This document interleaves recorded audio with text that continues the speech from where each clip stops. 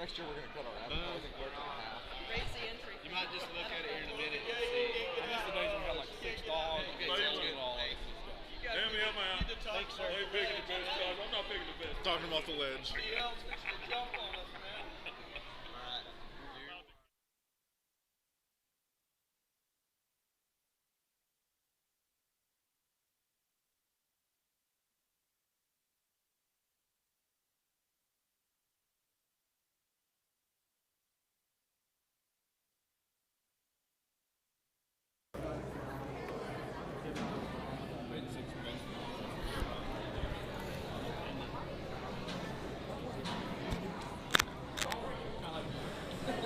All right, welcome everybody in here to the 71st Cash-In Achievement Day.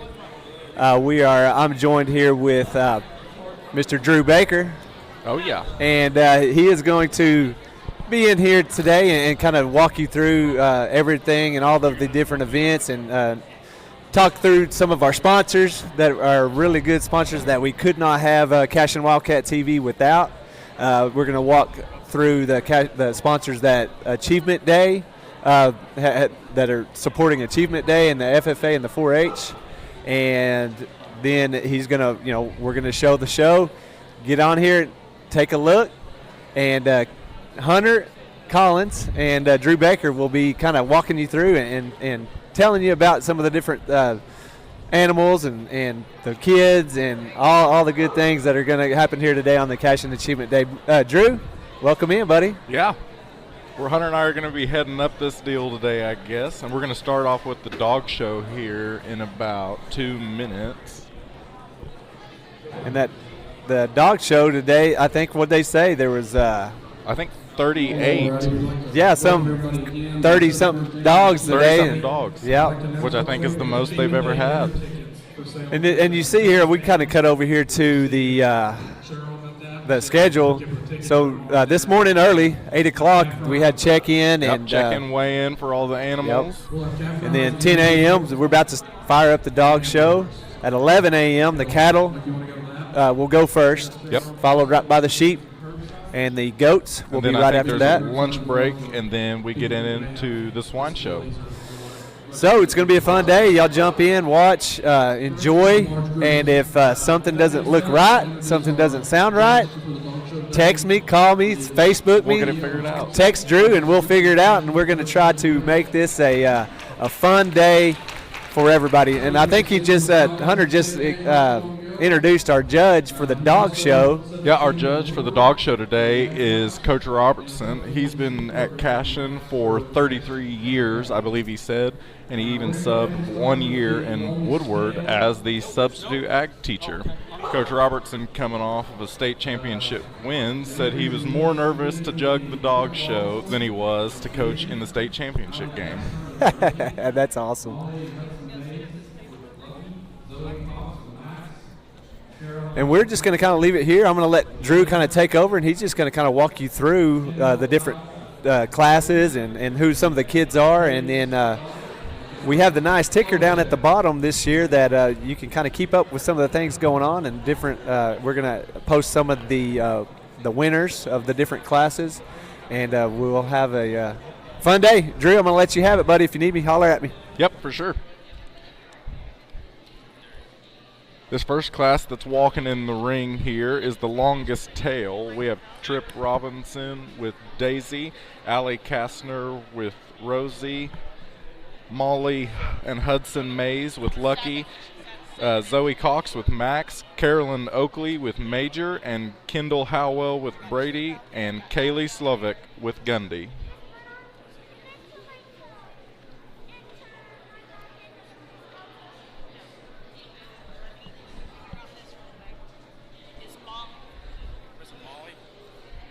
Our categories today in the dog show are longest tail, largest dog, best costume, which is always a good one, best trick, smallest dog, and shortest tail.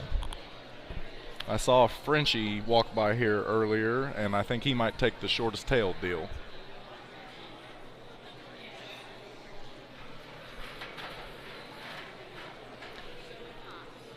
While Coach Robertson is making his judgment, we want to thank our trophy sponsors for the livestock show later today. The Grand Barrow with Patrick and Tammy Bronaugh, the Grand Gilt Trophy with Chris and Holly Carroll, Grand Doe with Brody and Jeanette Oakley, Grand Heifer in memory of Dusty Payne, Grand Steer in memory of Bill Fields, and Grand Weathered Lamb of Trevor and Darlene Roger, as well as Grand Ewe with Landon and Courtney Belt.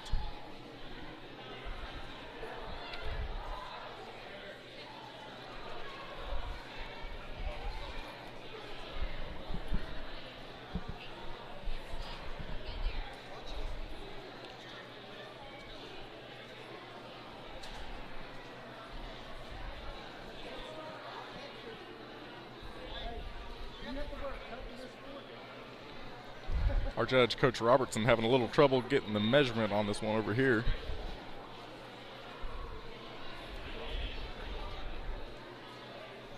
While he's making his judgment, we want to thank some of our $150 sponsors. Cash and Graydon Feed. Needing a place to buy supplies for your farm or pet or home? Check out our local treasure, Cash and Graydon Feed. They have more than you know you needed. Stop in and visit John and let him know you heard it about from the Cash and Achievement Day. Thank you.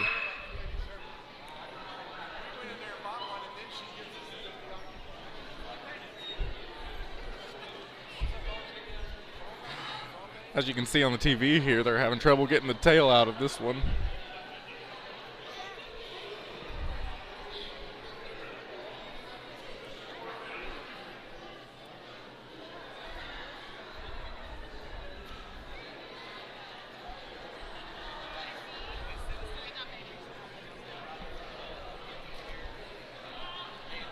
Another one of our $150 sponsors for the Cash and Achievement Day is Chuck Cordis and family. Chuck Cordis and family are longtime supporters, and he is the proud father of Trayton Cordis, who is also showing today.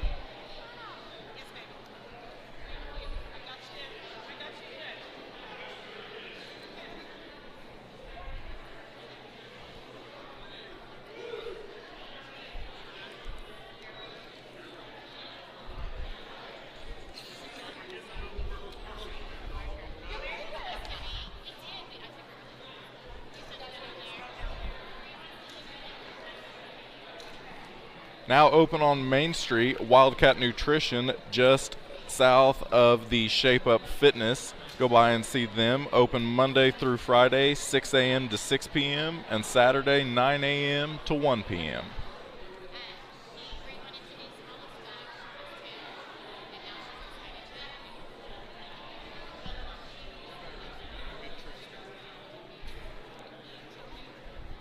Hunter sitting next to me, the best trick category is filling up good. It should be entertaining.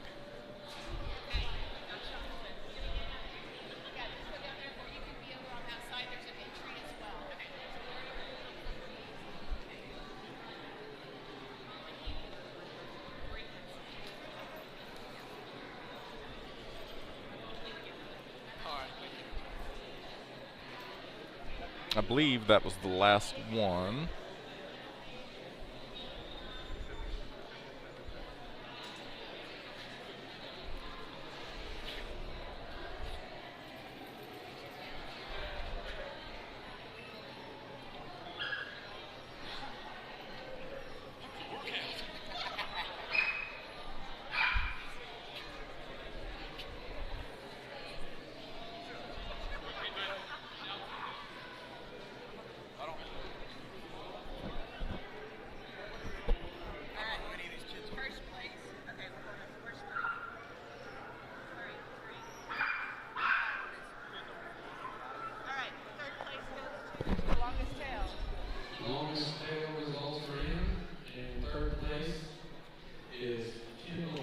In third place for the longest tail is Kendall Howell with Brady.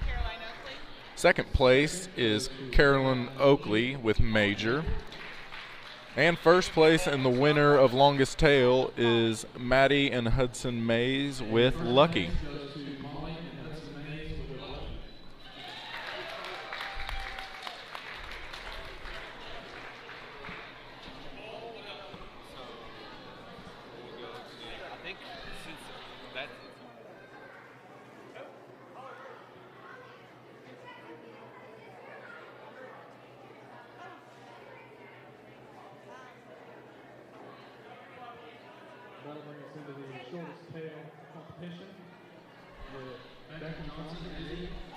Coming up, the next category is the shortest tail. Contestants in the shortest tail are Beckon Johnson with Izzy, Harper Roller with Rose, Bree Hudson with Blaze, Axel Bailey with Jester, and Ryder Bailey with Prince, and Austin Simon with Frappe.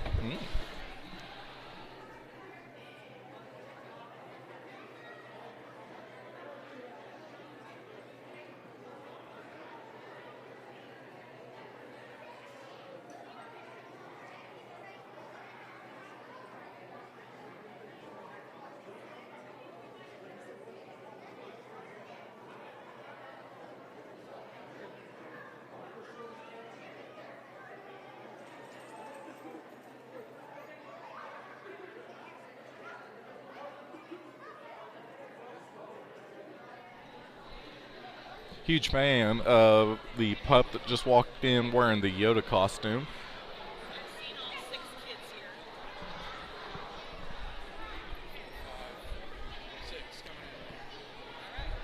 Oh, the more I keep looking at this, the shortest tail could be a dead heat. It's going to be a tough one.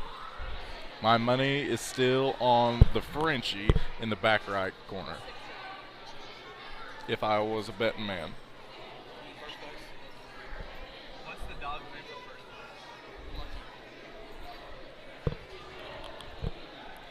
While they're getting their first measurements in here on the shortest tail, we want to thank another one of our $150 sponsors, Biggs Backhoe, servicing our area for septic needs and storm cellars. Give them a call for a quote.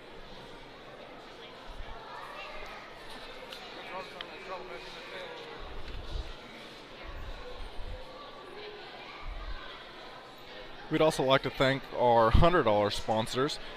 The first on the list is Wiley and Rita Carroll, very long-time supporters of Cashin FFA and all things Cashin schools.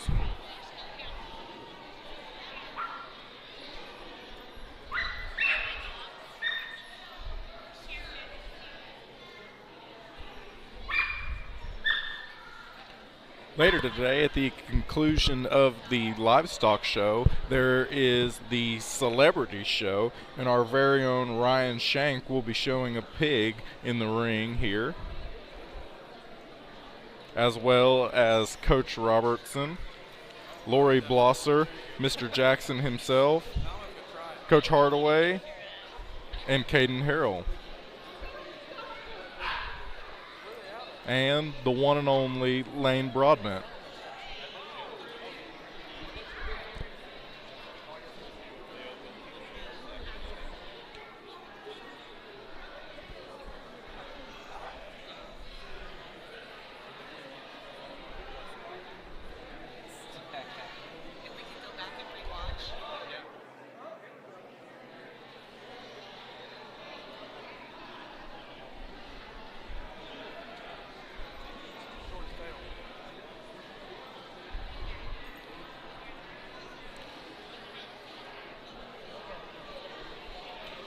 Two more $150 sponsors for the 71st Cashin Achievement Day. Mark and Brenda Adams, who are longtime supporters of Cashin FFA. Their own girls showed in school, and they still continue to come back, help, and sponsor students, as well as help with setting up Achievement Day, which can be a task in and of itself. So we want to thank Mark and Brenda.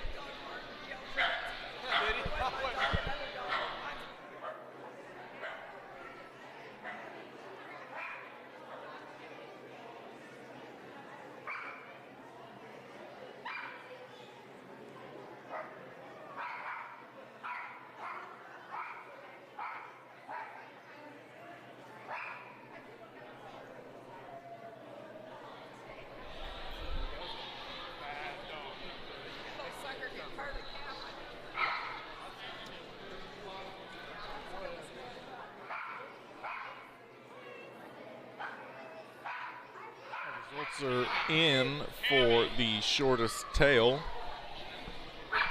Tell me the numbers. Just tell me who's number one. Okay, Alec, Axel is number one. Number two. And who's number three?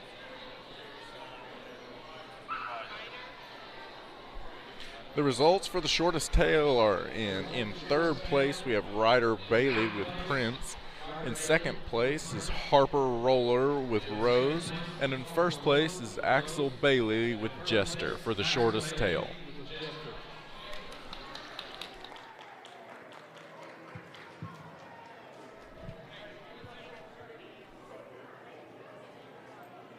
That'll bring us to the largest dog with Trayton Portis and Frank.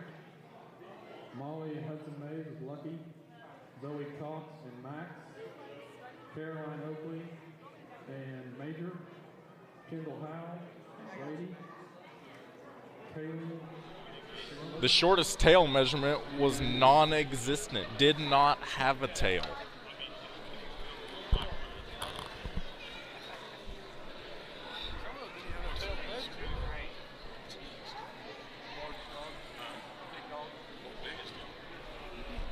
Up next, our category is the largest dog.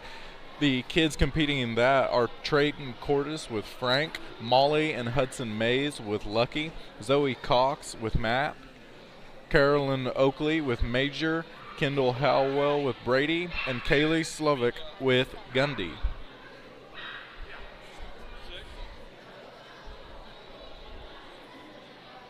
Another one of our $150 sponsors is our very own Chris Gibson with Legacy Insurance Agency. Chris Gibson and Chris Cochran are here to help you with any insurance needs you might need, from life, home, to auto. See them for a quote today.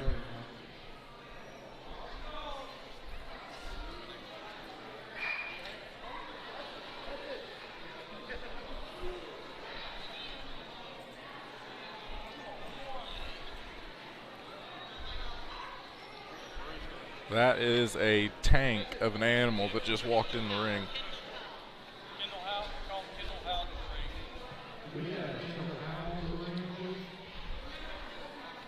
Another huge shout out to Coach Robertson for volunteering to judge the dog show.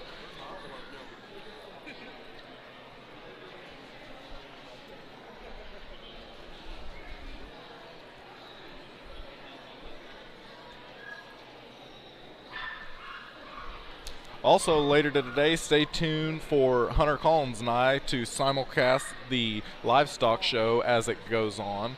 And we will be repeating the judge's remarks as he makes his, as well as commentating our own throughout the show.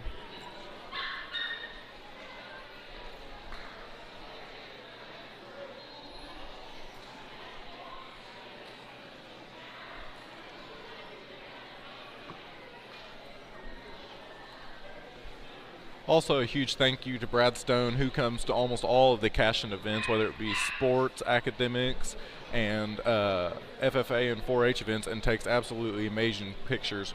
The kids and the parents, and I know all the faculty absolutely love seeing those.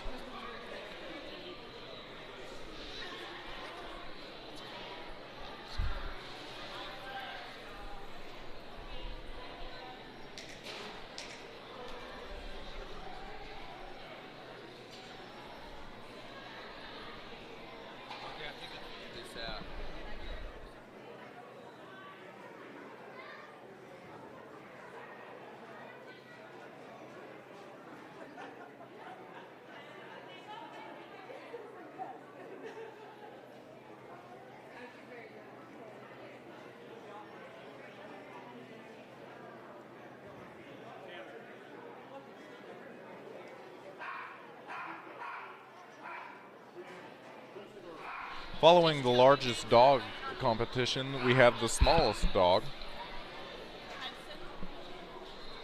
And we have the results in for the largest dog.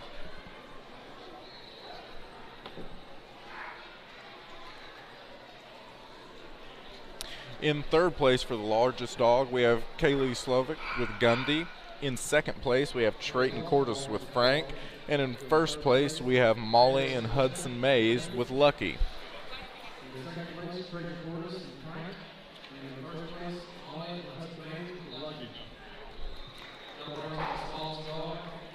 Following the next group, which is smallest dog, we have best costume and best trick, which are my two personal favorite ones to watch.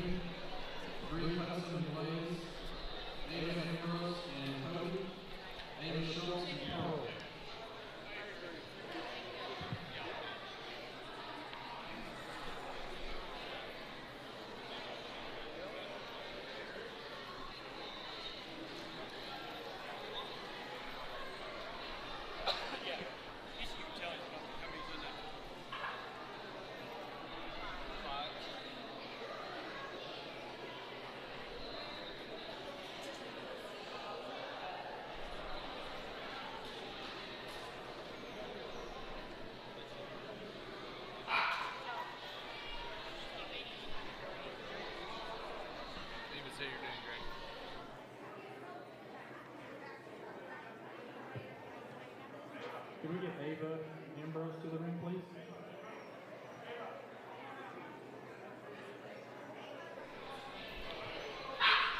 We also want to remind everybody that has not heard yet, following the show today on Sunday at 5 is our annual calf fry, as well as pulled pork and the other sides that come with it at 5 here at the school. You can get plates to go, and to get tickets for that, I believe they're $10. You can contact anybody that is involved with the FFA program, as well as Miss Drake or any other administrators.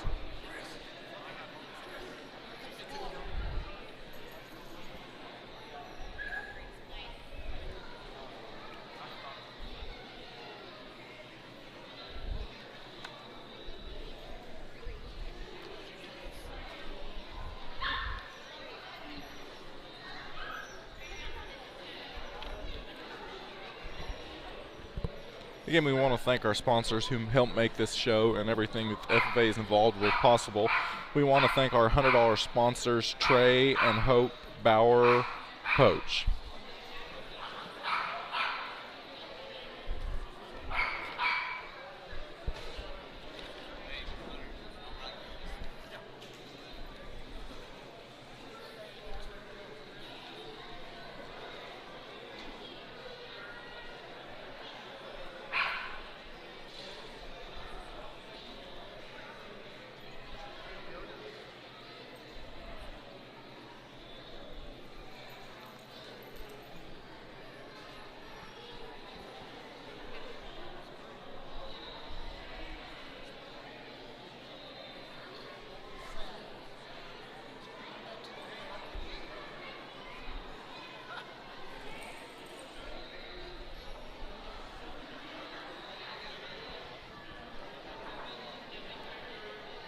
The schedule of events today following the dog show, which has 3 more categories left, is 11 a.m. We will start the cattle, sheep, and goat show, which will be followed by a lunch break, then preceded by or followed by the swine show at 1 p.m. Immediately following the swine show is the Pee-wee show. And then following the Pee-wee show is our celebrity show, which our own Miss Blosser, Mr. Shank, Coach Robertson, Coach Hardaway, Lane Broadman, and Caden Harrell will be showing in, as well as many others.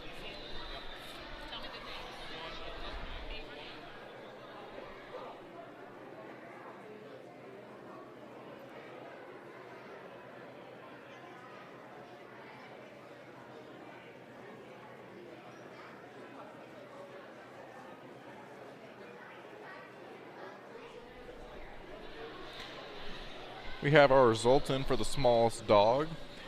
In third place, we have Ashlyn Cordes with Remy. In second place, we have Beckham Johnson with Izzy. And first place for the smallest dog is Ava Ambrose with Toby.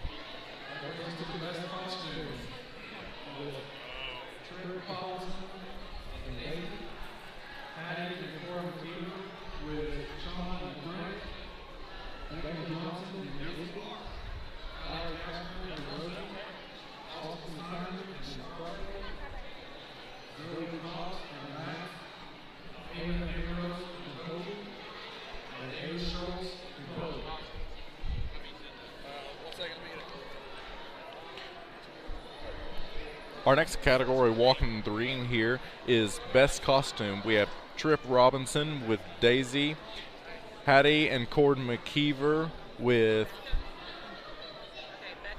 Kama and Frank. We have Beckham Johnson with Izzy, Allie Kastner with Russell, Austin Simon with Frappe, Zoe Cox with May, Ava Ambrose with Toby, Ava Schultz with Pearl. Oh, we've got some good ones out here. I see a Minion in the far right corner. We've got a Luau going, a Lion, a Yoda.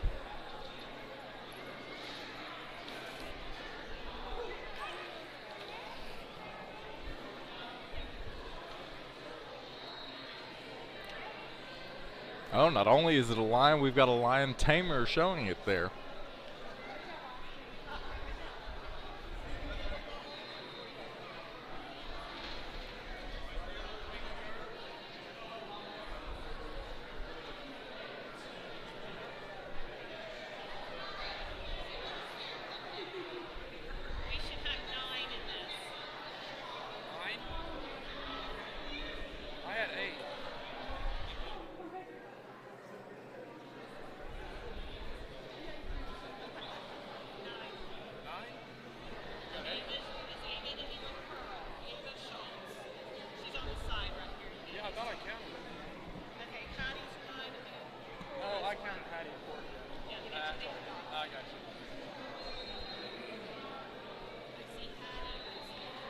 Another one of our $150 sponsors we want to thank is Willoughby Feed and Outfitters there in Guthrie.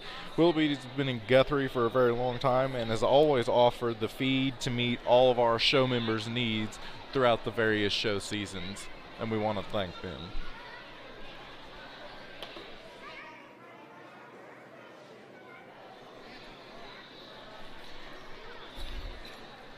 Oh, that's impressive. We've got a dog in here, not only has pants on, has a belt on as well.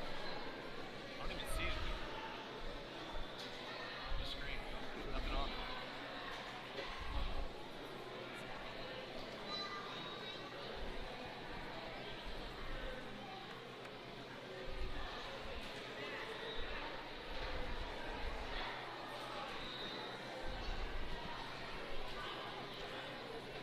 There's our lion tamer costume.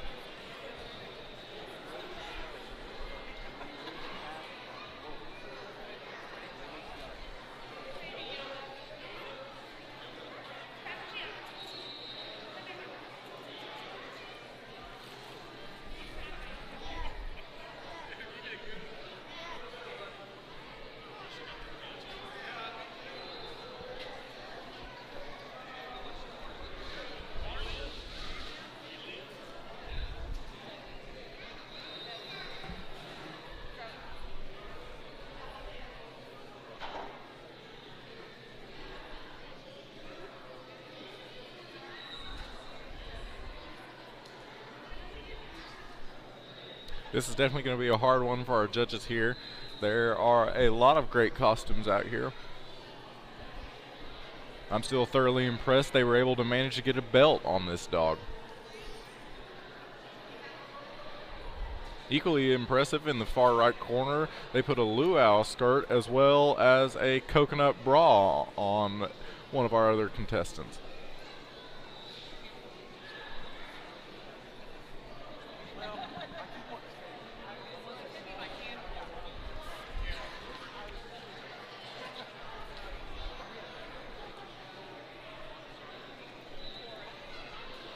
Another one of our $100 sponsors we want to thank as we're getting the results in here. We want to thank Community State Bank here in Cashion, as well as branches in Dover and Hennessy.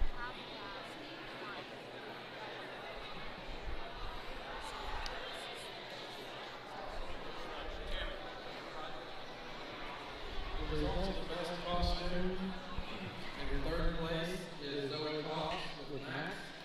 In third place for the best costume is Zoe Cox with Max. Second place is Hattie and Cord McKeever with Frank. And in first place, is Cora McKeever with Chama. Which costume is that?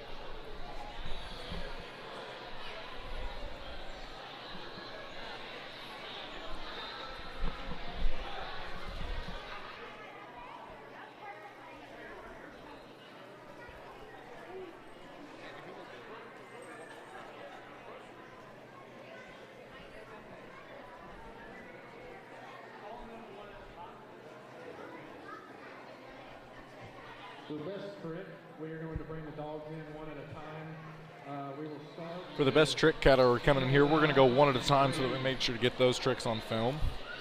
For the best trick category, we have a lot of contestants. We have Britt Hudson with Bailey, Kendall Howell with Brady, Cora McKeever with Chama, Allie Kastner with Rosie, Molly and Hudson Mays with Blissa, Zoe Cox with Max, Carolyn Oakley with Bella, Ava Ambrose with Toby, Colby Clark with Foxy Lula, Ava Schultz with Bella, and Hayden Slovic with Gundy.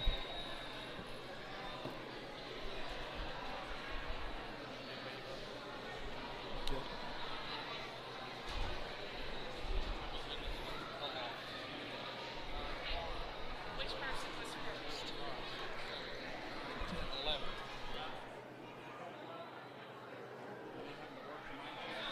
For those of you who didn't see, the first place for our best costume was Cord with Chama that was dressed as the lion tamer.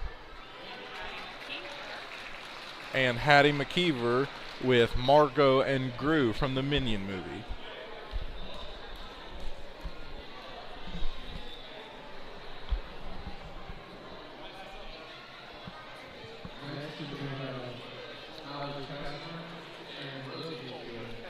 Kyle Kastner and Rosie coming into the ring.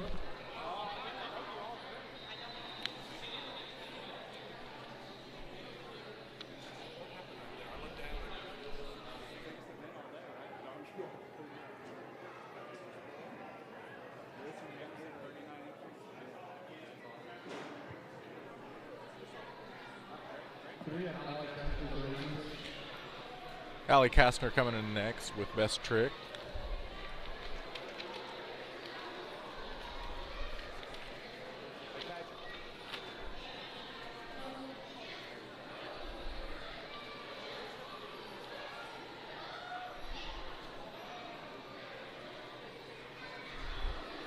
Oh, pretty impressive jump there by Allie Kastner and Rosie.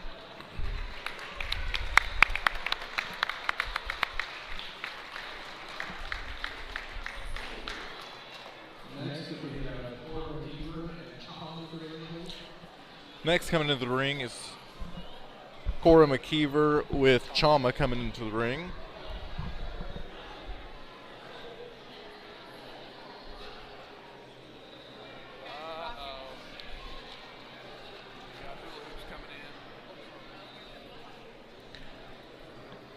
Another one of our $150 sponsors that we'd like to thank, Peggy Cates, who is another longtime Cashin supporter who raised her family and still continues to give back to the community.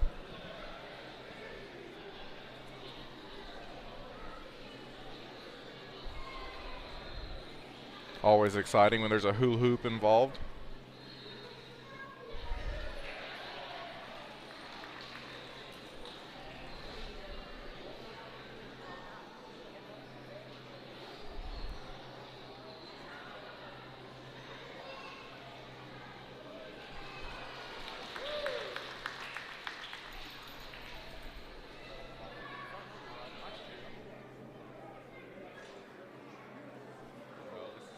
This is going to be an impressive feat.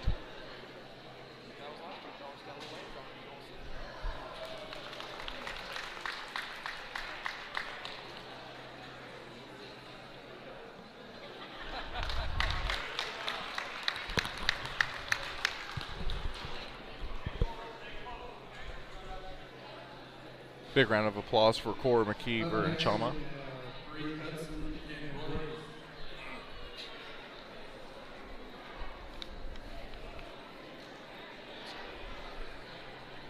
Next we have Britt Hudson and Blaze.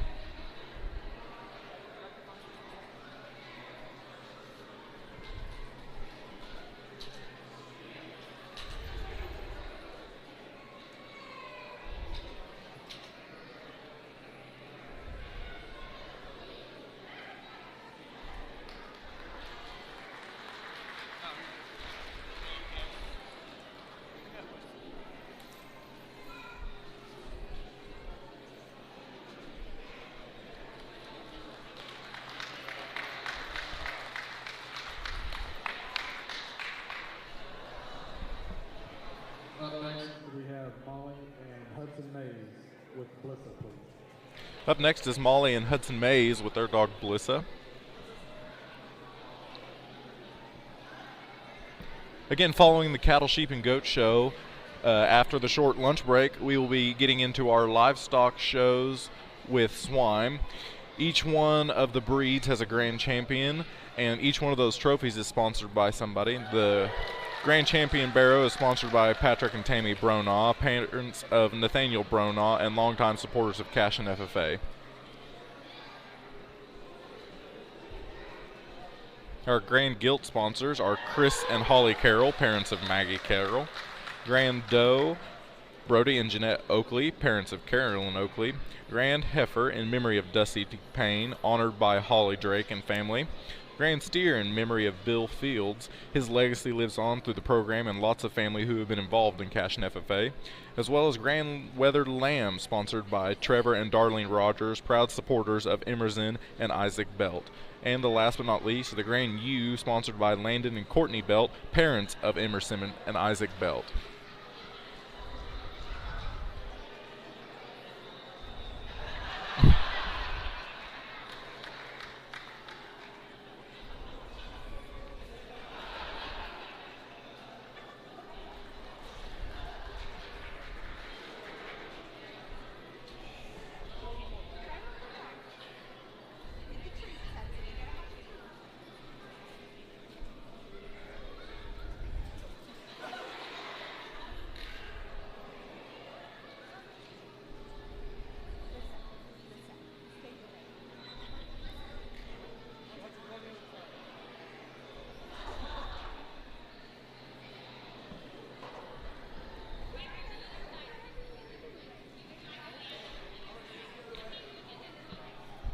Another thank you to one of our $100 sponsors, Bank First of Kingfisher.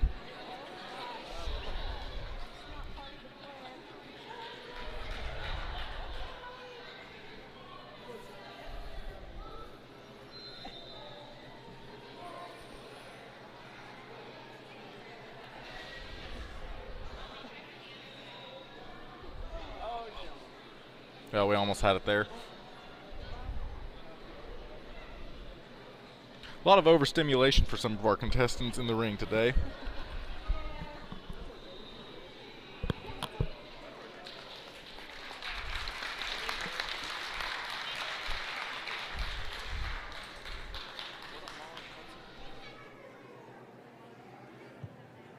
Next, we have Zoe Cox and Max to the ring. Next coming into the ring, we have Zoe Cox and Max coming.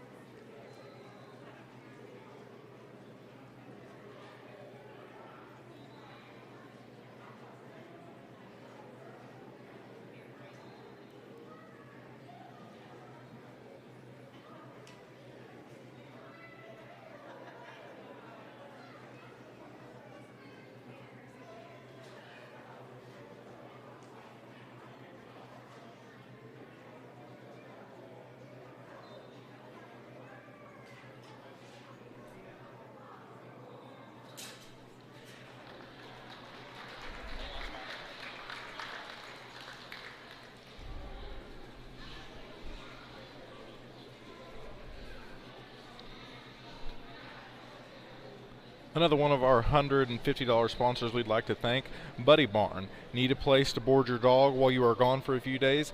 Buddy Barn can help you out in Kingfisher. Give them a call and they will take care of your best buddy.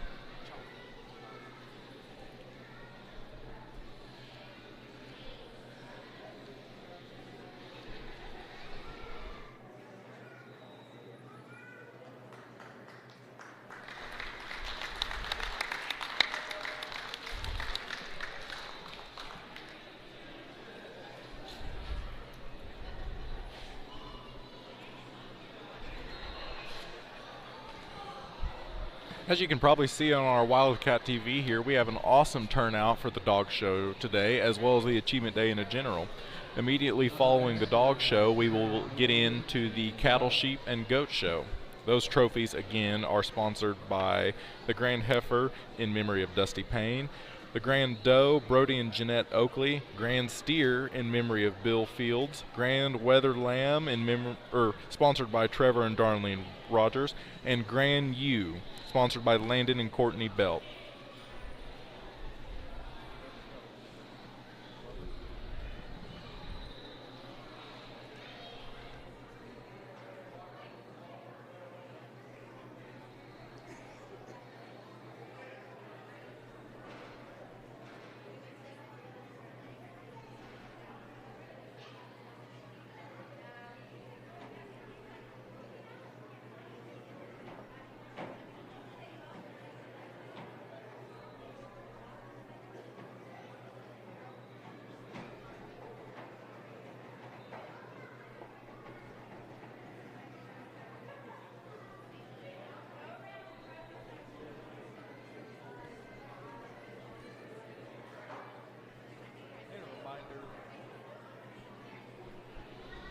And a reminder, following the livestock show, we have our Celebrity Showman contest, which includes some members of our faculty here at Cashion High School. Miss Lori Blosser will be showing some cattle for Tender Fields. Mr. Ryan Shank will be showing a pig for Grayson Stewart. Coach Robertson will also be showing a pig for Kathleen Hamill. Mr. Jackson himself will be showing a pig for Maddox Gibson. Pastor Greg Davis will be showing a pig for Kendra Bryant. Coach Hardaway also a pig for Jake Wilkerson. Mr. Lane Broadbent showing a pig for Miss Bella Butler. And Caden Harrell showing a pig for Jacob Drake. Always an entertaining time to watch.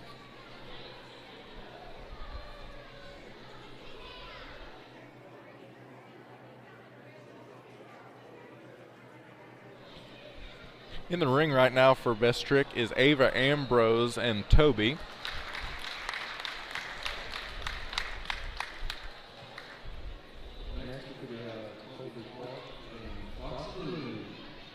Next coming into the ring is Colby Clark with Foxy Lulu.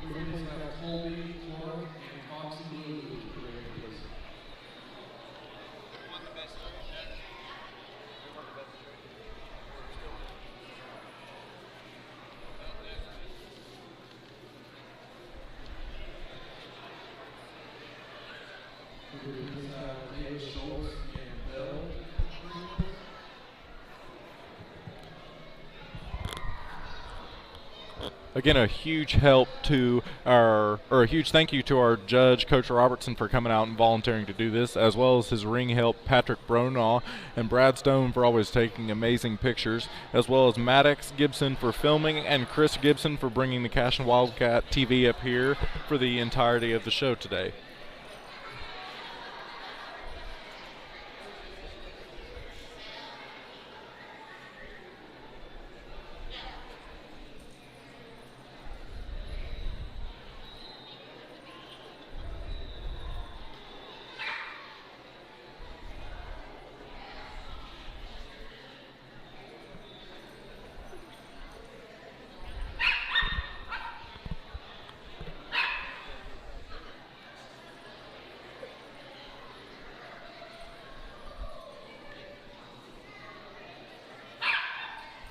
Another huge thanks to one of our $150 sponsors, John and Penny Stovers with NAFTA Mud, always willing to help out the students at Cashion from agriculture to sports. Thank you very much to John and Penny. They are both fantastic people. Next, we just have Hayden Slovacek and Gundy to the ring. Next coming to the ring, we have Hayden Slovacek with Gundy.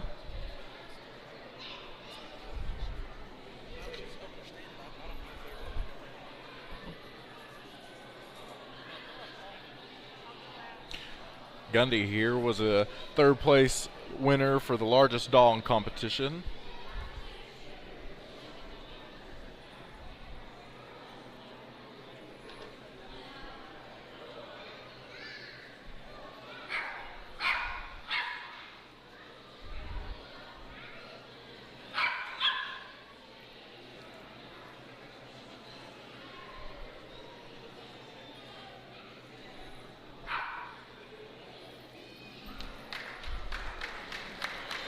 We also want to thank all the people that are watching from home right now and our CWTV sponsors. They're doing a fantastic job. It's such a privilege for our CWTV sponsors to be able to come out to all of the events, from sports to award ceremonies to livestock shows. It really makes it easier, especially during the strange times that we live in, for people to stay involved with all the events going on in the community.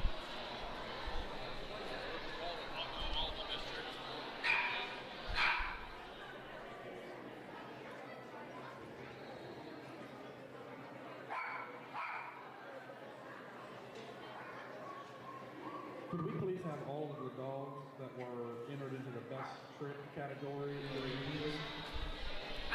As we're wrapping up the best trick, which is the last category of the dog show, we're bringing all of the contestants back into the ring to award the awards for this category. Following this, all of the first place winners of all the categories will be brought back into the ring so that everybody at home can get a good look at all of the winners and their owners that came out today. As I mentioned earlier, this is the largest dog show we've had here at the 71st Annual Achievement Day, with, I believe, around 38 contestants and dogs.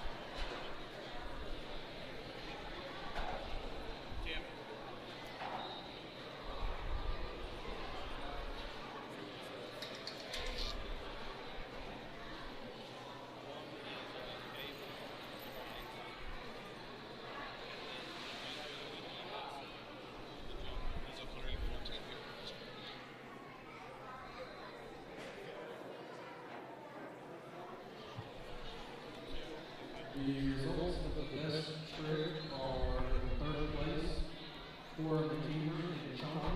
The results for the best trick are in third place is Cora McKeever and Chama. Second place was Molly and Hudson Mays with Blissa. And first place for the best trick was Ava Ambrose with Toby. Ava Schultz, sorry, wrong one. Ava Schultz, sorry, that correction there.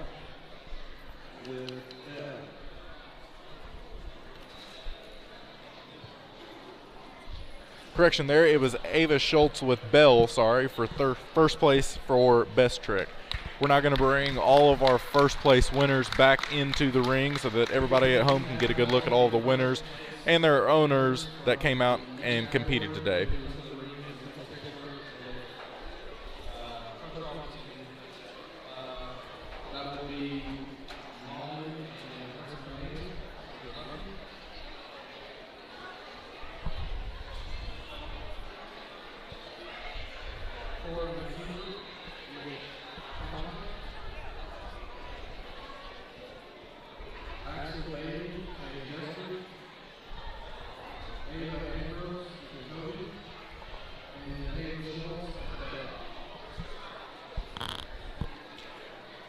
As we've said a few times in this broadcast of the Cash and Achievement Day, this is the 71st Annual Cash and Achievement Day. I'm not sure how many years the dog show has been going, but it's been going as long as I can remember. Always a great time. Another one of our $150 sponsors we'd like to thank is Serendipity Pottery, Shelley Goodmason, your go-to local shop for the most unique pieces of pottery around. Maybe find something sweet for your Valentine or book a private event in her studio.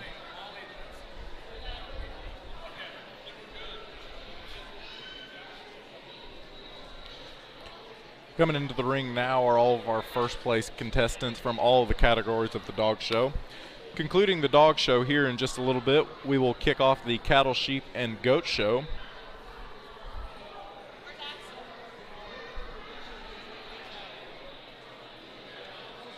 For every breed of livestock, at the very end, they select a grand champion overall for the breed. For the grand champion heifer, that trophy is sponsored in memory of Dusty Payne, honored by Holly Drake and family. The Grand Doe Trophy is sponsored by Brody Jeanette Oakley, parents to Carolyn Oakley.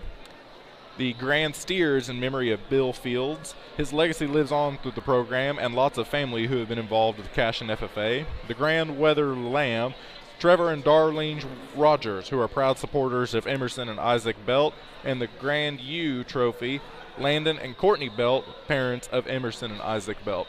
We want to thank those sponsors for sponsoring these trophies, because without them, we wouldn't be possible to give them out. It's always extremely helpful when parents and other people in the community are willing to sponsor and donate their time and money so that these kids can have a great experience.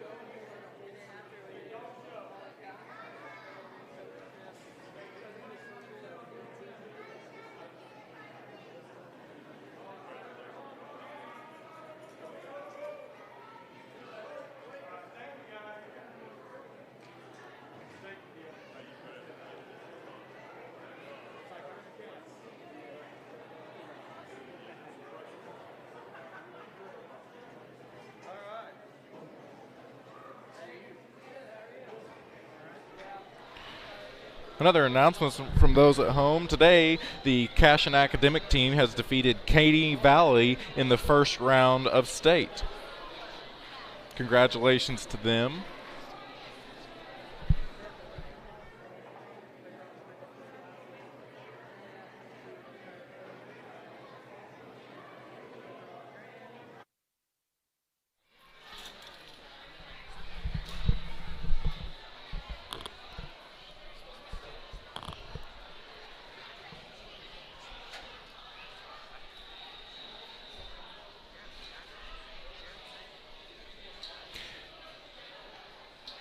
As I've said, following the dog show, we have the cattle, sheep, and goat show starting here at 11 a.m. here in about 10 minutes. That show section will start off with the heifers, move on to steers, then on to does, breeding sheep, and market sheep. Following the cattle, sheep, and goat show, and after a short lunch break, we will kick off the pig show with our classes of breeding gilts, followed by our classes of market hogs.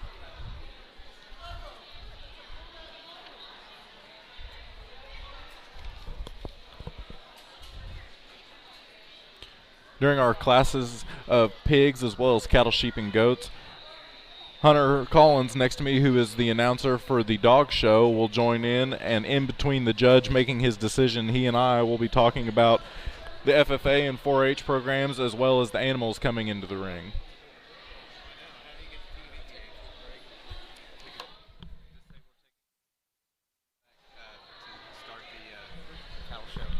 We're going to take a quick break here, and then we'll be right back to start the cattle, sheep, and goat show after this quick commercial.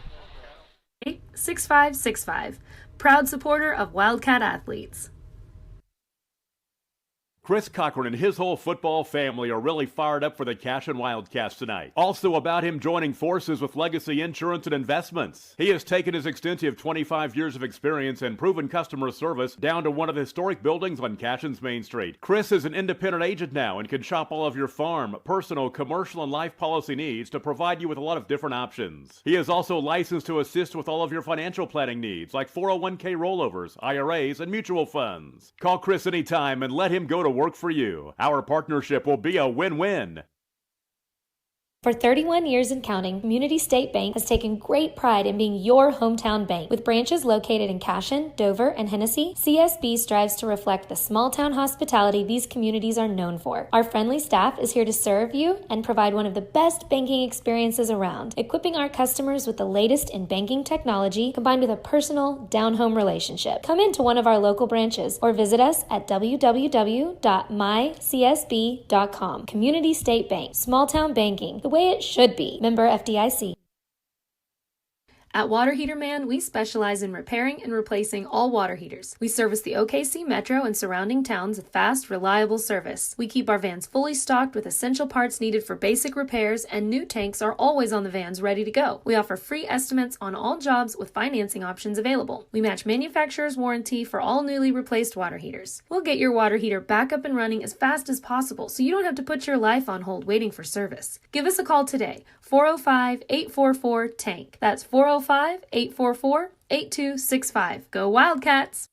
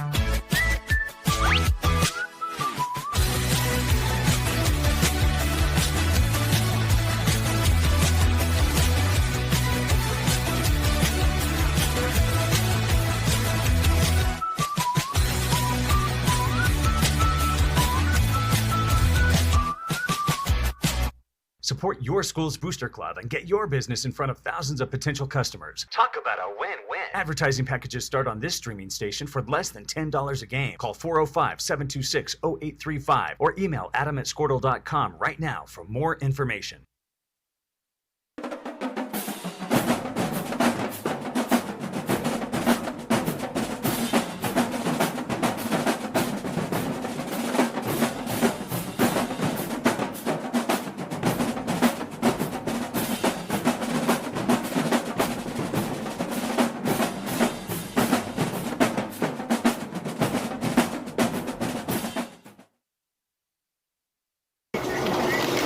Storm season is coming, people, and your first choice for roofing needs should be Rhino Roofing. Locally owned and operated, the Rhino specializes in all types of repair and replacement. Large scale, traditional, modern, unique roof lines, they can do it all. Protect your home and your family with the specialized services of Rhino Roofing. Visit our Facebook page today and make an appointment. Rhino Roofing is all the hype for any roof type.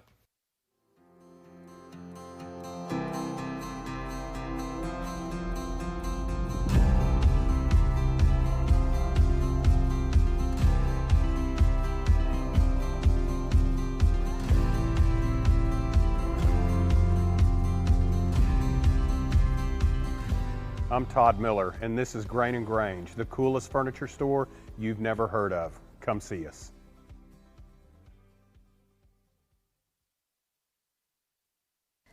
Wiggins, Sewell, and Ogletree is dedicated to championing our clients through complicated and challenging litigations. We pride ourselves on a proven track record of success brought forth by fierce litigation skills. The lawyers and staff of our firm are dedicated to effective and personalized representation for every client who entrusts our service. Uncompromising integrity, unparalleled results. Call Wiggins, Sewell, and Ogletree, 405-232-1211. Gateway Realty is a mother-daughter team that has a heart for small-town life. Both Anita and Kelly were born and raised in Cashion and are still raising their families here. Their family homesteaded in Cashion in 1908, and it's been home ever since. Anita and Kelly know this town, love this town, and would love to help make this your home too. For a friendly face and trustworthy knowledge, call these hometown girls at 405-641-7388. Go Wildcats! Cashion FBC is a church seeking to grow in Christ and our love for the body of Christ. With ministries from children to youth to adults, we strive to present the gospel in an engaging and meaningful way. Sunday school meets at 9:45 a.m. and worship starts at 11 a.m. Children and youth meet on Wednesdays at 6 p.m. Please check our website at cashionfbc.org for more information, and we hope to see you this Sunday, located a half-mile east of Cashion.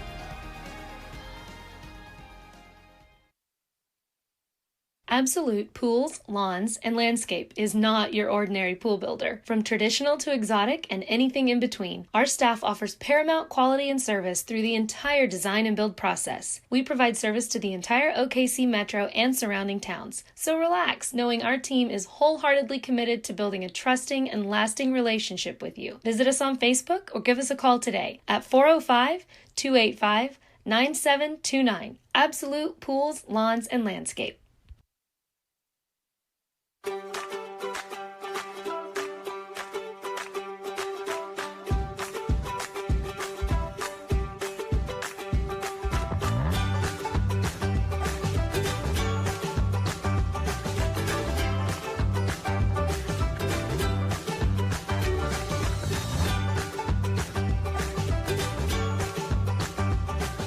Stream like the pros with Squirtle Live. Find out more at squirtle.com/stream.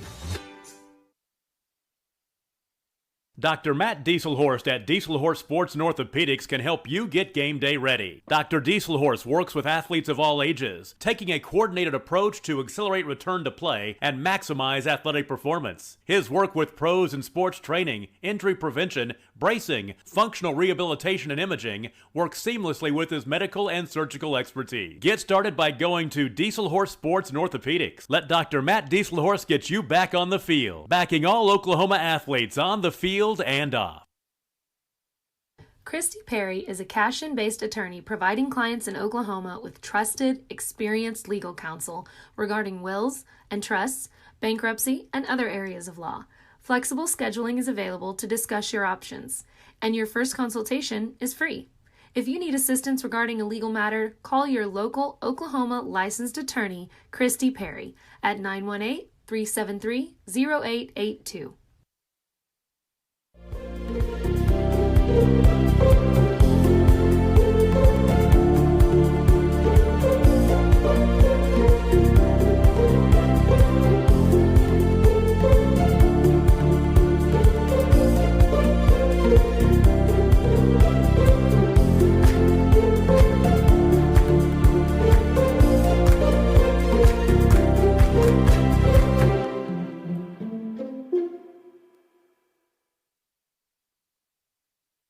At Maples Nixon Dieselhorst, we've helped a lot of people, and our goal was to treat each and every person like a friend. And as a friend, we've got your back, always.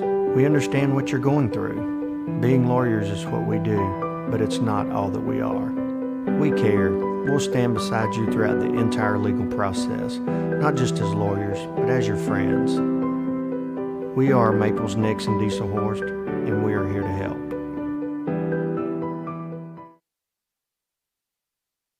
Cash-In Shape-Up Fitness is locally owned and operated with no contracts or sign-up fees. Our rates start at only $30 per month, and we have tanning available. Everything you need to work on your health and fitness. So contact Amber Lee to sign up today, 405-538-8248. And don't forget to check us out on Facebook, Cash-In Shape-Up Fitness. Have a pest problem? Call Rural Pest Solutions today. We offer as-needed services as well as a variety of treatment schedules. We're family-owned and operated, and we specialize in treating life's smallest problems: spiders, ants, roaches, termites, mice, and more. For both residential and commercial, we're ready to solve your pest problems today. So call Rural Pest Solutions in Cashin, 405-238-6565. Proud supporter of Wildcat athletes.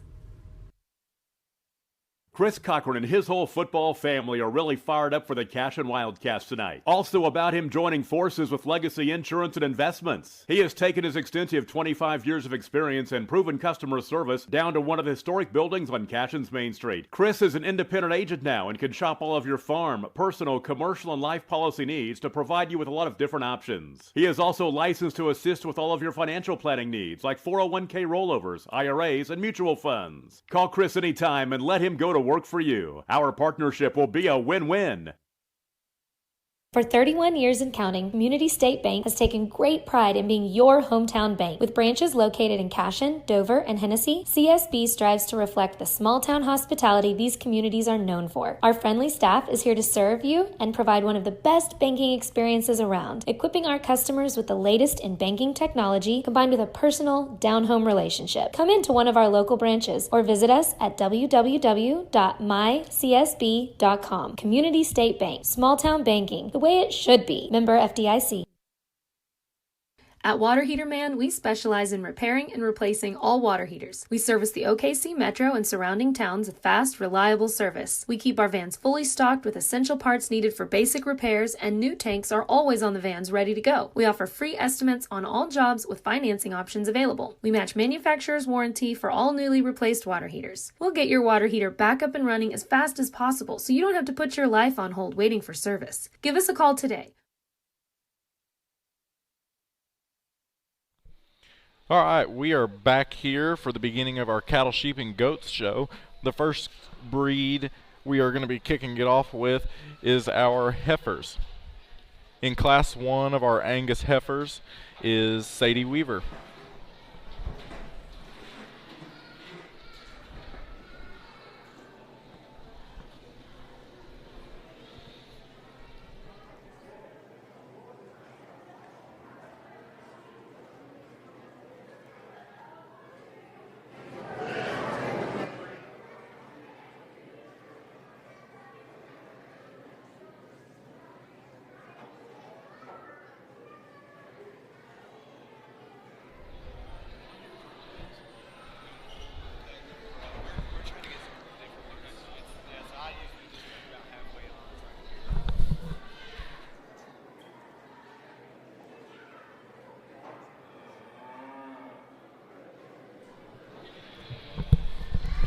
Our judge for today's show is Mr. Dodge Nichols. Pleasure to be here at Cashion local livestock show, and really good turnout. Great to see folks come out and represent these kids and give them the support that they need. And nice Angus heifer that the young lady brings out here. Really stout, just bold in her body shape, wide built. Let's give this young lady a round of applause. Congratulations to you.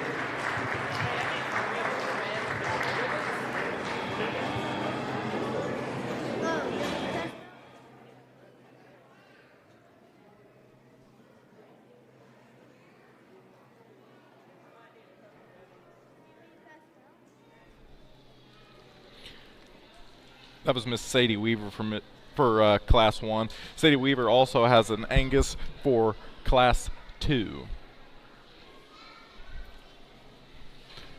How the class system works for these livestock show is they bring in each class of animals, and after the judge picks his first place for each class of animals, they bring all of the first place winners back in for the grand drive, which is where they determine the overall best in show for that particular breed.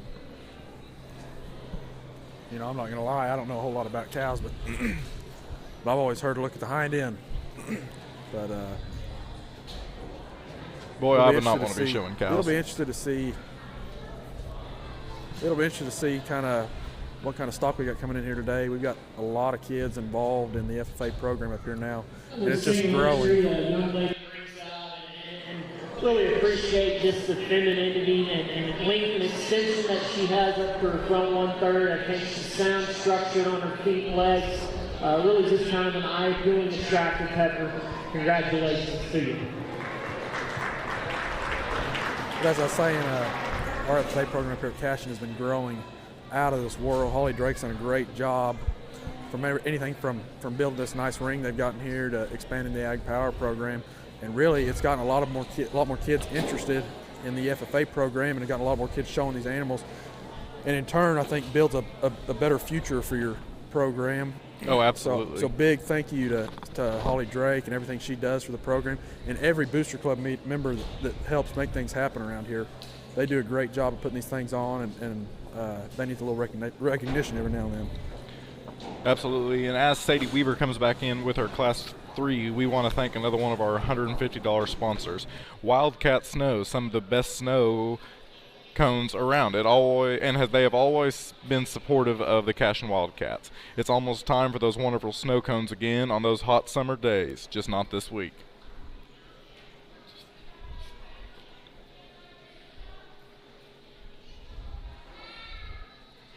Tyndall Fields also in the ring for this Class 3 showing of Angus. It always impresses me how shiny and sleek they get the hair before coming into the ring. That's always been a lot of work in the back of the showground. You know, and a big hats off to these kids too, because you may not be able to know it or not, but it's pretty rainy, mucky outside. They've got these cows outside. They're blowing these cows out, trying to make their hair look nice for the show. At the same time, they're getting dumped on outside. It's cold and nasty. So big congrats to these showmen for getting their cows looking this good coming into the ring.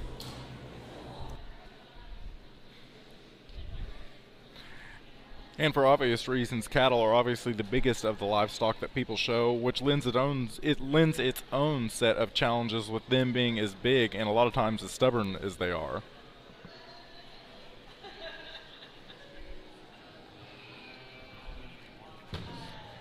Two nice headers out here. I'm going to go ahead and use the young lady here in the yellow shirt to win.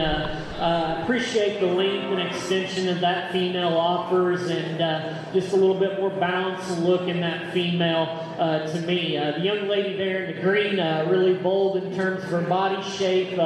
Female that's got some structure with her. Just like to see a little bit more look and presence in that particular heifer. Congratulations to both of these exhibitors.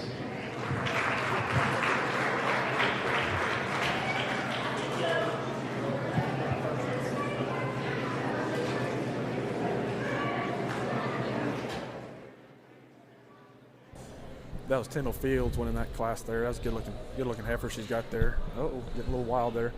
But that happens with cows sometimes. Yeah, big congratulations to Tyndall Fields. As I explained before, for the Grand Drive, they take the first place winner of all the breeds and they bring him in for the Grand Drive, and the judge will then decide and work through his reasons on which one of these Angus heifers is his favorite.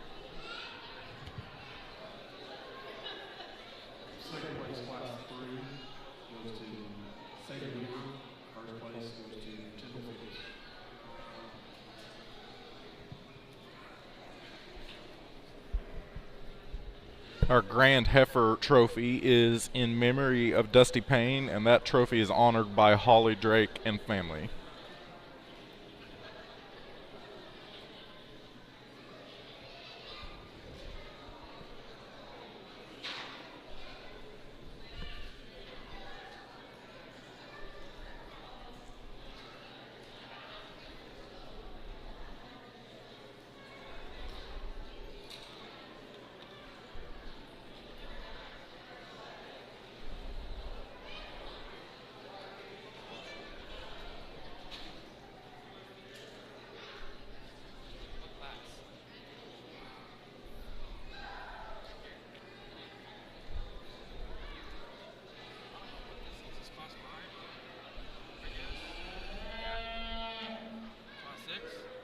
These are all different breeds.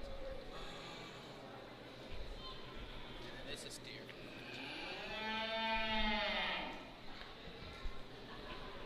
We're working in now to our Class 4 of our Angus breed, and that is Sadie Weaver and Kathleen Hamill in the ring.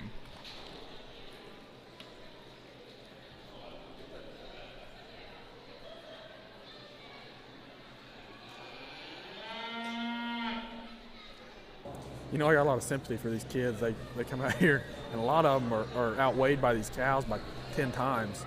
And then you got to expect these kids that are, you know, 8th, 9th, 10th graders. And actually, most of our cattle showmen are women. So that adds kind of another little factor into it, a little lighter weight. But I got to congratulate them, too, for getting these cows in here and getting them moving. That takes some work. Oh, absolutely. If anybody's ever tried to halter a heifer or a steer knows that, you know, these animals are not to be joked with and not to be played with, and so hats off for them to getting them to come in here and stand still like this and post up real good looking, and again looking really good on their hair too. Oh, very much so, which really is a testament to how much work these kids put in outside the show ring. Oh, yeah. Two really nice females out here, and both of these young ladies doing an excellent job. I'm going to go ahead and use the heifer to my right, young lady in the green, to win the class. Female that I just think she's more feminine about her head, neck, and shoulder, and just more maternal in terms of her look. Really appreciate the body shape. You can tell she's, heavy in calf and probably due any day. A nice female. The young lady there in the blue is going to be next. Probably a little bigger footed and heavier bone compared to our class winner. Female that's got some extra length and extension. Just not quite the volume and just maternal look compared to our class winner. Two nice females. Let's give them a round of applause.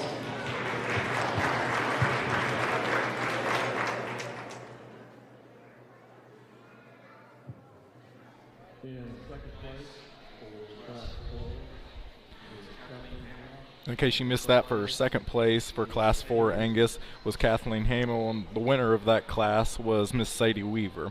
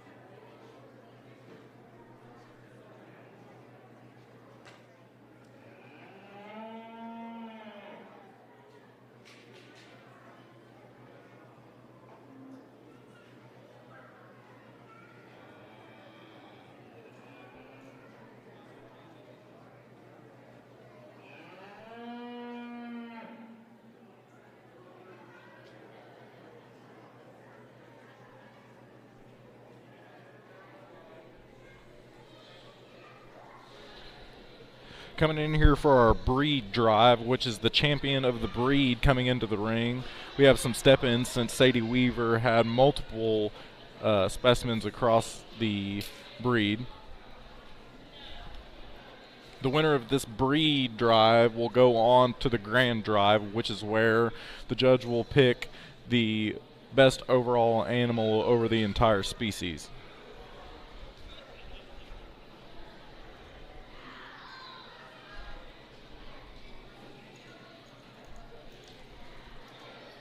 Which I don't know about you, Hunter, but I would almost hate to take all the favorites I just picked and have to pick a favorite out of all of those.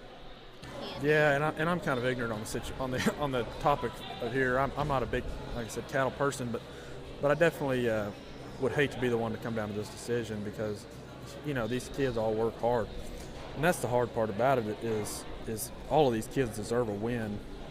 It's just a matter of you got to kind of pick who you like better and keep to it. But like I said, good job on all these showmen out here for bringing these good-looking cattle in here. Well, really nice set of Angus heifers out here in your cattle show, and all different in terms of their type and kinds. And for me, out here in your champion division, in this division, I think there's a female that just has a look of maternal function for me. Again, we talked about her. She's feminine up to her front 1/3 and looks like a lady in that regard. Bold body, huge volume. That's going to be the young lady's heifer to my left out of that oldest class. She's going to be your champion. Let's give her a round of applause.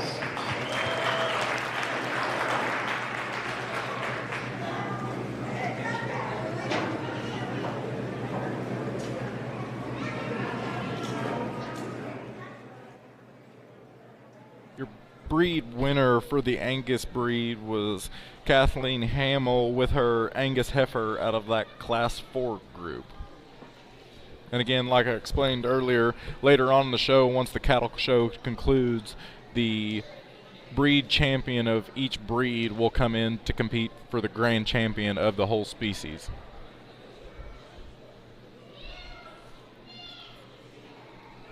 And one thing I've noticed, Drew, over the last 5 to 6 years, us coming up in the FFA here at Cashion, we've kind of had the privilege to be able to work and kind of even mentor some of these kids in the ring now that are coming into their senior year even, and it's great to see how far they've come from, say, their 8th grade year or even 4-H showing at a younger age. And a lot of them are doing great, and I can't wait to see them show in the future. Oh, absolutely.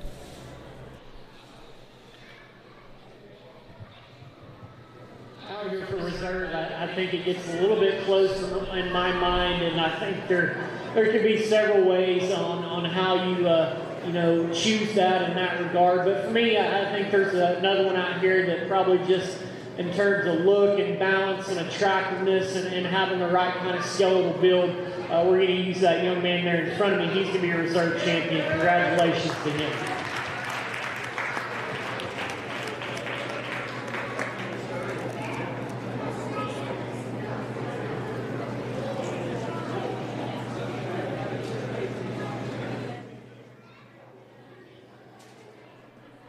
Your reserve breed champion for the Angus breed class was one of Miss Sadie Weaver's. As our contestants for the Angus breed leave the ring, we'd like to thank another one of our $150 sponsors, Essman Insurance Company. Carrie Essman with Allstate Insurance is a proud sponsor for the youth in Cashion. We want to thank them.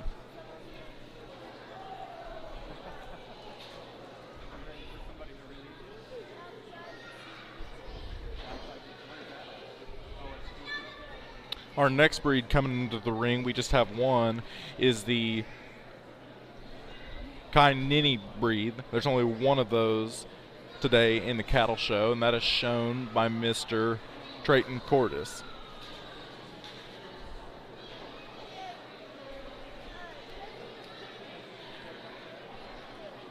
As we mentioned before, since there's only one of the breed, he will get first place in his class as well as be the breed champion, and he will go on to compete for the grand champion later on at the conclusion of the cattle show.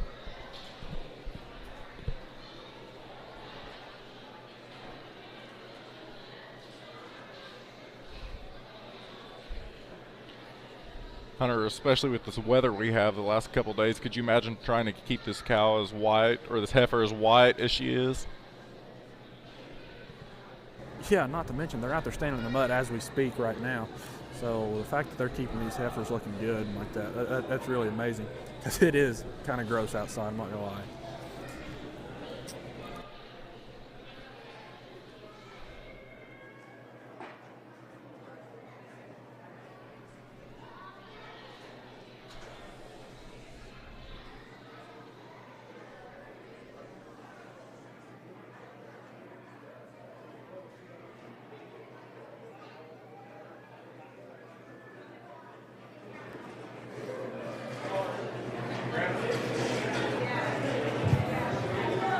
Really nice Charolais heifer that the young man brings out, and extremely big-footed and heavy-boned, and you watch her go and travel in motion.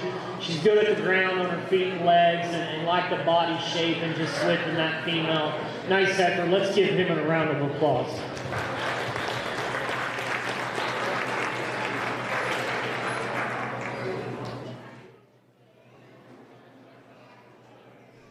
Again, that was Mr. Trayton Cordis with the one and only Chianini heifer in the group. He will go on to the Grand Champion drive at the conclusion of the heifer show.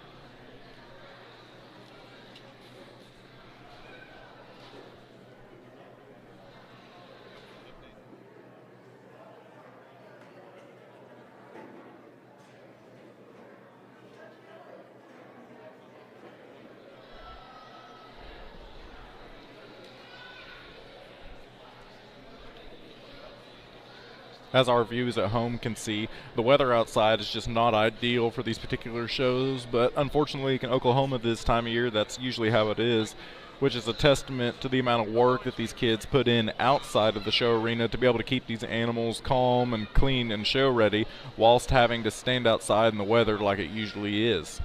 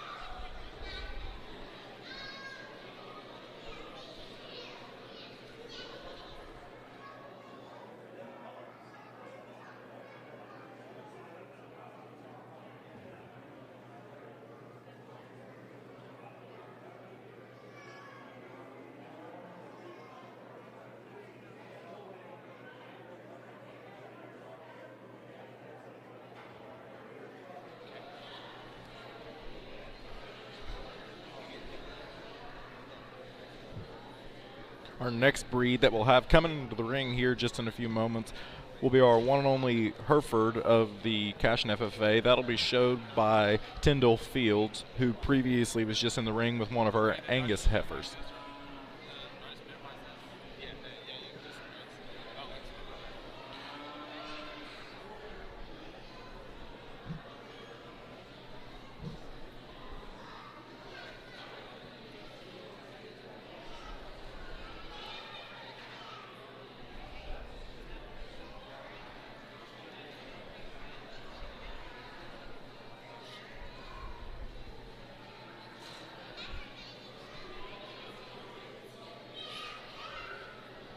For anybody watching that has never watched a livestock show before, the reason the contestants will come in, walk around the ring, as well as the judge walk around the ring, is you want to be able to get all of the different angles of the animal to be able to determine, had there been more in the class, which animal truly is the best of the group. You know, and that's kind of funny too, because at least in the hog world, a lot of people go in the ring, and you know, as a showman, what angles are good on your animal, and you want to try to show those angles. And then you also know what angles are bad, and you want to try to kind of hide those angles from the judge, and that's kind of the fun of it. But and I've been caught myself a few times trying to hide those angles from the judge, and it's just part of showing. You just got to know your animal and know what the judge is looking for. We saw in that key division, that white heifer that came out, big-footed, heavy bone at the ground, a female that's structurally correct on her feet, legs, and still balances up and blends her pieces together from the side quite nicely, and has some rib shape and width to go along with that. Congratulations to her.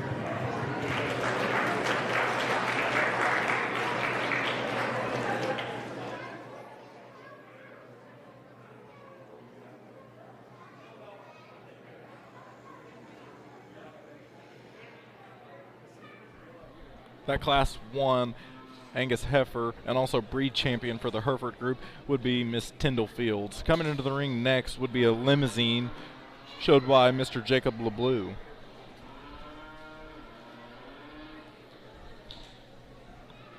You know, Drew, I know some people that won't even, right there you go, won't even have these limousines, because a lot of these limousines get kind of rowdy sometimes, kind of runs in their blood.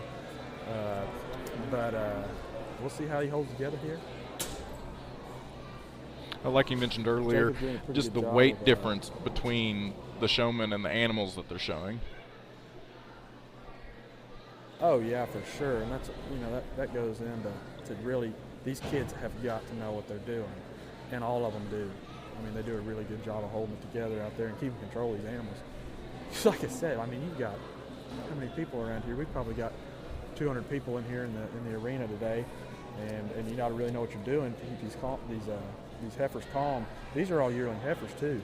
These are young calves. They don't really know what's going on. This is probably their first time getting out of the pasture. So, like I said, hats off to these guys again for really doing a good job of handling these cows.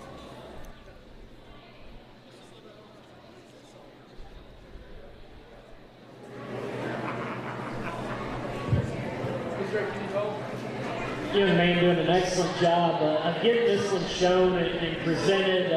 A female that's got some balance and look, and really like how she ties her neck and her shoulder area, some strength down her top line. Nice female. Congratulations to him.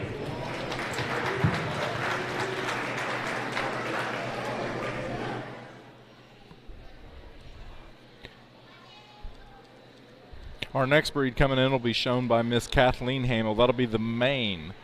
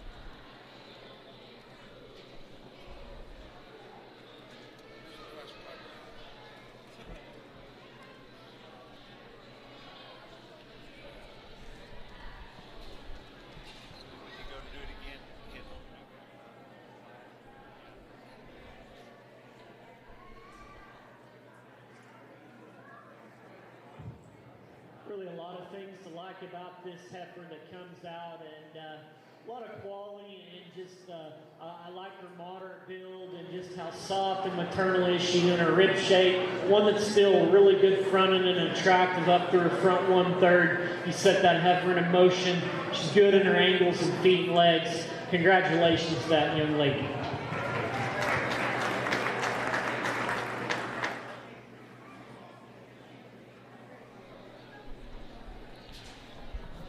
First place for that main class is Kathleen Hamill.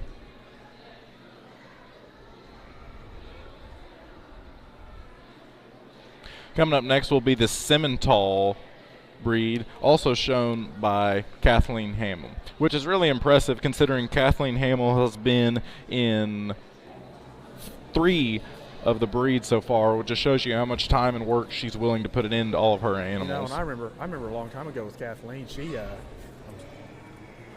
a long time ago, she's been doing this for a while. This is not her first show by any means. Kathleen's been probably doing this for, what, 4 years? Yeah. I mean, I remember Kathleen coming out, she's probably 80 pounds, 90 pounds, showing these heifers in here. So you can definitely see she's come a long ways from when she first started. And it's exciting to see. I'll be excited to see some of these heifers at OYE and how they kind of handle later down the line. But very promising for the first show, I think.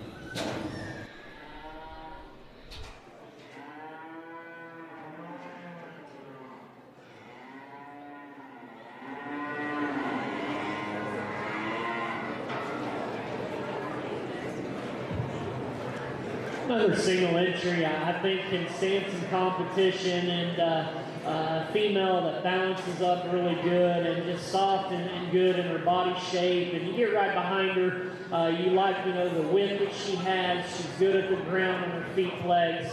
Nice individual. Congratulations to her.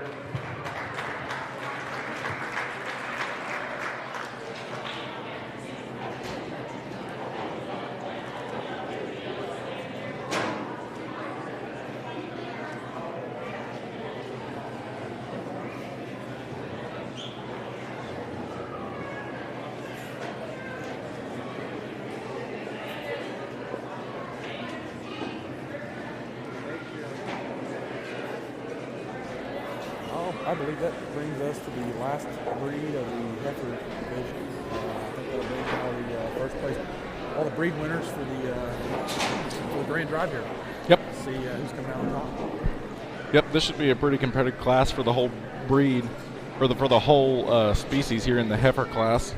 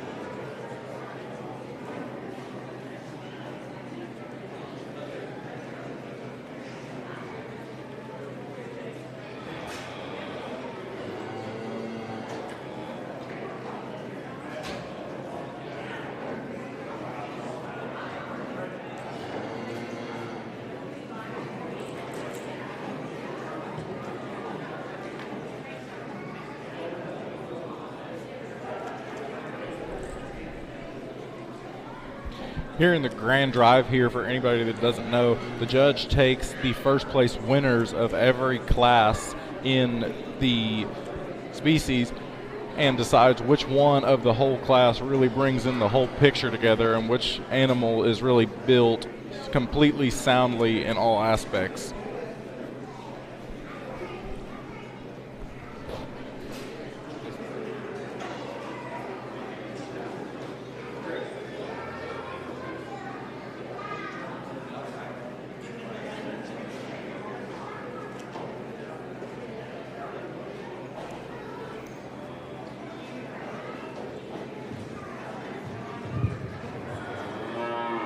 Well, a really good set of females out here, and kids are doing an excellent job of getting them shown and presented, and excellent quality out here in my mind. And again, you know, it just kind of comes down to personal preference, in my opinion. There's one that I kind of like just in terms of her type and kind. Let's give all these kids a round of applause, and I'll get you a champion reserve.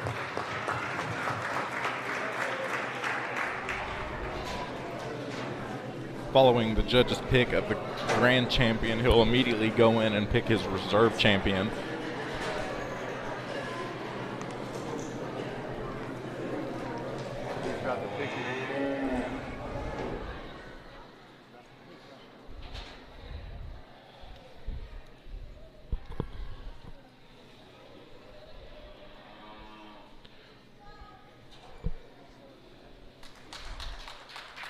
And it looks like he has picked Miss Kathleen Hamill to win the grand champion. He'll move on to reserve breed. You know, that's kind of cool too, because that's one of the lighter framed heifers in here, and a lot of people think that, you know, you just got the bigger cow, you're going to win it. And that ain't the facts. The truth of the matter is if you got the best clean cut looking cow in here, or heifer in here, excuse me, you're going to come out. You know, that's in any animal. You got to look for the qualities that animal is going to bring down the line, not only just what they're bringing now. Because these cattle have to go, I believe the next 4 months. They've got another 4 months before the end of this show season comes around. Yeah, absolutely. So they got a ways to go. These lighter framed heifers got a little more time to put some weight on and square up a little bit. And as for some of the bigger ones, you know, kind of keep them maintained, keep them looking good. So we heard him talk a lot about feet and legs and just rib width and structure as he went on with that class judging right there, which shows you that it's, like he said, not always just, you know, the bigger, prettier one that is in the ring. You know, another thing too is a lot of these heifers will end up in a some kind of a breeding program more than likely, but eventually. And maybe even some of them will end up in a feedlot somewhere, and these cows got to be able to get around pretty good and get to feed and get back, and that's the whole idea of this is raising the next round of beef for the future, and I believe the future is bright with these cows in here. We got some really good looking heifers, and I'm excited to get this steer show started.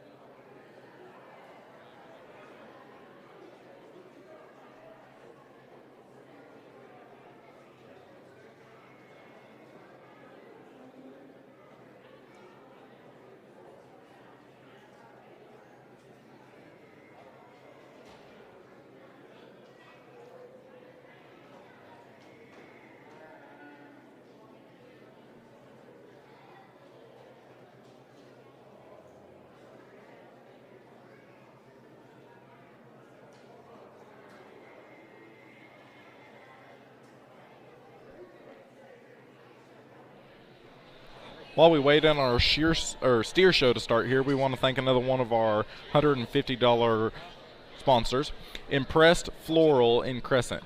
Need some flowers for Valentine's Day or just to say I'm sorry for forgetting Valentine's Day? Call Impressed Floral in Crescent. They will deliver to Cashion, and they also have a selection of clothing and goods. Go visit them today. Another one of our $100 sponsors we want to thank is the Circle W Ranch. Again, since the heifer show just concluded and Kathleen Hamill won the grand champion, we want to thank our grand champion plaque and belt buckle sponsor, That is in memory of Dusty Payne, which is honored by Holly Drake and family.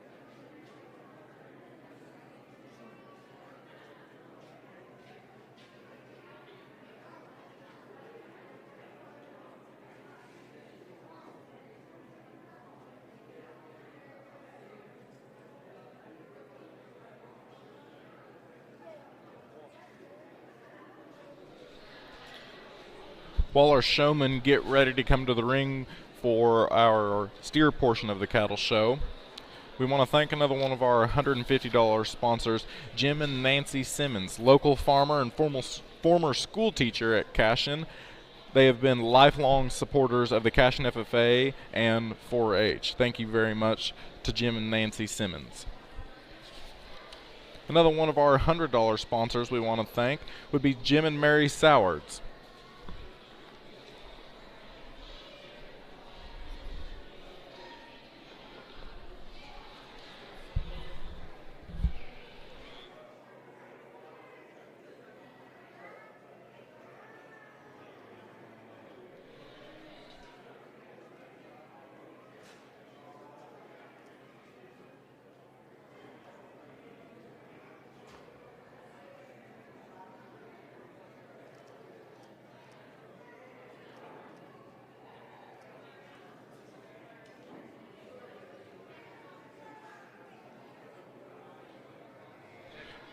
Here coming back for the steer portion of the show, it's Tyndall Fields with her Charlet.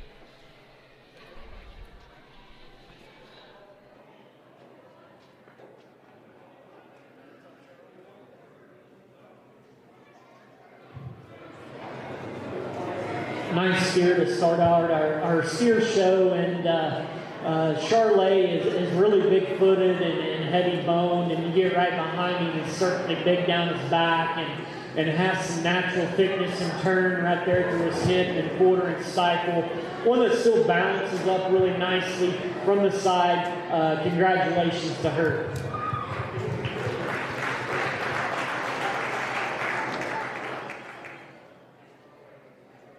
Congratulations again to Tyndall Field. She'll take another breed champion with that Charlet steer that she had right there on the screen.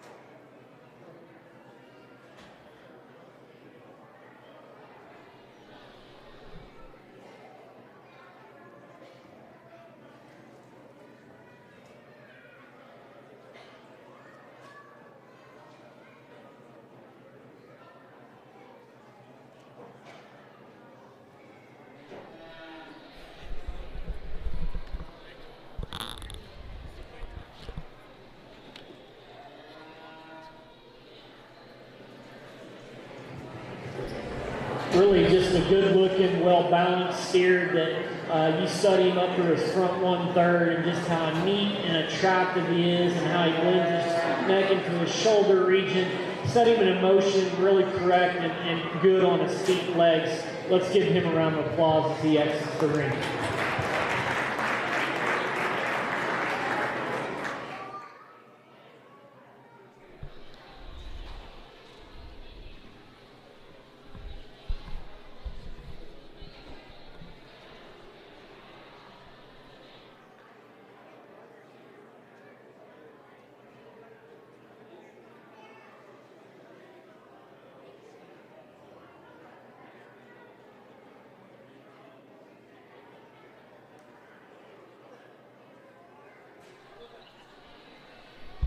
That was Jacob LeBleu with his breed champion Simmental.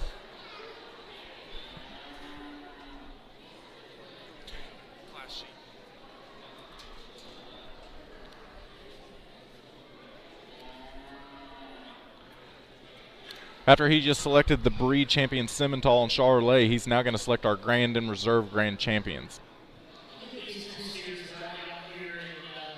I'll talk about them quickly again one at a time and show you the reasons why, and we'll get you a champion and reserve in this division. A young lady steer there in front of me, the darker colored steer, we talked about him in class, just really big-footed and heavy-boned and a lot of genuine muscle shape in that particular steer.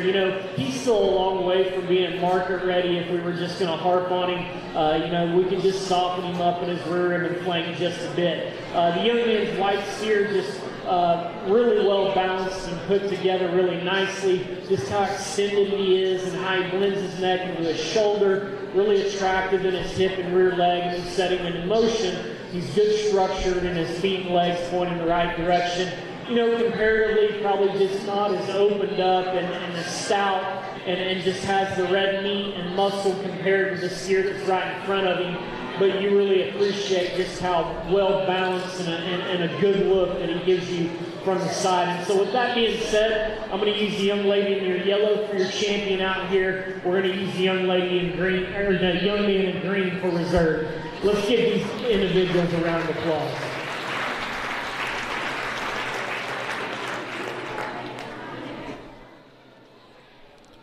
That was the conclusion of the steer show. The grand champion steer went to Tyndall Fields with her Charolais. And then the reserve grand champion went to Jacob LeBleu with his Simmental steer. No, I believe that was a short one.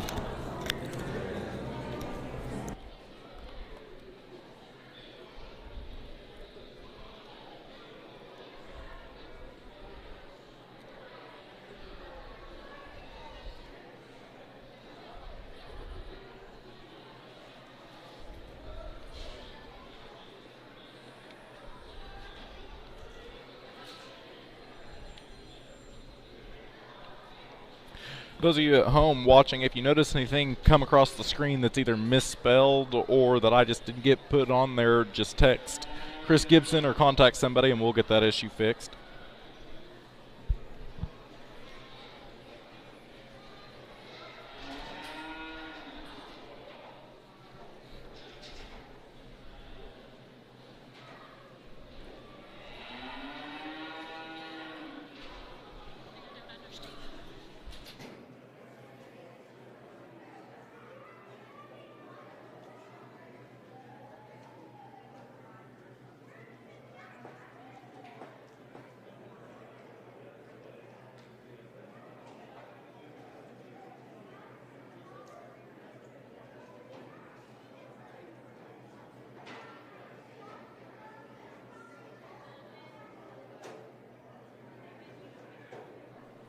While our exhibitors are still out in the ring, we want to thank another one of our $150 sponsors, Inlow Tractor Auction, proudly supporting Cashin and their grandchildren, Caroline, Zane, Oakley. Check their auctions for all of your farm equipment and machinery needs. Another one of our $100 sponsors we want to thank is Doortech.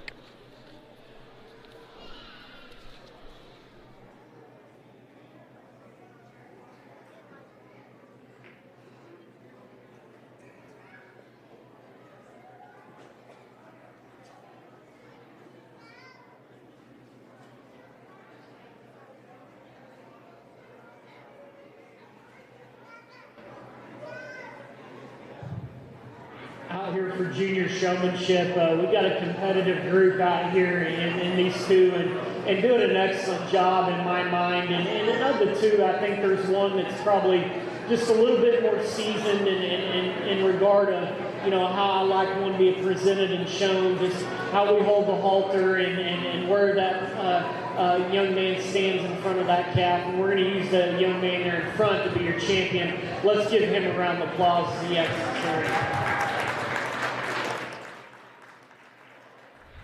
For anybody at home that was confused on how these two got back into the ring, they are doing the junior showmanship.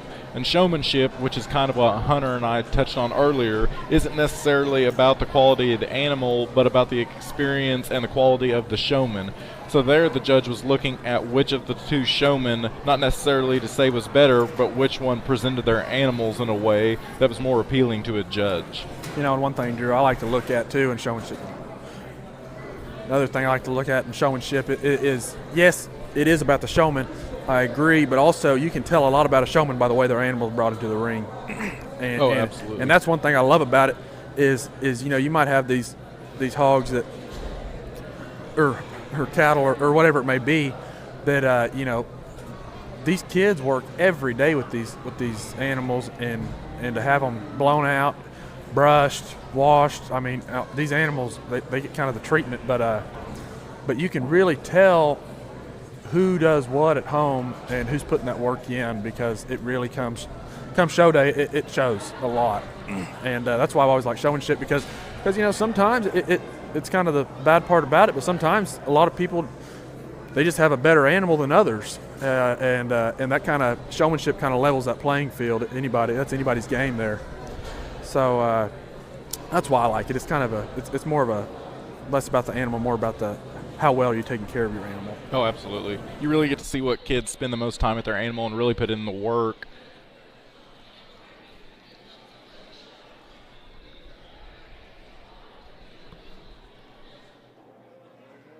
Another thing that I like about showmanship is a lot of times the judge will kind of quiz the exhibitor on maybe how much they've been feeding, what feed they're feeding, how much protein's in that feed, fats and things like that.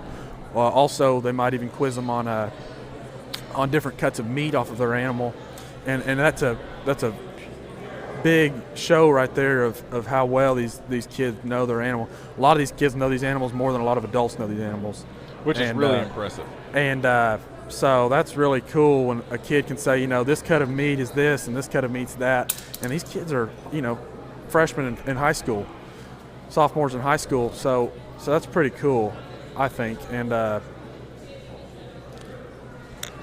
it really just shows, like you said before, and like we've said a couple times, it's how much the kids know, and not so much about the animal, but which kid is really putting in the time and the investment to these animals. And that's what you'll notice as the camera's on the ring. You'll notice the judge going up to each of the contestants, asking them questions, asking them certain things about their animal that somebody who doesn't spend the time with their animal as much may not know. And that's just it. I like showmanship is probably my favorite part of the show because it shows what FFA is all about. It shows the respect aspect of it. It shows the hard work, the dedication that it takes to have a presentable animal come show day, and that's why I like showmanship. It's a real showcase of how respectful and how responsible these kids are. Extremely competitive, and I think it could go either way with these two. And when evaluating showmanship, to me, it's just not about the individual, but it's also about the animal and trying to make that animal look to the best of its ability as well. And so, I take in, a combination of those things. Not really big on questions, because I think if, you're doing all the right things at home, to me, everything just kind of, plays itself out. And so, again, congratulations to both of you young ladies. Again, personal preference, but I'd like the young lady here in the blue to be your champion today. Let's give her a round of applause.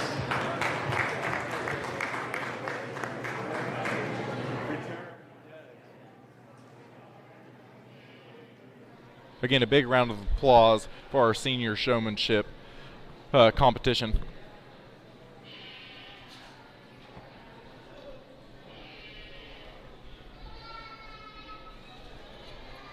Next, we'll be moving on to our next species, which is the does.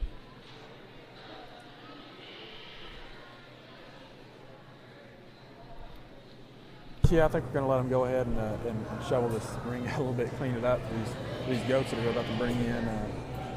I believe I think we only have 4 exhibitors showing goats today, so that'll be kind of cool to see. Not a lot of people do goats, and it's kind of cool to see that the goats are kind of breaking through here at Cashion a little bit, get a little variety going in our barns. So interested to see what we bring in here.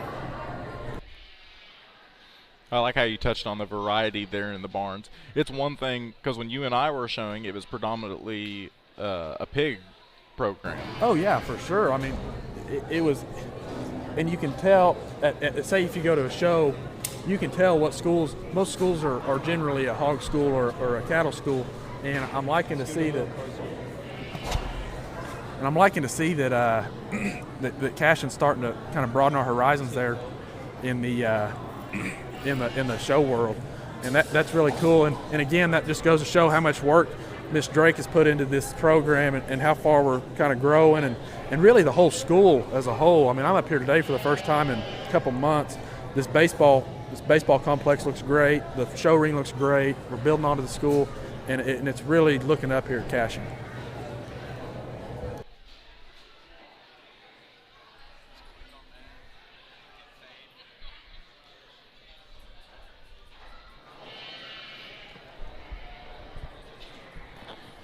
This will kick off our doe section of the livestock show.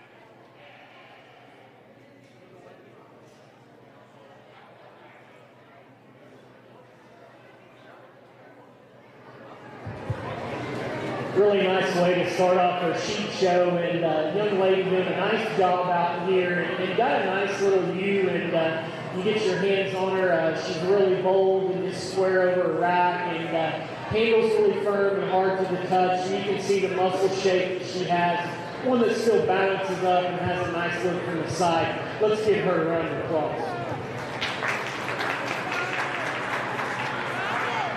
I'd like to apologize too. We had a little typo on our schedule here. We're going to go ahead and do the sheep show before we do the goats. And the winner of that first sheep show would be? That'd be Emerson Belt with her Hampshire. I believe Tanner Dean's coming in with a Dorset right now, and that's the only Dorset we have here today. So there's your first place as well.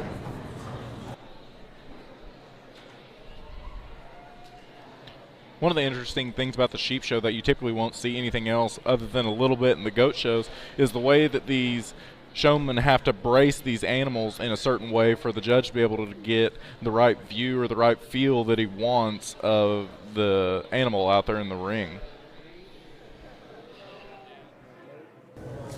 Yeah, and like I said earlier, you like to kind of hide those angles that you don't want seen, but there's really no hiding in the sheep show. Really appreciate the length and extension that this female has up her front 1/3, and how she ties her neck into her shoulder, and handles really long from her hind saddle back, and has a nice good look and balance from the side. Congratulations to him.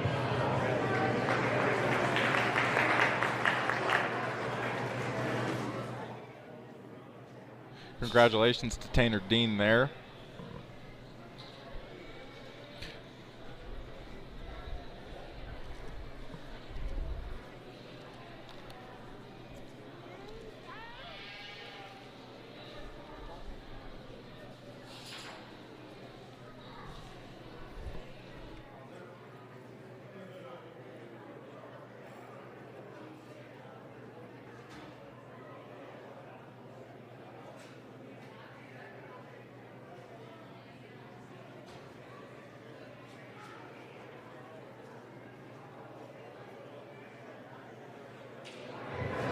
really a good-looking white-faced sheep that's round-bodied and just productive in terms of her overall build and body shape, and one that still has some dimension and width to her. Let's give that young lady a round of applause.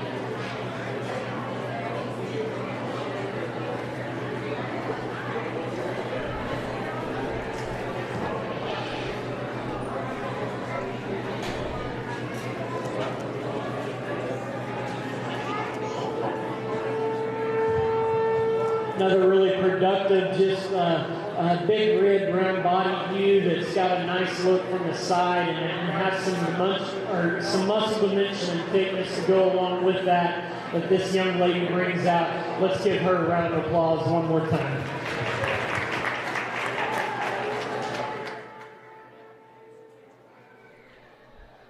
For those of you watching, that was the tornado sirens you were hearing. We're just now approaching the noon o'clock hour.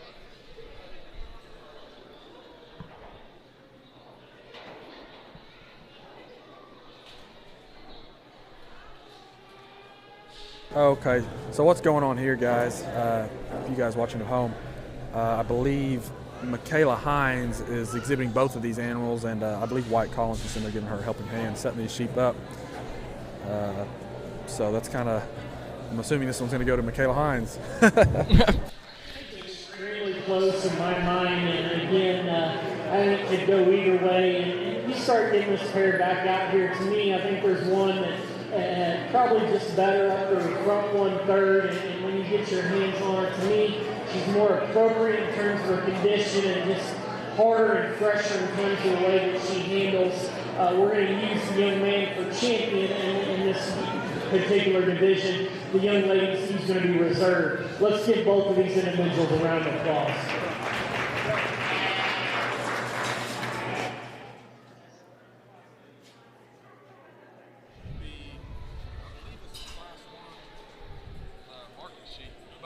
They've got a typo right here. I'm guessing. No, this is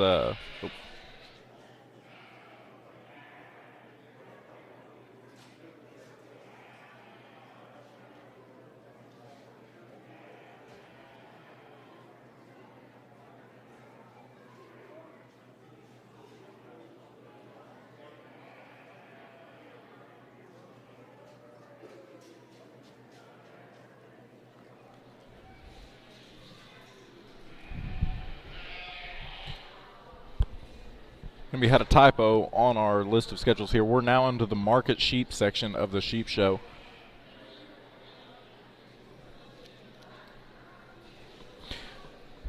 And for anybody that doesn't know the terminology, the market sheep, or they say market swine or market barrows, this is where they look at meat quality of these species and these animals going into the rings and thinking about afterwards. Their type and kind. I'm going to go ahead and use the young lady there in the green 4-8 shirt to win a sheep that's just more robust and round-bodied and handles with just more genuine shape and product all the way through. The young lady's ewe that's going to be next there in second, probably a little longer bodied sheep that's a little bit more extended, a sheep that's just a little flatter and narrower, maybe just not quite the product compared to our class winner, but two nice ewes. Let's give both of these individuals a round of applause. I couldn't agree more right there with what Judge said. That lamb that came in second place, she's a little lengthier. That lamb needs blown out in the ribs a little bit, but But Emerson Belt, she had a really good looking lamb there. Yeah, she did. And a lot of times it's not as obvious as it was right there. But that one, that longer lamb that they had out there, really, like you said, needed to be blown up more to compensate for that length that she had. Right, and like I said too earlier, this is the first show of the year really for a lot of these sheep. So they've got a lot of time to work on these animals and change feed around and try different things to get them back up to a really competitive level. So like I said, it's really be cool to see what's going to go on around time for county shows and district shows like that. And typically the time frame is you have your local show, and then I believe in about 2 weeks is the county show, and then typically 2 to 3 weeks after that is the district show, and then around the time spring break rolls around, that's when the state show is down at the fairgrounds. I'm not totally sure if they'll be having that this year or not with COVID-19 going on, but we will. I hope they do, really, because a lot of these kids, they work hard for that show. That's the one that everyone looks forward to. That's the one where you got the chance to make some big money and really compete with some solid livestock. Yeah, absolutely. And it just, like you said, it gets better with every show. The bigger shows you go to, you're just going to see a higher quality and class of all the different species of animals competing against each other. Versus when you get to the point in those bigger shows when they decide the winners, you know that it's extremely high quality animals. Set of sheep that we have out here in your youth show, and I like the quality out here that these individuals bring out, and they're doing a great job of getting them shown and presented. And so for me, it just kind of comes down to a pair in my mind, and both of them are probably similar in terms of the way that they're made. They both handle good, they're both fresh in terms of their shape. Both sheep that still balance up pretty nicely in my mind. We're going to use the young lady out here in the green to be our champion. We're going to use the young lady right there to my far left for reserve. Let's give all these exhibitors a round of applause. That was Emerson Belt taking first right there with that, I believe that was her, no, it was her commercial lamb there. That's a really good looking lamb. She's squared up now. But, like I said, I'm a hog guy myself, but one thing that us hog guys kind of have to worry about is if you're doing good right now, you might be forced to kind of hold and back off some feed a little bit to make sure they're looking good later down the line, like we were talking about earlier. Some of these kids that aren't doing so hot today, they may be doing that kind of intentionally, maybe a little early for their animal to be looking good. So they maybe have made the decision to, kind of hold back on feed a little bit and really wait until the prime time in the middle of show season to start pushing some feed to these animals and blowing them out and making them look real good. Yeah, absolutely. And a lot of people will time what shows they decide they want to be their best at.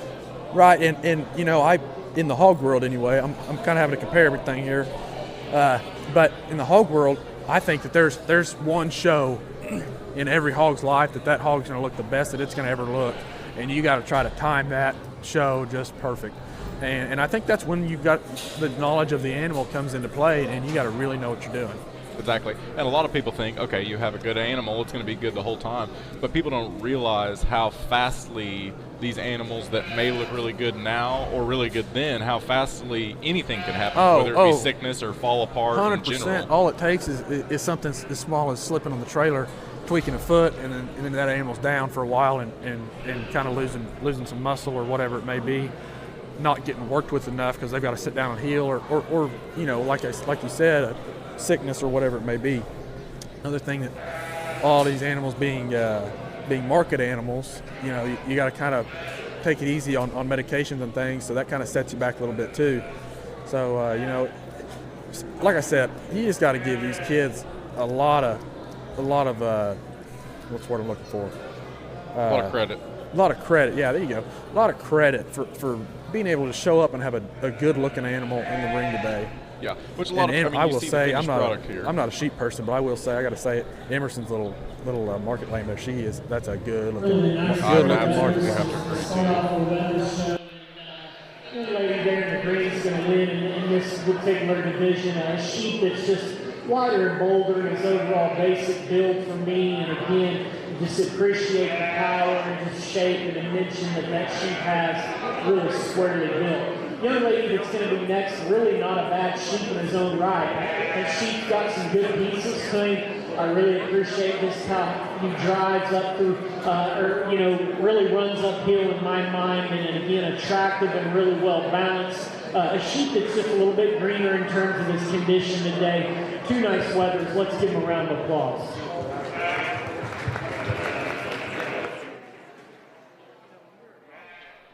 And like Hunter and I were talking about, the market animals, their ultimate goal is meat quality. So, I mean, you have to look past the show. This animal's purpose at the end of its life, at the end of its show career, is to go to the consumer.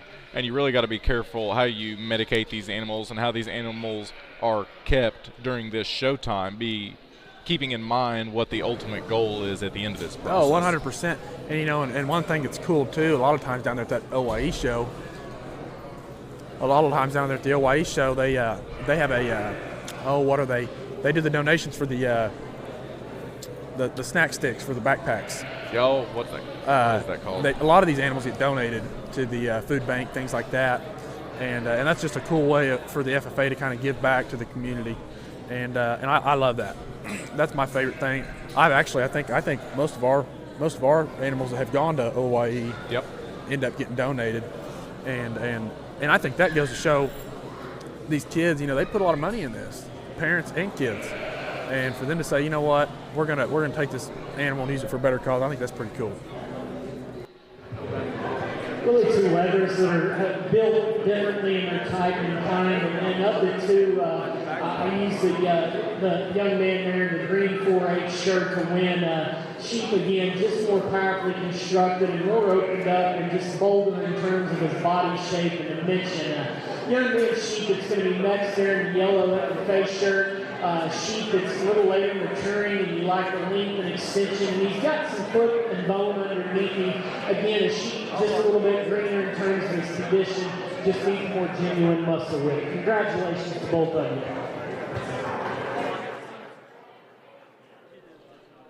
In non-livestock related news, I just received a thing from Mr. Shank that says the academic team has defeated Silo in the second round of the state academic tournament. Congratulations to them. We will get more updates on them and their progress today as that follows, but for now we'll continue on with our sheep show. And while our judge makes some of his decision here, we want to thank our sponsors of the $150 sponsor group, G3 Farms. Supporting Maddox Gibson and his products, we thank David and Glenda Gibson for their donation. We also want to thank all the people at home who took the time to tune in to watch this. We know the kids really appreciate it, and we really appreciate it getting the opportunity to come up here and talk about something that Hunter and I both were really involved with in school. Right, and it's really cool because you've got generations past here watching this show. We got some people out here that are 67 years old that have showed at the first few achievement days. That's pretty cool, I think, and it goes to show how far we've come as an ag program. And like I said, I can't say it enough. Big hats off to everybody involved in this ag program, Booster Club, ag teachers, whatever it may be. They've done a great job in really making this thing blow up in all aspects, not just livestock, ag power, horticulture, whatever it may be. They're doing a really good job.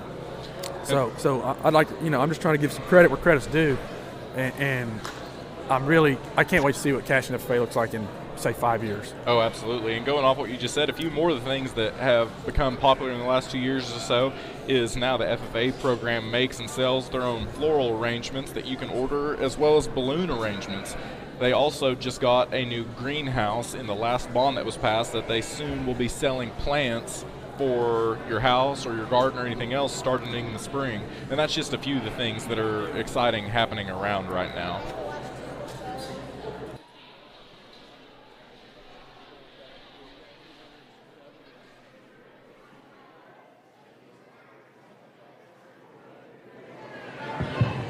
Really a fun pair to sort, and really a good pair of weathers in my mind, and things that we could probably change about both of them. But I'm going to go ahead and use the young man to win this particular class. A sheep that, from the outside maybe looks like he's got a little bit more on him than what you like, but when you get your hands on him, I think he handles quite right in my mind. I think where he excels the one in second is over his rack, his more genuine shape. When you get right behind him, to me he's bigger after his pin set and just bolder and square and from behind. A sheep that's got plenty of muscle.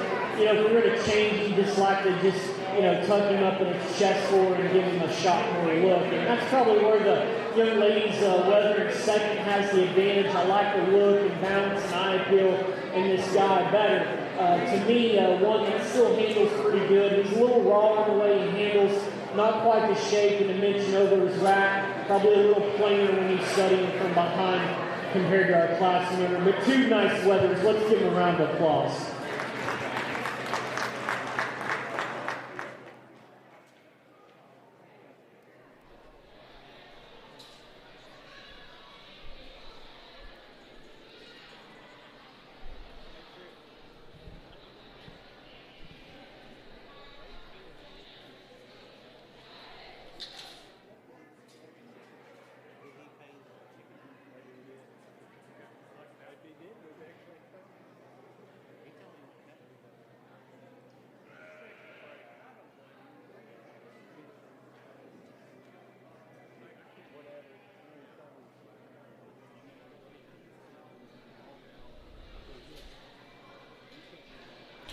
To be reminded of the order of events we have going here today, after the conclusion of our sheep show we have our short but good goat show. Then we'll take a short break for lunch, which then right after lunch we'll be back with our swine show, which should be just a great afternoon of exhibits from our FFA and 4-H kids. Yeah, and another thing is, Judge is about to talk to you in a second. See, the similarities that these three have in my mind, and again, judging market livestock, they've got to have some genuine width and muscle shape about them, and I think a trio of weathers that really put that together quite nicely. They're not perfect. I haven't seen a perfect animal, in my 20 years or so being involved in this, but they're good livestock. And of the three today, I like the young man's weather to be your champion out here. Let's give him a round of applause.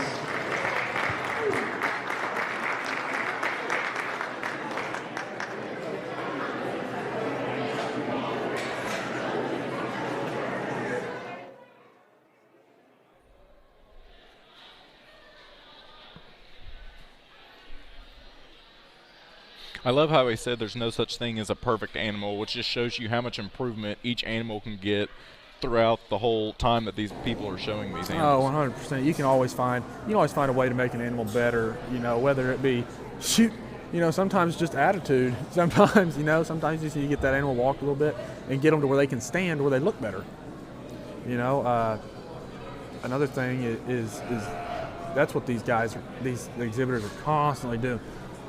For say, I don't know how old these exhibitors are, say, 13, 14, believe it or not, they're out there in these barns every day breaking these animals down, trying to figure out, hey, I need to add more protein, muscle up, do whatever I got to do, and that's really cool to me. I thought an extremely close pair in that division, and the sheep that really liked how well it was built and just put together from the side. He got beat just because, I didn't think he had enough to him right behind his shoulder and just a little bit flatter and plainer compared to the one that wins. But today, I still think he's the second best in my mind. We're going to use the heavyweight for reserve. Congratulations.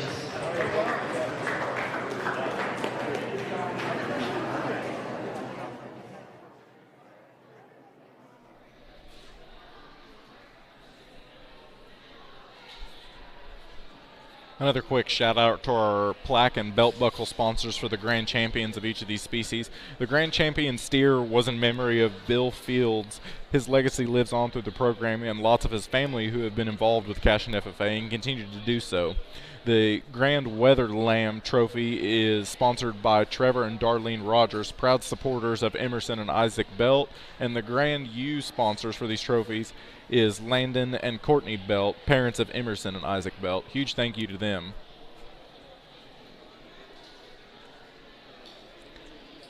While we get our last groups of lambs into the ring here, we want to thank another one of our $150 sponsors, Rural Pest Solutions. Have a bug issue? Springtime spiders starting to appear? Call Rural Pest Solutions to come and treat your home and yard, keeping the pests away.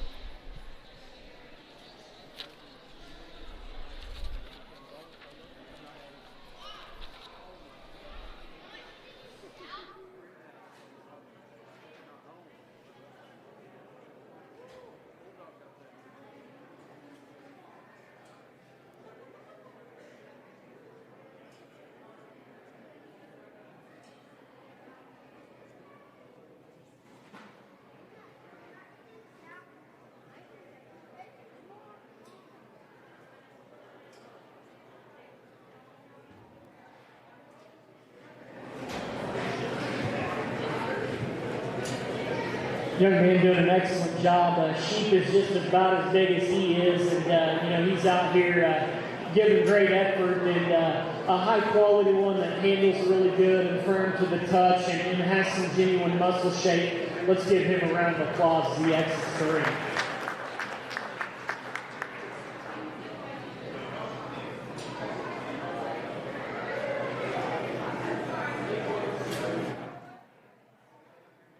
The judge couldn't have said it better right there. Huge props to that young man. Sometimes these animals just don't want to cooperate. And if those of you watching, you could see how small that gentleman was. Just awesome effort by him, keeping his composure and doing what he was supposed to do out there in the ring when his animal just simply didn't want to cooperate. And a lot of times that can be an issue that comes up.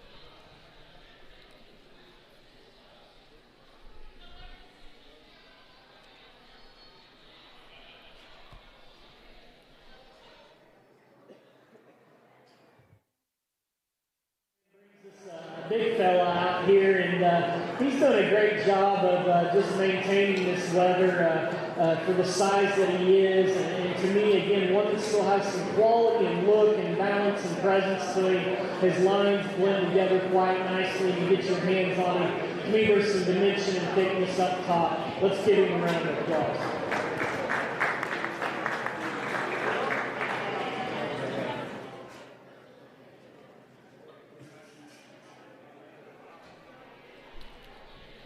Just a reminder of the order of events we're going in here. At the conclusion of the sheep show, we'll move right into the goat show, which following that, there'll be a short lunch break, and then we'll get right into the swine show after that, where Hunter and I have a little more expertise in that area, and we'll be able to give a little more commentary as the judge makes his decision in some of those bigger classes.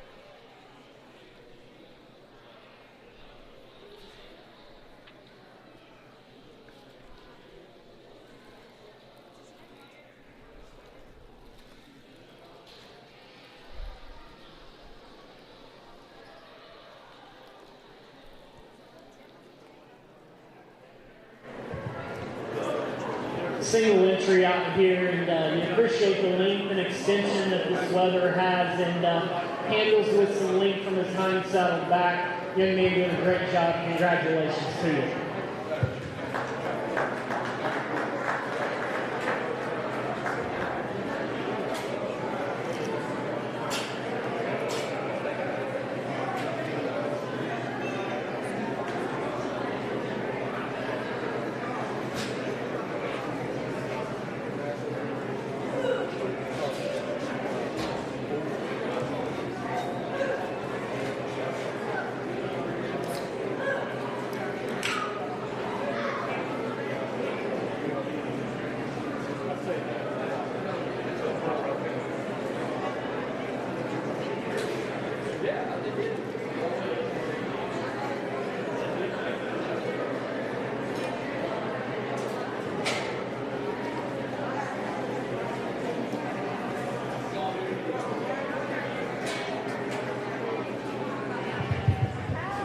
Another single entry out here, weather that handle's pretty firm and hard to the touch up top. Sheep, again, got some extension to him. Congratulations to him.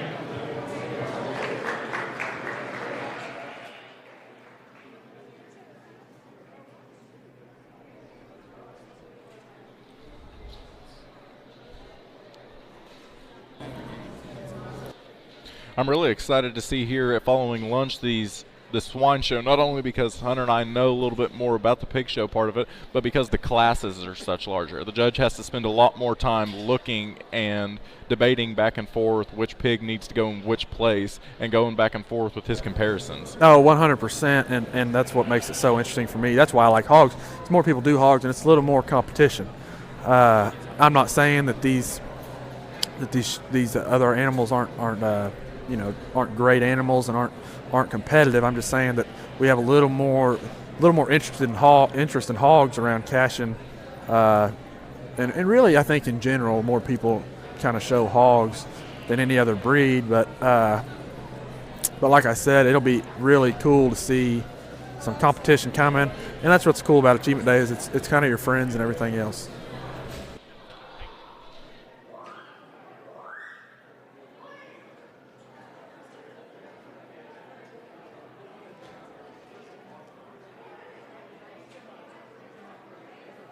Hunter was mentioning the competition aspect of it, and yes, there's still competition here at your local show, and you'll see those trends throughout the showing season. You know, certain breeds become more popular for a certain set of years, but hogs is one of those that typically remains one of the most popular breeds. And these kids here show them with the sheep and even the goats that'll come after this. Once they get to these bigger shows, the numbers that they have to show in just blow up. They go from showing against 2 or 3 here at their local show to 3 or 4 different classes with sometimes 10 or 12 of their same animal in there. Right, and the other deal is too, and this is like, I've always looked at Achievement Day personally as kind of a practice show.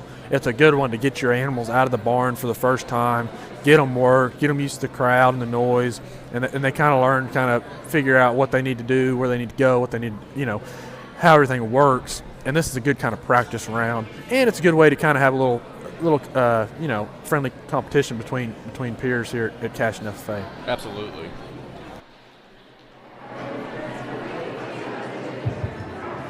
Well, extremely close pair in my mind, and again, I think there's some give and take in these two, and just kind of where you put your preferences and what you like. I like the young lady sheep to win, and for the reason being, I think there's more just real genuine shape in that guy in terms of the way he handles up top. And you get right behind him, to me, he's a little bigger out for his pin set, and there's more turn and just genuine shape in his lower leg. The young man's weather that's going to be next, really big-footed and fuzzy and woolly-legged at the ground. He's a sheep that's really productive in terms of his look and probably just balances up a little bit better compared to the one in second. Probably my biggest issue with him is he's a little plainer in the way that he handles up top and just not maybe quite as shapely after his pin set and lower leg. But 2 really nice weathers. Let's give him a round of applause.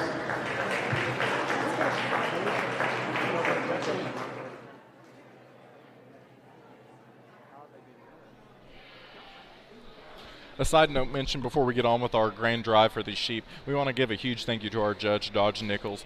We do not pay these judges to come out here each year to do this. These are usually friends of our ag teachers or just people they know or people that just volunteer to do it. And we really appreciate them taking their afternoon on a Saturday when they could be doing anything else and coming out here and judging these showmen and their livestock. Right, and that just kind of goes to show he's, our judge today, he's kind of sacrificing his whole Saturday. It just goes to show kind of how passionate he is about these livestock animals, and I believe he's kind of more in the cattle field if I'm not misunderstood or whatever it may be. But like I said, it goes to show that he cares about this program, he cares about the show, and all these people that have helped get this together. Like I said, it's a great showcase of how a community and a program can put on things like this and showcase how great things are going here at Cashion. Which a lot of people don't realize. These judges are not they usually have a favorite or a preferred breed that they like to judge. So, but I mean, every judge has to be able to do judging on all the breeds. Like you said, he may be preferred towards judging cattle, but at the end of the day, you have to be able to judge all these breeds and judge them well and not just be able to wing it. 100%, and you got to know what you're talking about, which is why I'll probably never be a judge other than anything from maybe hogs if I'm lucky one day. But so like you said, I got to give him a real good thank you for being out here today and letting us get together and do this. You know, not everybody wants to spend their day all day in a barn looking at animals, and he does, and that's great. So big thank you to him. Absolutely. Now, while we're on the subject of thank yous, we also want to thank another one of our $150 sponsors, Gateway Realty. For a friendly face and trustworthy knowledge, call these hometown girls, Anita Robinson and Kelly Farrar, always a staple at all of our Cashin events. We are thankful for their support. A good set of sheep in my mind, and a lot of quality, and young people doing a great job of taking care of them and getting them shown and presented. And there's one that probably hits me pretty hard out here, just has all the right things in my mind, just as far as balance and build and having the right kind of fresh shape and width to go along with that. Let's give them all a round of applause, and I'll select your champion out here.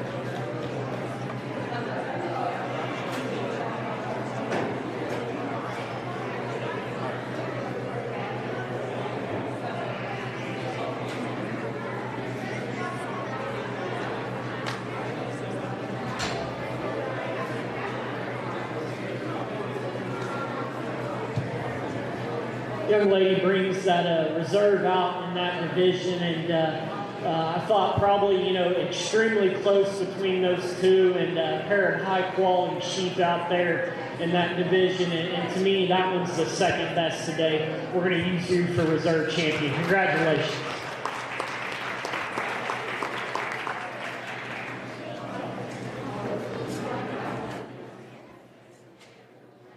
Big congratulations to all those guys out there. That was just the conclusion of our sheep show, and I believe after this we go into junior showmanship for sheep and senior showmanship, just as we did in the cattle before.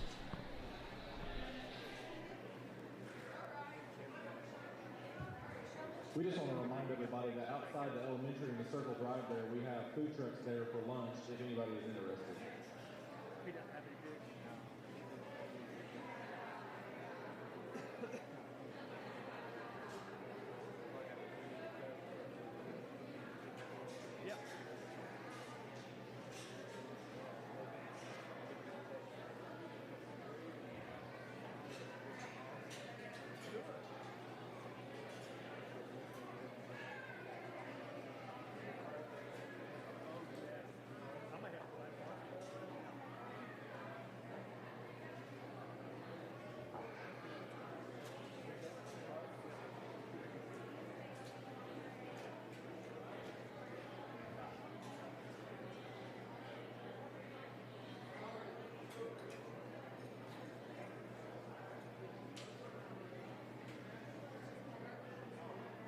$405-844-TANK. That's 405-844-8265. Go Wildcats!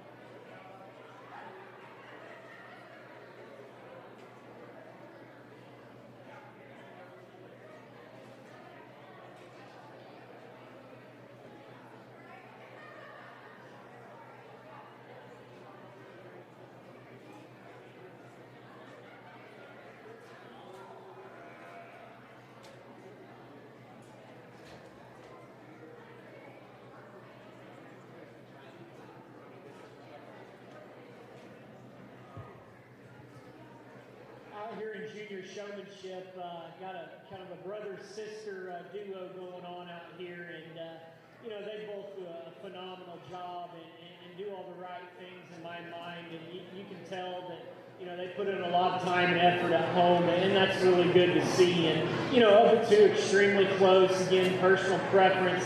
One just a little bit more seasoned. Today, we're going to use the young lady for champion today. Congratulations. Let's give both of them a round of applause.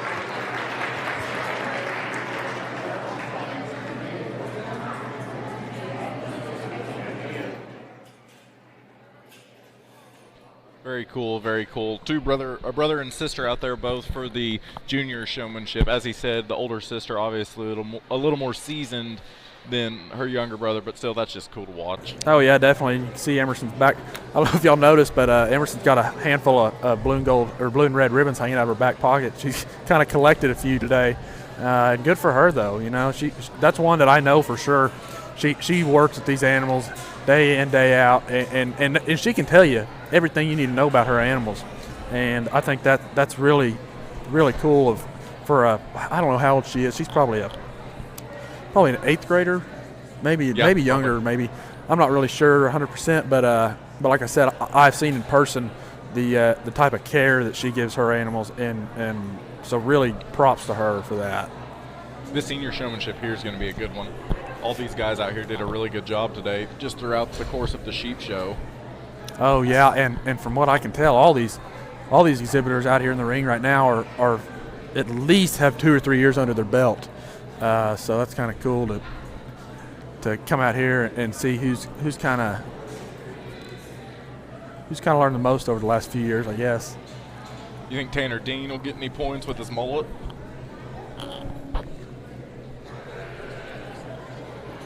Well, I hope so. I'm a fan of the mullet. I know he's been working on that for a little bit too. Oh yeah, long time.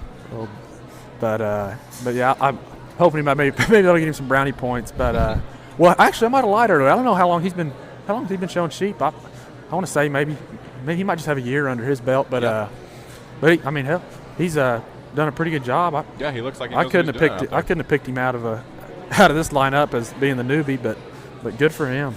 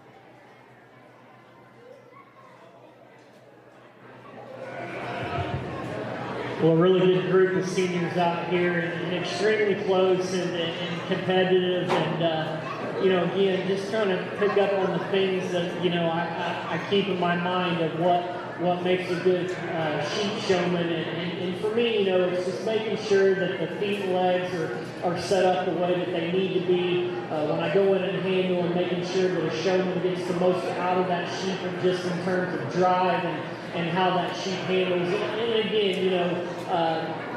just doing those little things in my mind. And so, for me, there's one person that does that the best out here. The young man here in the blue is going to be your champion. Congratulations to him.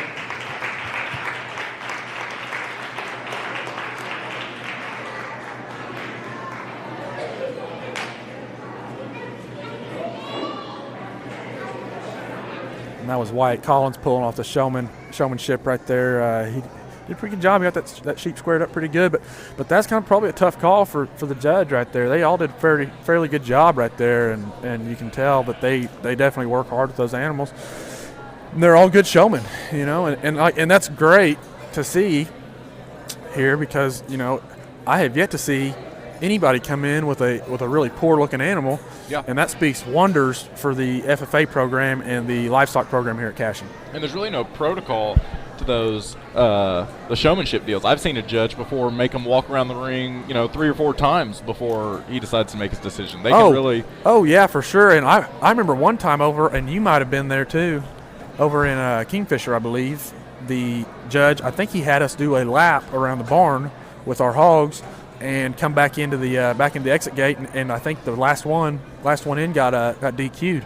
So they can kind of have the freedom to do whatever they want, and sometimes they have little competitions. They do, I believe they call it the Ring of Fire, where they may cut off. And hogs are a little different because you got to kind of guide them with a whip, and you don't have a halter on them. So they do kind of a Ring of Fire to where they'll kind of cut off one side of the ring and slowly shrink that circle in, and you got to keep your hog in that circle. And that's kind of a challenge. A lot of people don't realize that a hog's not exactly it didn't exactly be walked, bred to be walked like a dog. So when you keep it in that little area, that's kind of cool to watch too, and that's why I like showmanship. You got a little freedom to play around a little bit. I believe she's on the right track and doing an excellent job. A nice female out here that, again, has some balance and look and quality to her, and round-bodied, and has some genuine width and muscle shape. Let's give her a round of applause.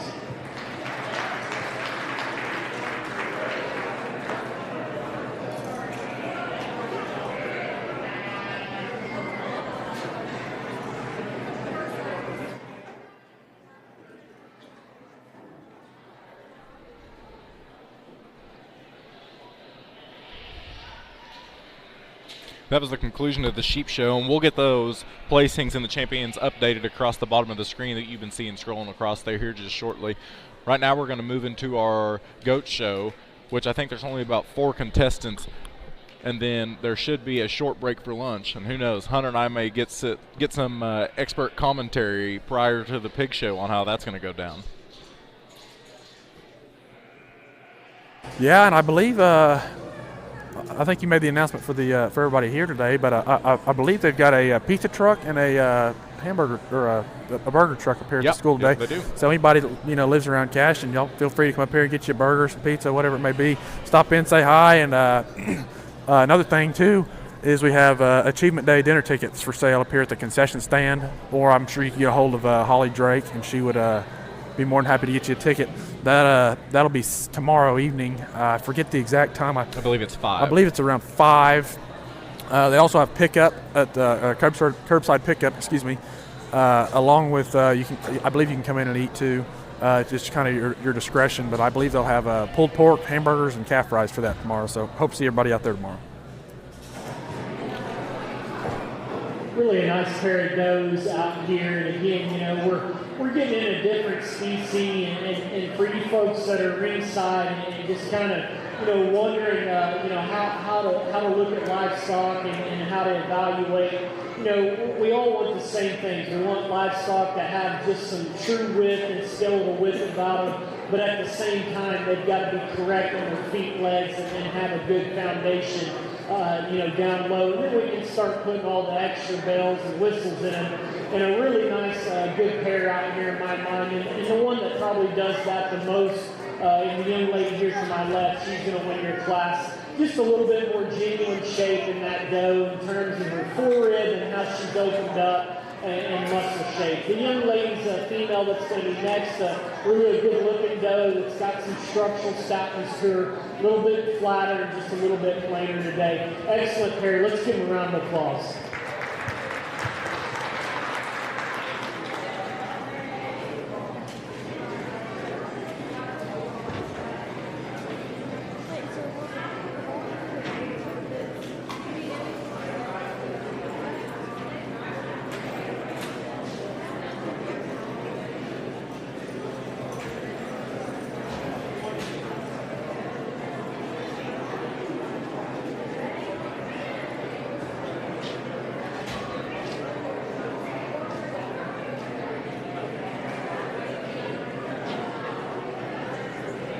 As we mentioned, the food trucks that are outside for lunch today, I was just told that part of the proceeds from the sales of those food trucks for lunch goes back to the FFA program. So that's another cool thing, and we want to thank our 2 food truck vendors, and there may be another one out there, for taking the time and giving back to the program like that.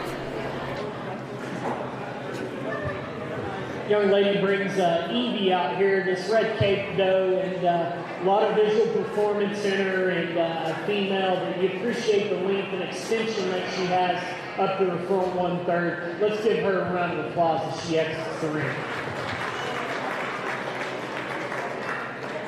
Speaking of these food trucks, I'll tell you, a lot of people are starting to shuffle in here with their pizza boxes, and it's smelling pretty good in this barn right now.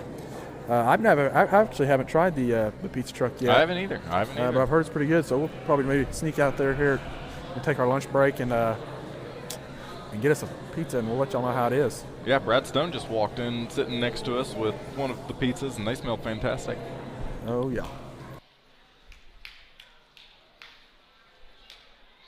A quick reminder, as they get these animals into the show ring, the schedule of events after this is the conclusion of the goat show. There'll be a couple quick announcements, and then we'll move into lunch.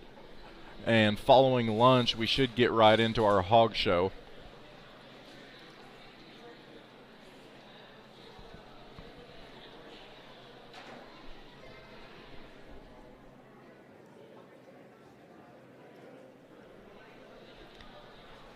Again, while he makes his decisions out there today, we want to thank everybody, as you can see on the cameras, that came out today in support, as well as the people that took time to log on to Wildcat TV and watch our Achievement Day show out here. It really means a lot, and I know it means a lot to these kids as well as our faculty members that are here today.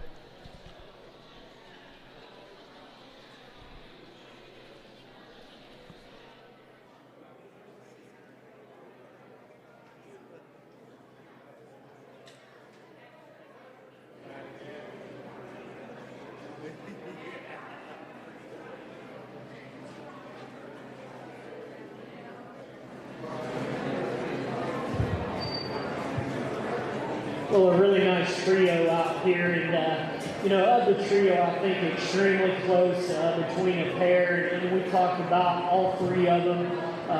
They have great pieces to them. Again, not perfect, but of the pair that have just a little bit more genuine skeletal width and muscle shape.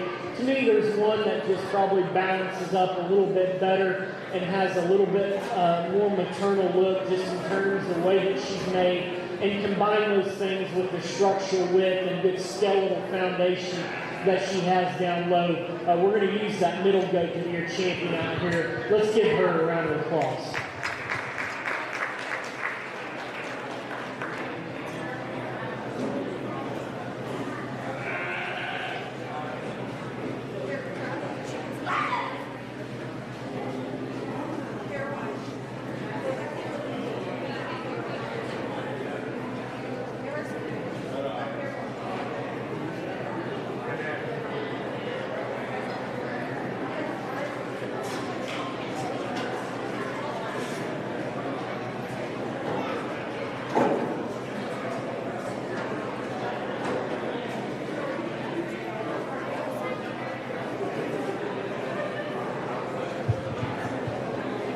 Thought it got extremely close between your champion and again, they're out here selecting for reserve.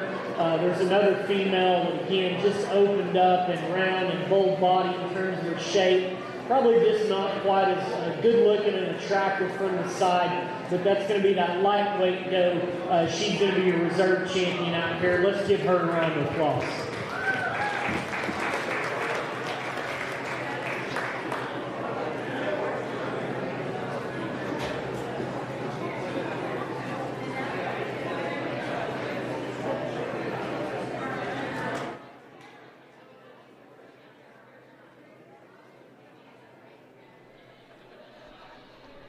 I believe now we'll get into the the junior showmanship for the goat show portion of our events this afternoon, followed by the senior showmanship.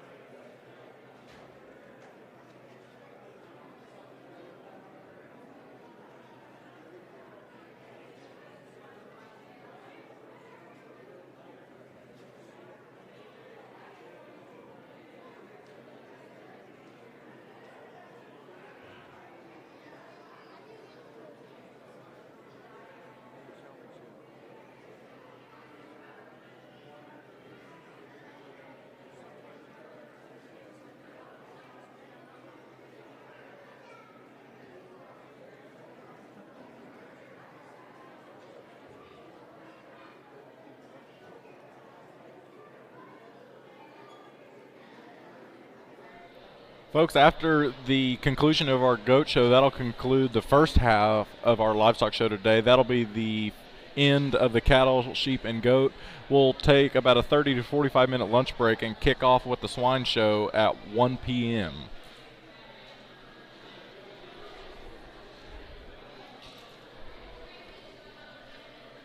And that just goes to show kind of how the difference in numbers of species we have. You know, the hog show kind of is going to take as much time as all three of these species combined. So you got to kind of break it up a little bit. But that goes to show the hogs at Cashion have always been popular, especially when we were in it. That was pretty much all that was kind of going on. Not all that was going on, but there was, majority of the people were showing hogs. So a lot of people around here love this hog show, so we'll look forward to that. Well, a really close pair of great showmen out here, and both do a great job and have the right kind of fundamentals and basics down. And of the two, I think there's an individual that probably just does a little better job of keeping the head where it needs to be at all times in my mind. And again, just subtle little minute differences that kind of separate the pair. But the young lady here to my left, she's going to be your champion. Let's give her a round of applause.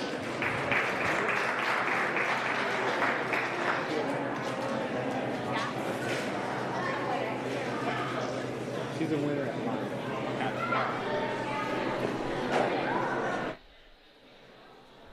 As we wrap up this goat show here with a few more events coming in, we want to thank another couple of our $150 sponsors. Mike and Renee Sanders, proud parents of Kendra Bryant, thank you for giving and helping making Achievement Day a success. Tracy Russell Homes, looking to buy or sell? Give Tracy Russell a call and let her guide you through the process. Cashion Farm Bureau, are you properly insured? William Claybrook will help you check your coverage and also find the life insurance to fit your needs. One of our $100 sponsors, we'd like to thank Heim Orthodontics over there in Kingfisher. Thank you to them.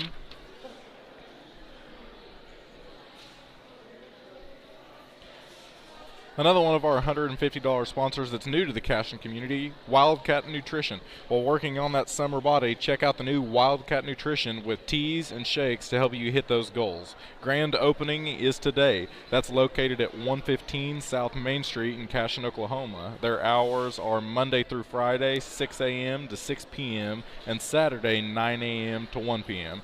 Thank you to not only the ones I mentioned, but all the sponsors I previously mentioned throughout the day, as well as the ones I have yet to mention.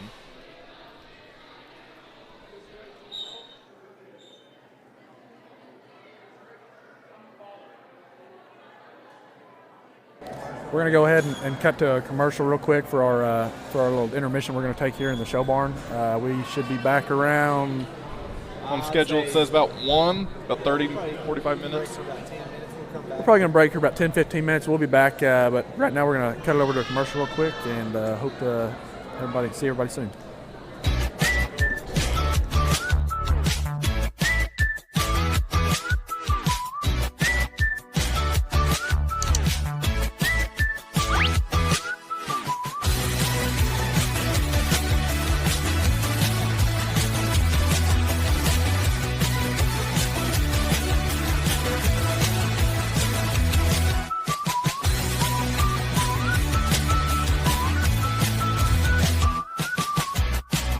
Support your school's booster club and get your business in front of thousands of potential customers. Talk about a win-win. Advertising packages start on this streaming station for less than $10 a game. Call 405-726-0835 or email adam@squirtle.com right now for more information.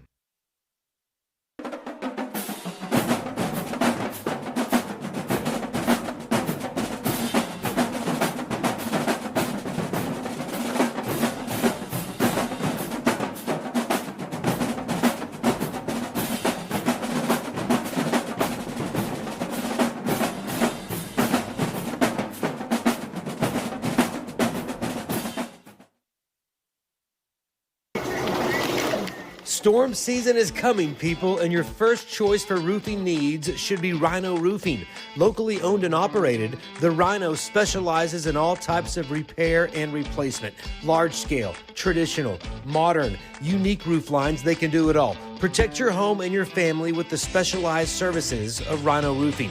Visit our Facebook page today and make an appointment. Rhino Roofing is all the hype for any roof type.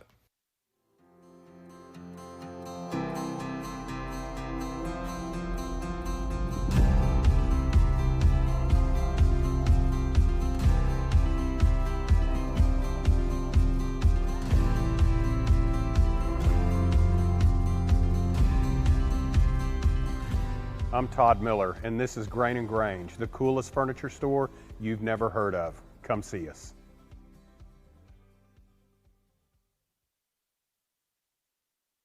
Wiggins, Sewell & Ogletree is dedicated to championing our clients through complicated and challenging litigations. We pride ourselves on a proven track record of success brought forth by fierce litigation skills.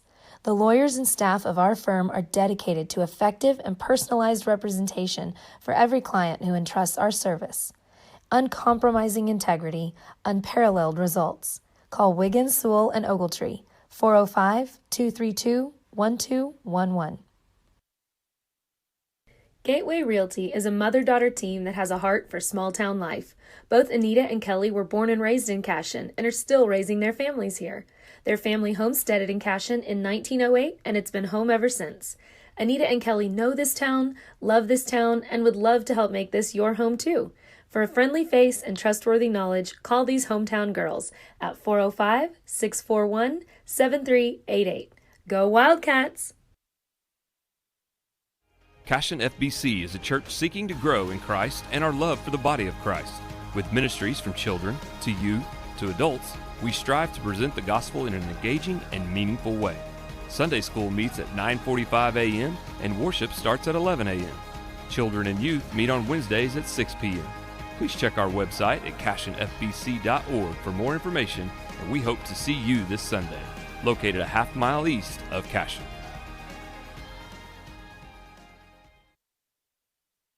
Absolute Pools, Lawns, and Landscape is not your ordinary pool builder. From traditional to exotic and anything in between, our staff offers paramount quality and service through the entire design and build process. We provide service to the entire OKC metro and surrounding towns. So relax, knowing our team is wholeheartedly committed to building a trusting and lasting relationship with you. Visit us on Facebook or give us a call today at We're back here with the beginning of our hog show. This is Class 1 of the Berkshire group.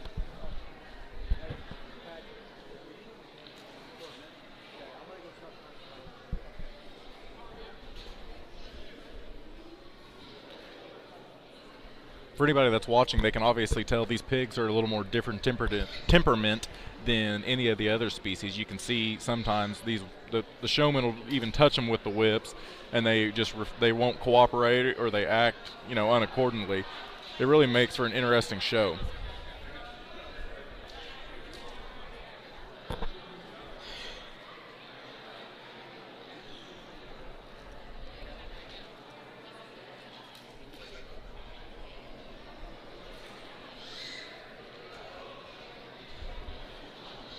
We're kind of getting started here in the hog show and starting these Berkshires out. We're waiting on one to get here to the ring here before we start doing the judging here. But let me see how many.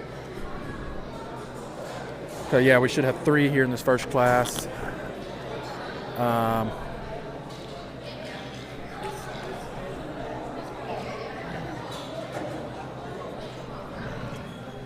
think they said they had one scratch. Okay, the judge just informed us that third hog we were waiting on, he scratched, whatever reason that may have been. But let's go ahead and listen to what the judge has to say here. Guilts, and going to use the young man here in the middle to win this class, and a gilt that is really structurally stout when you study her at the ground, and really opened up in her center skeleton, and you just like the shape that she has. The young man's gilt that's going to be next, really long-bodied and extended. We just need to give that gilt just more base width down low and just see her balance up a little bit better from the side. Congratulations to you.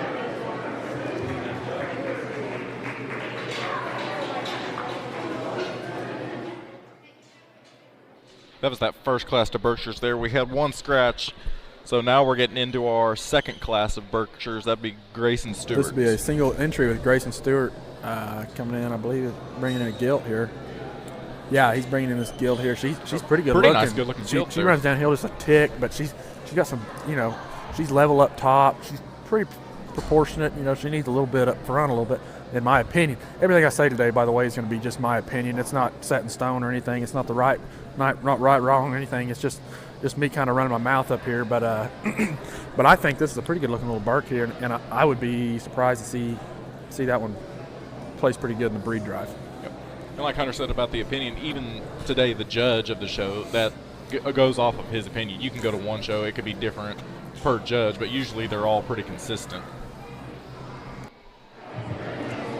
Really a nice single entry that could certainly stand some competition, and really like how correct on her feet and legs that this gilt is, and fresh in terms of her condition and design, and one that's got some length and extension and still genuine shape when you read her. Nice individual. Congratulations, young man.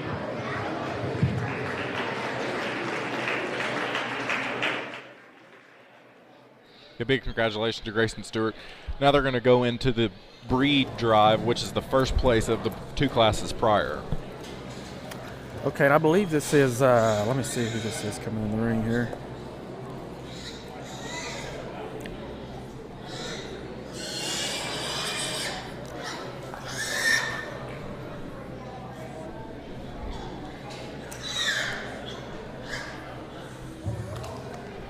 Well, a great pair out here is, again, a little bit different in their type and kind of the way that they're made. And, I like livestock to be good at the ground. And to me, there's a gilt out here that has the advantage, combined with her freshness and design, and one that still has plenty of shape to her. We're going to use the young man here in the center to be your champion. Follow up out of Class 1 for reserve. Let's give these exhibitors a round of applause. And like I said earlier, hogs are kind of a different story. You don't have a halter or anything kind of tying you to that hog, so that hog's kind of free to go and do what he wants. All you can do is kind of guide him. And ideally, it's kind of early, so you're probably going to have some attitude problems coming out of these hogs today. This is the first time out of the barn, first time getting forced to do something they really don't want to do. Probably they just want to go back to their pen and lay down. But Grayson did a great job of driving that hog, and the other exhibitor, that hog gave him some trouble, but he did a good job of trying to keep him over here towards the side of the ring. That's just kind of the way it goes sometimes. You're kind of at the hog's mercy. You're doing what he's wanting to do. You just got to hope you've worked with him enough that he'll listen to your kind of command or where you're guiding him to go. And props to Grayson Stewart. That was a great Berkshire gilter that he brought in. I'm excited to see that one go into the grand drive here at the end. And we're getting into Class 1 of the Durocs here. Oh yeah, see, this is a good looking Duroc that Maddox is bringing in. She's a lot of times you get these Durocs and they're kind of short and choppy in their back steps. This gilt here, she's kind of, if he can keep her slow and steady, she's bringing those back feet almost into the same hoof print of the front legs. So she's really sound structurally. She's got a lot of movement in those back legs. And like I said earlier, a lot of these hogs are their end game is a feedlot somewhere. So that's really important, that range of motion. They got to be able to get up, get to feed, get to water, and stay healthy and have good solid feet. So which on the range of motion deal, Luke Summers, the hog that he brought in, really looks good with her head up, but she was just a little tight in her back two legs as she was going across the ring. And I thought that Maddox's looked a little smoother in the back end, but we'll see what the judge has to say. Oh, definitely. And here again, that kind of comes down to how you're driving your hog, and you got to kind of really figure out what makes your hog look best. Some hogs look a lot better when they're kind of moving a little quicker, and other hogs look better when you slow them down, get that head up, and really make them slow those steps down, like you instead can see of being right quick and choppy. When Maddox was going across the ring, when that hog was going across slow there, that was really a good angle for the judge to get to look at his hog, where these two were kind of bunched up here at the front. Right. So if Maddox can just keep that pace, I think he'll be fine. 100%. And like you said, or like we were talking about earlier, you want to try to show that judge the best possible angle of your animal. And say Maddox, for example, from the side, that hog, like I said, is putting that back hoof in the front hoof footprint, and that shows a lot of soundness. So you want to kind of give him a profile look and let him see those legs really working. Now, when he turns a little bit, she looks a little choppy. Those feet like to get out just a little bit, but he's doing a really good job of keeping her controlled. Now, Luke's hog's doing pretty good. He's doing a good job of driving it, keeping it slow. You could tell she's wanting to kind of not cooperate with him very good, but he's doing a pretty good job of keeping her head up. I believe this is Kathleen's little sister over here. Yep, and she's doing a great job. She's doing a good job too. She's kind of coming into the game a little bit. We'll talk to you in a second. It's extremely close in a pair that kind of come to the forefront, and again, there's some give and take in my mind. I like the young man's Gilt here to my right to win the class. Gilt, I think, comparatively to the one in second, just a little bit more pulled apart with the base for chest, and you study her forerib, I think there's more true genuine width and just shape there compared to the one that's going to be in second. Now, the one in second really just attractive and tall-fronted and extended from her blade forward, and that's going to be the young man here to my left. Really like just the look and balance and design in that Gilt. A Gilt that's just a little bit flatter in her forerib, maybe just not quite pulled apart compared to our class winner. Young lady that's going to be next right there in third in the corner that's coming out with the pink stick. A Gilt that you like her look and balance from the side. A Gilt that just structurally maybe just a little bit more restricted off both ends and not quite pulled apart. Congratulations. Like we kind of thought, Maddox's hog right there coming across the ring just had more soundness to her walk and just overall had the softness in her back end that those other two probably didn't have, as well as just the smoothness, across that back there. And the beauty of this is, and these are some of these hogs are paper. The beauty of having of these registered hogs is come OYE season, they're shown by birth weight, or not birth weight, but birth date, excuse me. So a lot of times, you got different sizes of animals coming in here because some have had the feed poured to them, and others have been had to held to try to look good. But I'm liking the looks of these hogs coming in here, and Kathleen's bringing one out really, really looks good really right solid. now.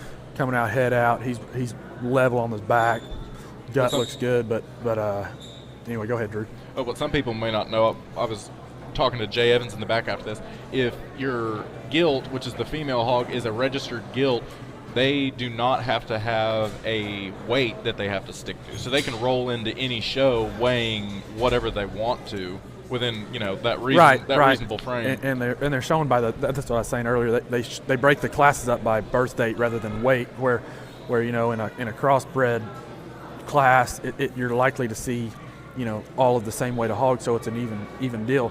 But where these purebreds, you've got papers that say they were born on this date, so they can show them, it's fair because all these hogs were shown or born around the same time. So it's I like that aspect of it because you can come in and you may have one that looks pretty poor or whatever it may be, and then you may have one that looks really good, and that just goes to show who's doing their best with their hog and who really goes to what am I trying to say? It really shows who does a good job of taking care, exactly, and goes the extra mile to make their hog presentable for show day. Speaking of extra mile, this young man right here in front of us in the middle on your screen there, excellent job driving that hog. You can tell he works with that pig all the time. Well, another really good trio of Gilts and, a lot of good quality out here in my mind. And, again, extremely close up here at front. But I like the young lady there in blue to win. Gilt that there's just so much more to her compared to the one that's in second. Gilt that is really stout in terms of her features, and you get on top of her. To me, Gilt just more pulled apart and just more genuine width. The young man here in the center is going to be next there in second.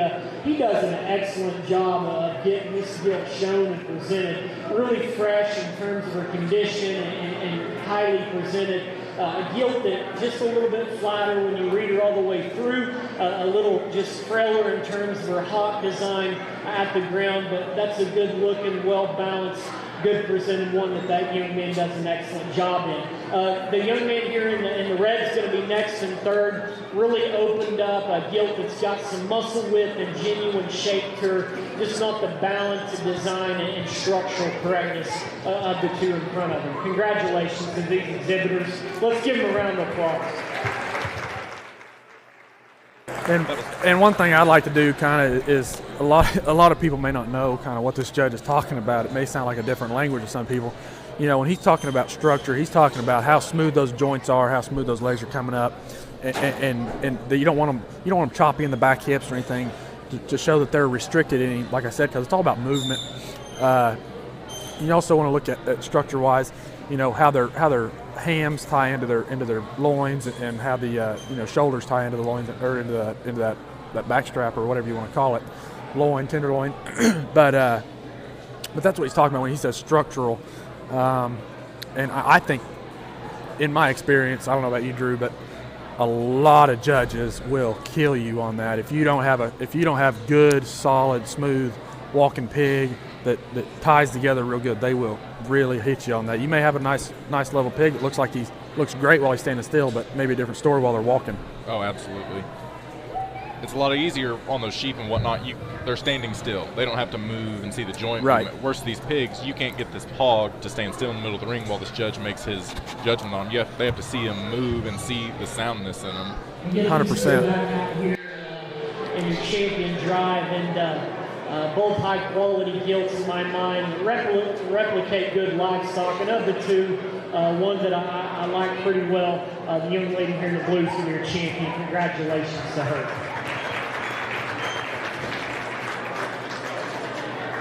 And that was Kathleen Hamill. Good job, Kathleen. That was Kathleen Hamill with her Duroc. I think she took breed, correct? I wasn't really paying attention, but I believe she did take breed. I think they're going to be showing reserve breed right here. So we'll be seeing Kathleen later in the Grand Drive. Looking forward to that.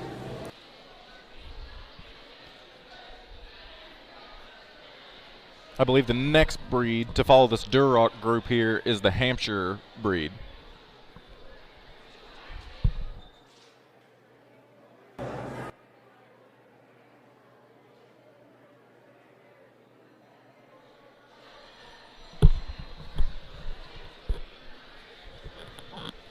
Another fact about these Duroc pigs is a lot of people, unless you've shown them, don't know. This particular breed of pigs is really easy to feed, and you see results fastly with this breed. 100%. Really good pair out here for reserve again. And the second place that comes out of that class thought awfully good, just not enough to her compared to our champion. But just love the look and freshness and skeletal design and makeup that gilt has. We're going to use that young man that was second in that class to be reserve champion. Let's give him a round of applause.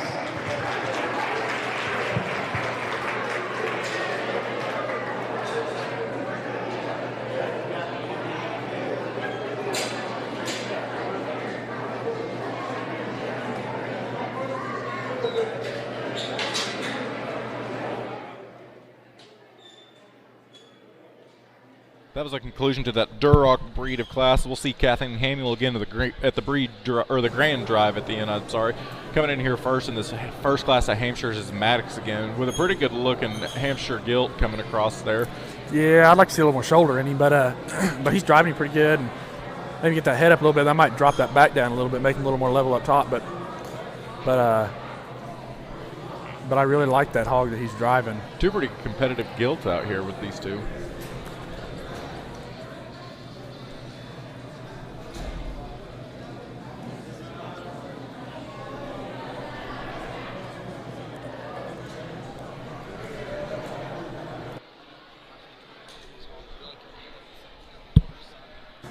I think both these hogs need kind of the same thing, in my own personal opinion. I think buff them up a little bit in the shoulders and the neck, maybe add a little extension on that neck, and they would be a really proportional hog and really good looking, because they've got plenty of range of motion.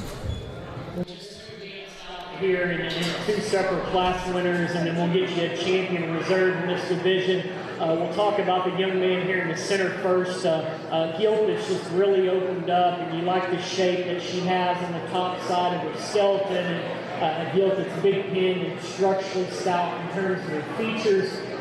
Just a really robust gilt that's really opened up. The young man's gilt that's next, out of that Class 2, a female that's got some visual performance and growth about her. She's productive and soft in terms of her skeleton. Gilt comparatively, maybe, not quite as flexible in terms of her makeup and just maybe not the overall dimension, ideally compared to some ones we've seen. So I think a good pair of gilts. We're going to use the young man there to the farthest to be your champion in this division. Reserve is going to be the young man there in the glasses. Let's give both of those exhibitors a round of applause.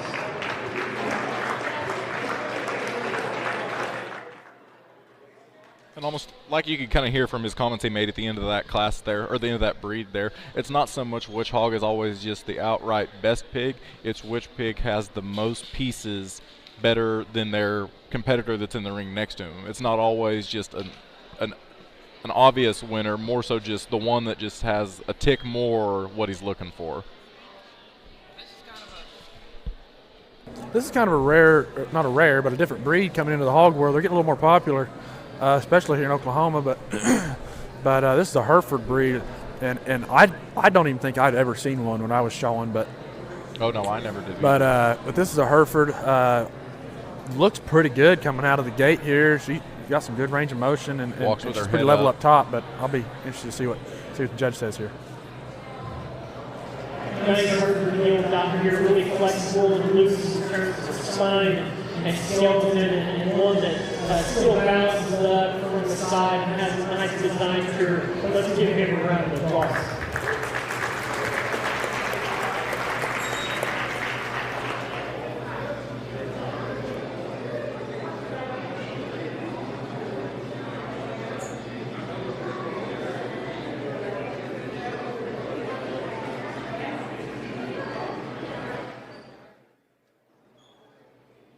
Exiting the ring there was our one and only Hereford. We'll see that pig again at the Grand Drive there. I believe we have I think we have a single entry Poland coming in here. Yep. With shown by Maddox Gibson here. You'll notice the Poland similarities in color and markings and everything to the first pigs we saw, the Berkshires. The only distinct noticeable difference other than genetic differences in their breeding characteristics is their floppy ears. Yeah, and I've never owned a Poland personally, but I know a lot of people have, and some people love them, some people hate them, but I think they're a good-looking hog myself.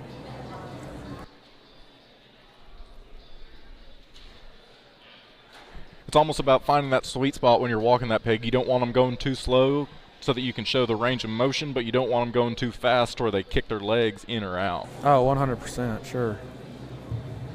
Just a single entry Poland gilt out here, and one that's got some structural stoutness when you study her at the ground. Gilt that's got some shape down her top, and you appreciate just how productive she is in terms of her center body and design. I'd like to just change her on her hind leg just a bit as she gets out and goes, but a nice gilt. Congratulations to you.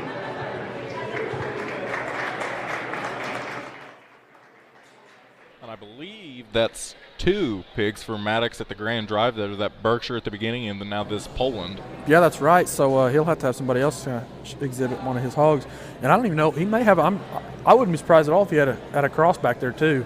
So Maddox is doing pretty good to start out here at the hog show. I believe he got a single entry spot coming in. Yes, that is shown by Jake Wilkerson. Well, it looks like we should have we should have 2 in this first class, and then we'll have a single entry spot with Hannah Hamill here after this first class.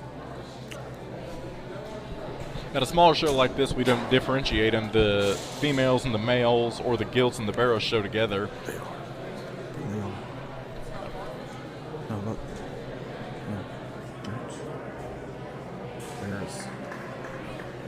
Correction on that. Normally at this show, because it's such a small one, we don't have the females and males show together. But at this one, there's enough entries in both that we're doing all of the gilts or the female hogs first, and then followed up by the barrows or market hogs.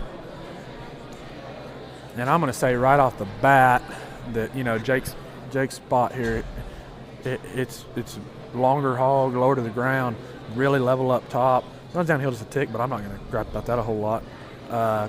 Tyndall's hog looks really good once he gets his head up a little bit and gets moving, but he's wanting to kind of fight her a little bit on that, so that'd be interesting. Or she, excuse me. What the breeders will look for a lot, and what Hunter and I looked for when we bred pigs, in the female pigs, the thing that always carries on in the genetic line is the feet and the bones. And if you can look at Tyndall's hog as she's shown here, when he gets to move it, or she gets to move it again, you can just see how thick the bone structure in the leg of that hog are. Oh, 100%. That's what you look for too. You know, a big boned hog's gonna be a big hog overall in general. And like I said here again at feedlots, you know, a big boned hog's gonna be a tougher hog. You're gonna be able to get to that feed a little better and put on weight a little better than those other hogs. But Jake's little female here, she's really good looking hog, real level up top. So be interested to see how she does.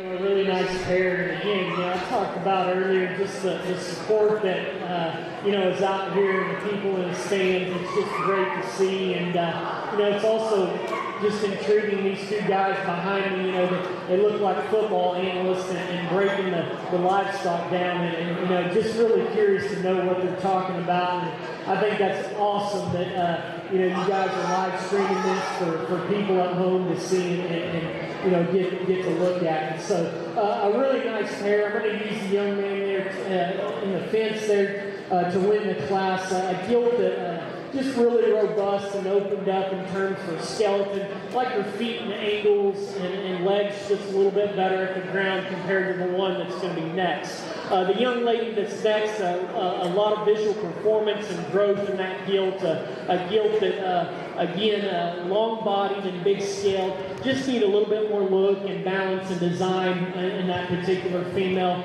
Like to change her at the ground just a bit. Congratulations. And like I said, that was Jake Wilkerson's little spot gilt here that just won that class. She'll be coming back for the breed drive. But she was a really good-looking hog, a little lighter framed hog, but really, really sound when she walked and really level up top, and I really like that. Maybe not as big a bone, but that soundness will carry on to those piglets too in the future. So hopefully someone will get her to breed maybe one day. And speaking of the future, you got to look forward like Jake's pig. As small as it is now, 2 weeks from now at county, and then 3 weeks after that at the district show, it's going to be a whole different hog than it is now. Oh, 100%. And you can see the things that are going to carry on into the future. And that's what I love about this early show, because you can see how they started out and you can see how they hold together. It's real easy to feed a hog the wrong feed and then all of a sudden blow it apart and it's not, doesn't walk straight, doesn't do anything right, and all of a sudden it went downhill too fast. So it's great to see when these exhibitors can have a good hog now and maintain that all the way through the show season. So I'm looking forward to seeing how these hogs look down the road. Young does a nice job of really freshly presented field that's got a lot of product from relating in and bigger form and weight.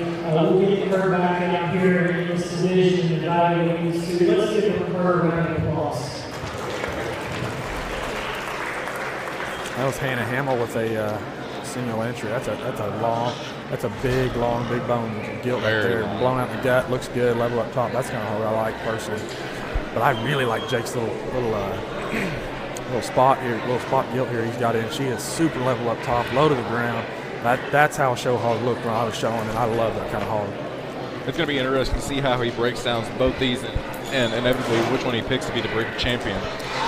And really, these two hogs are kind of similar when you get down to it. I mean, Hannah Hamill's, she's got a little more weight on her and a little bigger in the back, but they're really kind of built the same when it comes to bone structure and levelness. Hannah's runs downhill just a little bit, but I'm not going to complain about that too much.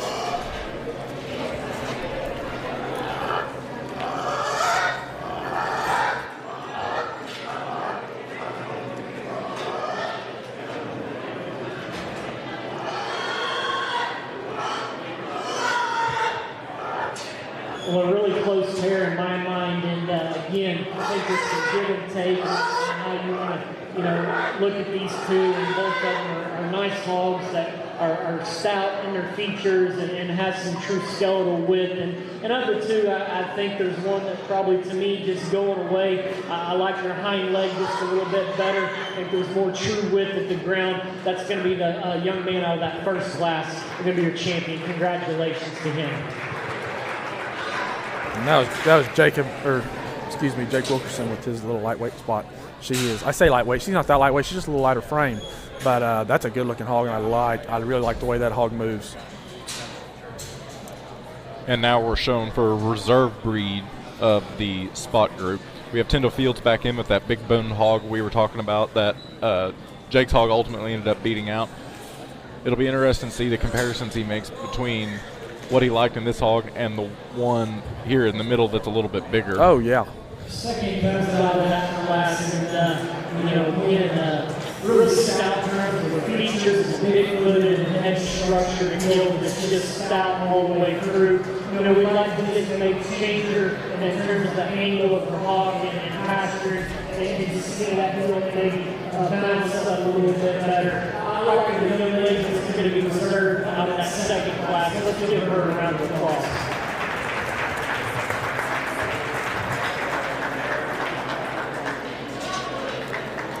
And that was Hannah Hamill, I believe, that just got reserved.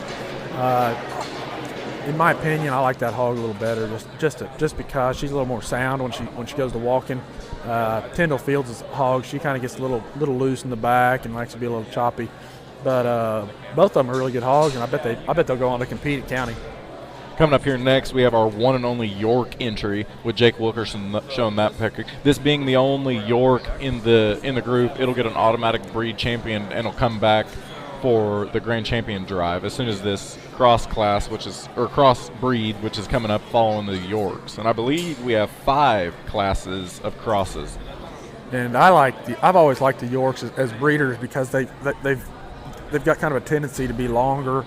They're more open in their midsection, and if you can get one that's really sound, they're really great mothering pigs from my experience anyway. Just one Yorkshire out here in this division, and a nice individual, high quality, really highly presented young man. Done an excellent job with skin and care in this particular female, and that's not easy to do, especially in the Yorkshire breed, but really attractive and tall-fronted and sounding correct on her feet and legs, one that still has some genuine width and shape to her. Congratulations to him. Congratulations to Jake. Up next, we have my personal favorite group of the pigs is the crossbred pigs. And what's interesting about this group is you can take what you like about one breed and like about another one, you mix them together, and you can really come up with some interesting combinations with these contestants can have with their crossbred gilts here. Oh yeah, and it's kind of every show is the crosses are the big one. That's what everybody's waiting for. That's what everybody's wanting to see what the next year's breeders are going to look like.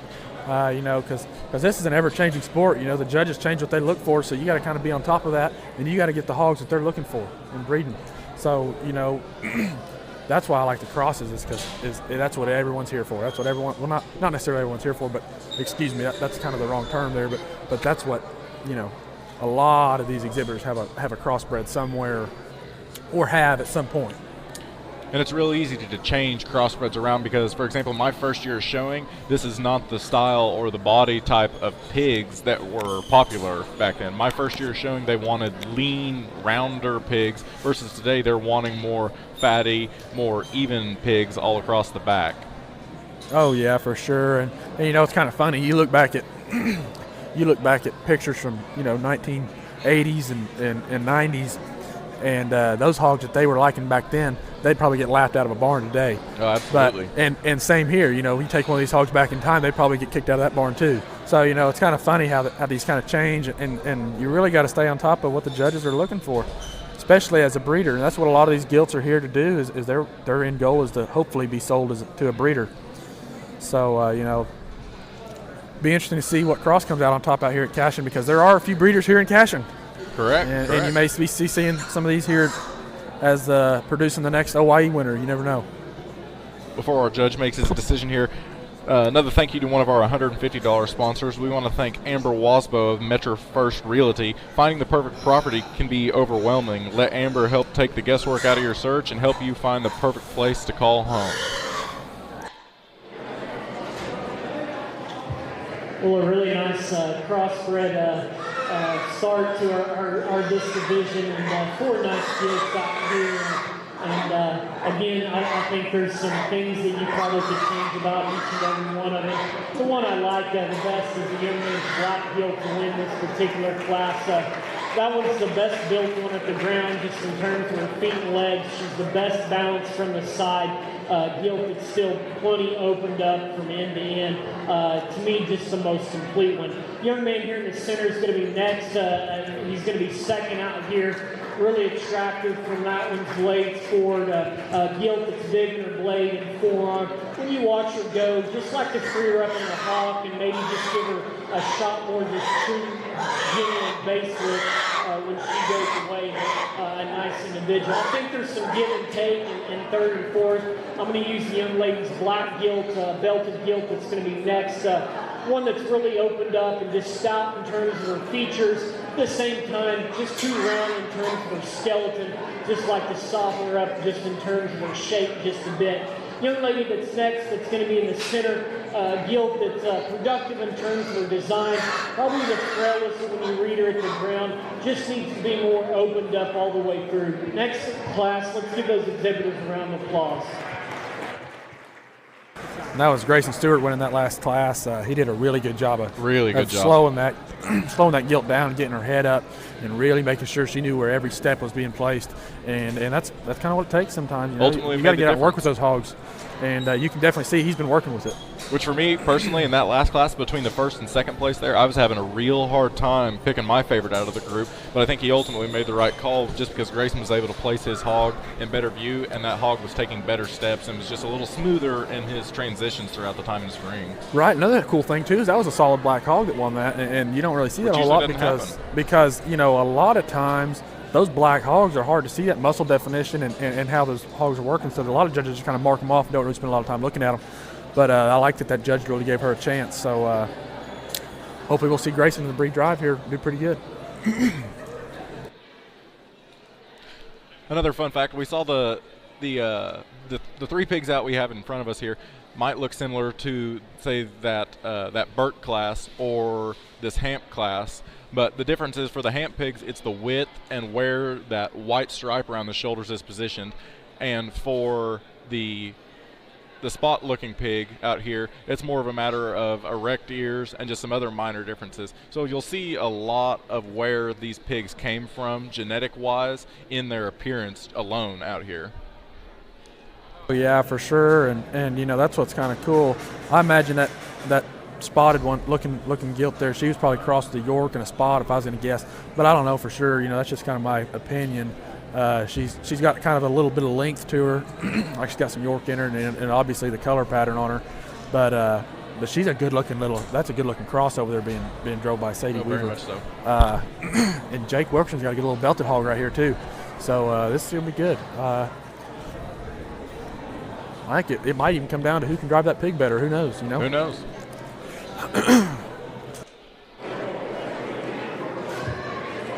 Nice trio. I think there's some give and take in these top two. I'm going to use the young man there against the fence here to my right to win. Gilt, there's just more to her compared to the one in second. She's more pulled apart and you get on top of them. To me, there's just more genuine width all the way through. I'd like to just change her balance and design just a little bit. And that's where the young man here in the center and second probably counters your class winner. Really like the balance and attractiveness in that particular female. A gilt that's up-headed and just good in terms of the way she's made. Get on top of her just a little bit flatter, just a little bit frailer in terms of her features. The young ladies, that's kind of tri-colored one that's going to be there in third, doing a nice job out here. Gilt that like the length and extension and just attractiveness, just a little bit flatter, a little bit plainer, just needs more genuine shape to move up. Congratulations. See, and that just goes to show right there that the difference in opinions, my opinion isn't right and isn't wrong, and the judges the same. But see, I personally like that tricolored hog as a top and probably a belted hog in second. Which, like you said, opinions. But it comes down to opinions and who's running the show, and that's just kind of what you got to learn in livestock judging. Everyone's opinion differs. Yeah, there's a general consensus, but it when it gets down to splitting hairs, it's pretty opinionated. And like you said, you could bring a different judge in here right now for that last class, and he might have a totally different placing than what we just saw. So, I mean, it's really interesting to see these judges pick apart the pigs that they see in the ring and figure out what they like best and what they put above other things. It's really, I mean, it's just really interesting to see their thought process throughout the deal. See, I like this belted hog that Luke Summers is driving. If he can just keep her together, keep her slow, and keep her head up, she'll look really good. And same with this other hog, this majority white hog. She's pretty good looking too. It's just a matter of driving it, you know. An easy winner in my mind, the young man here closest to me, Gilt that balances up, and I like the build and just shape and look and quality that one has. Really stout, featured, big-legged, nice individual to win that particular class. A young lady that's going to be next, Gilt that a little raw in terms of her look and design, female that maybe just quite doesn't balance up, a little frailer and smaller footed at the ground. Let's give those exhibitors a round of applause as they exit the ring. Really good group there in that last class.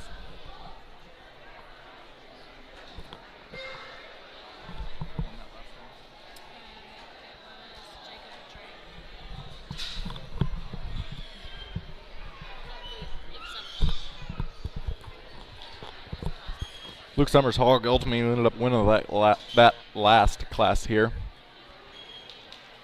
Out of the hogs coming into the ring here, you have a lot of contrast. You've got almost a solid white hog coming in against a belted hog with a black spot, and then in this first pin here, a more belted black hog also. See, and that'll come down to, you know, we'll talk about showmanship later, but right there coming out of the gate, that hog would look totally different if he could get that head up and lift that back level and get him moving out of that gate. When you get a hog coming out of a gate and he wants to put that nose down, his back's going to hump up in the back. So then he's going to look like he's not as flat, not as sound, not as level. So, you know, it comes down sometimes to who's driving a better hog. And I've said it a couple times already, but we'll see what happens in showmanship later. It'll be interesting. I can't wait for showmanship.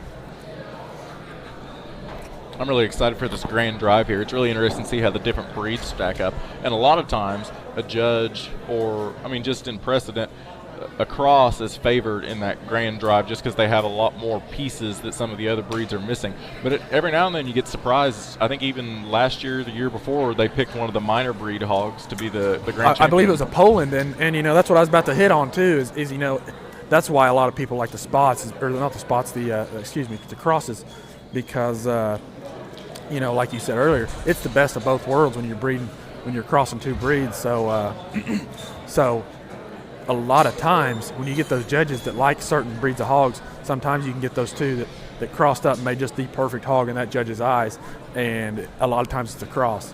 You know, Poland's different, each individual breed may fall short in a certain area, and that's the beauty of a cross, is you can kind of cross them and try to make up for those weak spots. Really nice class out here, and to me, the one that probably puts the most good things together is going to be the young lady there to my right against the fence. That gilt combines just openness of skeleton and skeletal width and balance and design in the right kind of degree out here. The young lady that's going to be next here is to my left. I really like this gilt from the side. She's productive in terms of her look and design and balances up. When you get right behind her, she's a little more disappointing. She's a little frailer from hop to ground. Just like to see a little bit more true, genuine base width when that gilt goes away. The young man that's going to be next there, the blue rump gilt there in the center, gilt that's probably just a little bit more pulled apart compared to the one that's going to be right behind him. Gilt we just need to redesign in terms of his balance and the way that one's made. The young man that's going to be next there with the white gilt, a gilt that's long bodied, got a lot of length and extension, a gilt that just needs more a productive look today. Let's give those exhibitors a round of applause. You know, and the judge just hit on it right there about being kind of frail-footed and kind of skinny down in the leg from the hawk to the ground. That's a big, big part of it, because we're looking at breeding gilts right now. We're not looking at market hogs. We're looking at breeders. We're looking at those hogs that are going to pass down those big bones to all the future generations of hogs. So breeders are going to be looking for that big bone all the way through that leg to the ground, even in the hoof.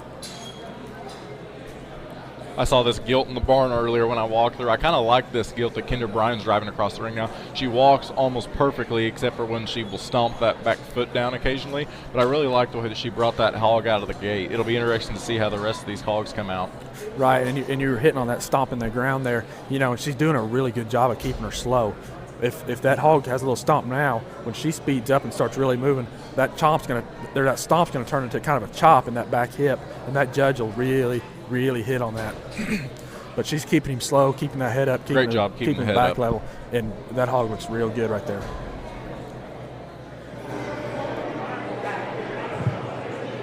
We get in our last class of crossbreds, and a high-quality one that the young lady brings out that I think can certainly stand some competition. And she's got some balance and design, and all the right parts and pieces fit together quite from the side. Some openness at skeleton and good at the ground.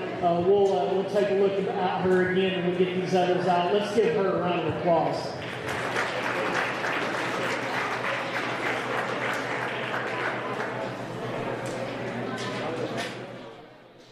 Big congratulations to Kendra right there. Before we get into this next one, he gives us our reasons. I want to thank one of our other $150 sponsors, Stuart and Megan Roper, new sponsors to the Cash and Achievement Day. We are so thankful for the support of the students, showing and helping them showcase their projects here at Achievement Day. So we're coming in here to the breed drive for the crosses here. I'm really excited to see who comes out on top. I like that little black hog that Grayson's driving, but you got to also think about that hog's kind of lightweight, kind of young. What happens when you start putting weight on that hog? Is she gonna kind of fall apart structurally or what? Kendra's got a good hog. I like that hog. I really like that hog Kendra's driving, and the one that Luke Summers is driving here, I really like him or her quite a bit too. I'm gonna really be interested to see how he compares Kendra's to Luke's. I do too. I think Luke's, as he comes here walking away from it, he's a little wide in that step in the back end. But she's got some big bones on her. She's thick on that hawk all the way to the ground. And that's what you're looking for, man. That's a good looking hog too. But man, that little hog of Grayson's, she's holding together real good. She's really well. But like I said, she's tight. Once she gets blown out a little bit, blow those ribs out a little bit, get her a little older. When she comes time to breed, what's she going to look like? And That's something you got to really think of come OYE time. It's going to be really interesting to see whichever breed winner he picks out of this class, how that breed winner is going to stack up, and you'll be able to see it when all the different breeds come into the ring. You'll be able to see those distinct differences in each breed when they're walking around in the same pen side by side. Oh, 100%. And I feel bad for the judge because I kind of feel like that's comparing apples and oranges right there.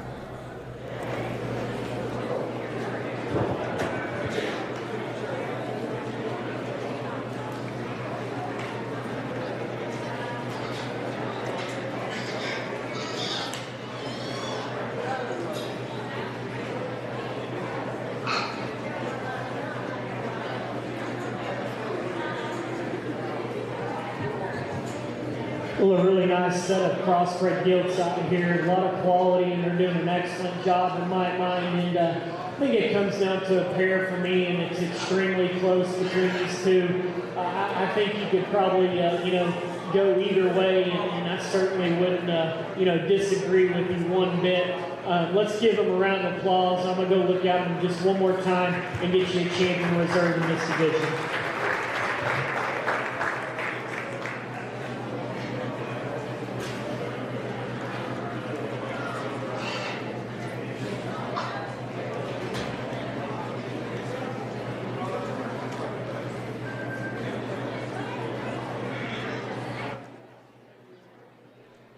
As you can tell how this can get pretty hard sometimes, the judge is taking a little bit more time observing this breed drive right here, trying to really pick the best one of this crossbred group to go into that final grand drive. For sure, you gotta remember too, these crossbreds, they're, like I said, I think they're probably one of the generally better looking hogs. But but you gotta think, he's gotta pick a cross that could very well come in and win the show. So good job for Luke Summers there. Luke Summers, there you go. That just goes to show. Just goes to show that different opinions, but good for Luke. Good for Luke, and we'll see who gets reserved here. Which just shows how competitive these cross classes can get. Oh, 100%. And another thing too is like I said, it all comes back down to kind of working the barn. If you can't present that hog right, guess what? You might have the better hog, but you're still going to be placed lower. So you got to place that hog right or present that hog in the right way. That was Kendra getting reserve breed there, I believe. I like that hog. Another really I personally good would probably place that one on top, but like I said, like I keep saying, that's the different opinions. Before we get into our breed drive and the last part of the show here, I'd like to thank a couple more of our sponsors. We have Drew, Ryan, and Justin Baker, another Cash and Legacy family who have been participating in the program for many years and continue to give back. And the G6 Farms. Thank you to this family for sponsoring the agricultural program and carrying on the traditions of hard work and dedication with the next generation. Our program would not be possible without them.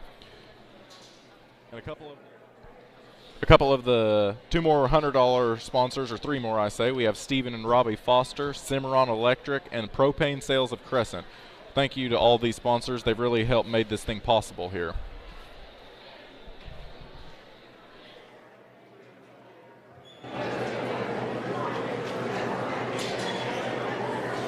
Out here for reserve, I think there's another one again. It was extremely close in my mind between your champion. The young ladies heavyweight is going to be reserve champion. Congratulations to her.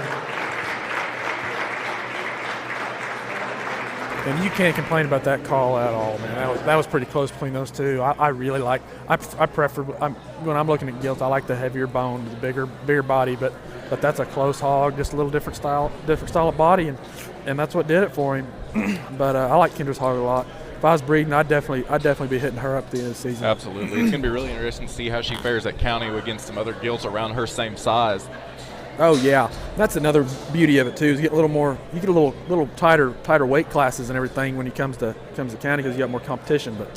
But I can't wait. I will be going to some of these shows here throughout the year and definitely seeing how these hogs do in the future. Who knows? We may did a good enough job here today. They might ask us to do one or two more. We'll see about that. Here we're kicking off our breed drive here. We've got Grayson coming in with his Burke pig, followed behind Kathleen Hamill with that first place Duroc at the beginning. I like that Duroc a lot too, but that's a good looking Burke too, man. I've never really been a fan of the Burks personally, but then again, for a Burke, that's a good one. I'd love to have that one in a barn.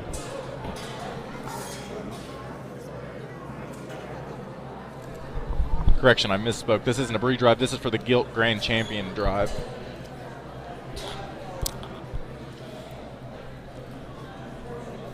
See, and this is just tough, man, because these are all good hogs.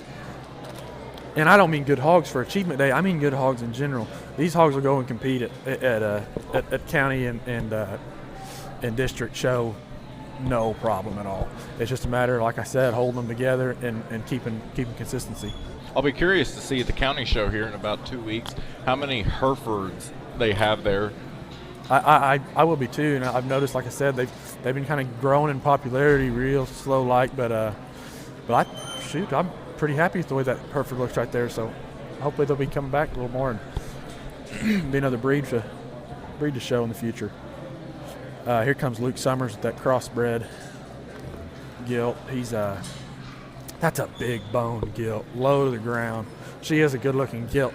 My deal with her was I thought she was a little choppy in the back, but you can't complain about that hog at all. Another great one that we talked about at the beginning is Jake's York that he's walking across the ring right there. That hog is just smooth walking and she's built soundly. Oh yeah, she's built good. She's got that long body. She looks like a breeder. She looks like ones that you want to breed. I would love to see that hog 3 months down the line. And I'm sure that hog's probably a purebred. So hopefully they won't have to hold that hog back, and in turn maybe kind of hurt it in the future. So hopefully that hog will be one that they can just kind of let her do her thing and really look her full potential come showtime in Oklahoma City or district. As you can see on the camera, the judge hasn't even moved close to our microphone yet because he's still walking it over, making his decision. 100%. I feel for him because this is a tough decision too here. Well, I'm not going to spend too much time out here. I've got maybe, a few in my mind that I think it's extremely close, and, I don't want to get these hogs tired and broken down because, we've got shows coming up later, and certainly, these kids spend a lot of time and effort in these projects and, getting where they need to be. And, they're doing a great job out here. Really, impressed with the quality and that has came out here at a local level. There's not too many places that you see the quality that right here in Cashion that these kids have brought to us today. And so let's give them all a round of applause. I'm going to take a few more minutes and get you a champion reserve. The judge just hit that on the head. That these quality of hogs is unbelievable for such a such a small school. These kids are really putting in the time and really have found the breeders, I guess, that are producing, because they've done a great job, and these hogs look fantastic, especially for this early in the season. Oh, absolutely fantastic. And like we said, how tough of a decision this is. He came over and made some remarks, and it looks like he's going to take Luke Summers. He's going to pick Luke Summers at that gilt for Grand. That's a pretty good hog, but that's interesting because now that next that crossbred gilt that I like from Kendrick is to come back in, so we'll see how she competes.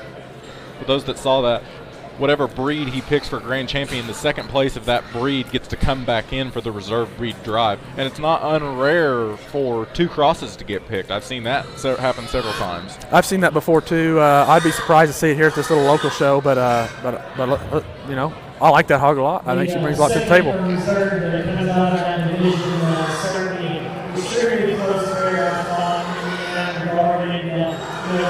I think there's maybe 2 goats out here that are awfully close, and I wouldn't disagree on how to place them in my mind. I really like Miss Stu Rock gilt. She's going to be a reserve champion today. Congratulations. We're going to take Kathleen Hamill with her Duroc for that reserve Grand gilt. Yeah, that was a good-looking Duroc, and she was really super sound. And I think that, in my opinion, is what why I would place her like that. But that's a good-looking Duroc. But every hog in that Grand Drive looked really good. I also like that little spot over there. I forget who originally showed that hog, but Nathaniel Brownell's driving it. But that was a good-looking hog too. Great-looking hog. Well, that was the conclusion of our gilt show. We're going to move pretty quickly into to our market hogs, the Barras, and we have 3 breeds coming in for that. We're going to start off with the Berkshires.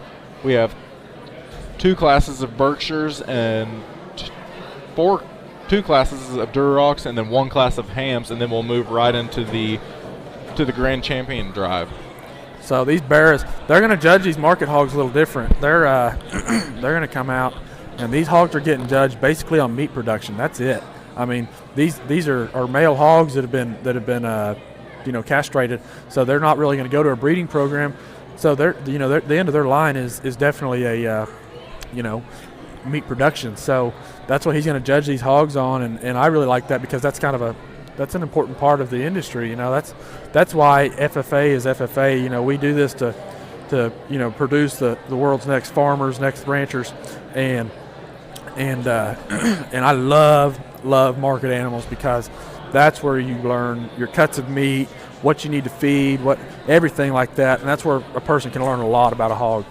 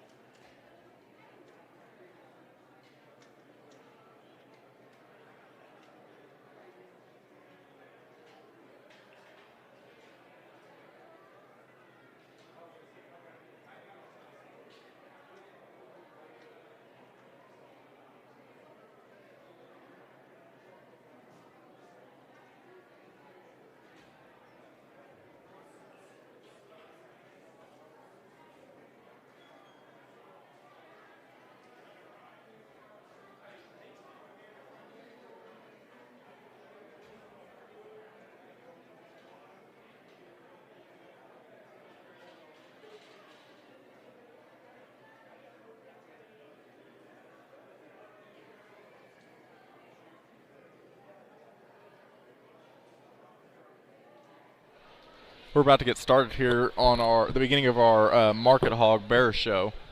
I believe we're starting. Yep, we have 2 classes of Burks coming in. We have Jackson Bailey and Jace Evans, but Jackson Bailey for this Class 1 pig here, and then in Class 2 we have Jace Evans and Nathaniel Bronaugh. Yeah, now these hogs are just a little different. These are market hogs, so these are all males. Like I said, the end of their line is probably going to be meat production, but with that being said, these animals are going to be not judged. They're broke up more by weight, so these will be a little closer in size, a little easier to judge, hopefully. I got to give props to this young man out here again. Jackson Bailey, he's shown this pig like somebody who's been showing pigs for years. 100%. He's just doing a fantastic job. He's kind of, he looks like a senior, someone on their senior year showing that hog. He's got a really bright future to come. Nice single entry to start off our bear show, and again, young man does a great job of getting him presented and shown and flexible and loose in terms of his skeleton, bear that's productive in terms of his center body and look. Let's give him a round of applause as he exits.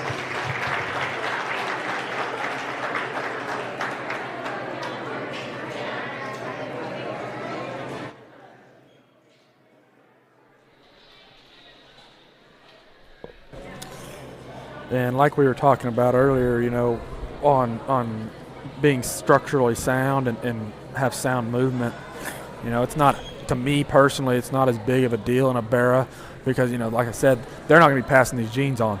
But at the same time, like I said earlier, you got to have them strong enough, big enough, boned legged, tough enough that they can make it to that feed trough every day at the feed yard. So, exactly. So, you still got to judge on a little bit, but I wouldn't personally as a judge, I wouldn't critique them as hard as I would on the gilts.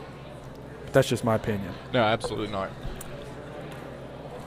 Both of these are good-looking hogs, but we'll go ahead and let the judge talk here real quick. Really nice pair of hares out here. Young man here to my left, closest to me, he's going to win. Bear, there's just more genuine shape, and he's just bolder all the way through his entire skeleton. Big forearm, big blade in that guy. Nice one to win. The young man that's going to be next there to my left in the center, really attractive bear that's extended from his blades forward, fresh in terms of his skin and hair coat. Bear that's just a little flatter, a little plainer all the way through. Let's give both of these gentlemen a round of applause. Great job, guys. That was Jace Evans winning that second class of Burks, or Berkshires, excuse me. That's a good-looking hog Jace Evans is driving. Like he said, he's kind of staying true to that barrel look, in my opinion. But this is a good-looking little lightweight coming out of the gate, too. It's going to be interesting to see how he goes from this super lightweight hog to this almost heavyweight pig compared to each other. And I've seen it before, man. I've seen those lightweight hogs come out. They've got the structure. They've got the shape. They don't have the size on them, but they do have they have the footwork, and that's what wins it for them. I like both of these hogs, really, to be honest with you.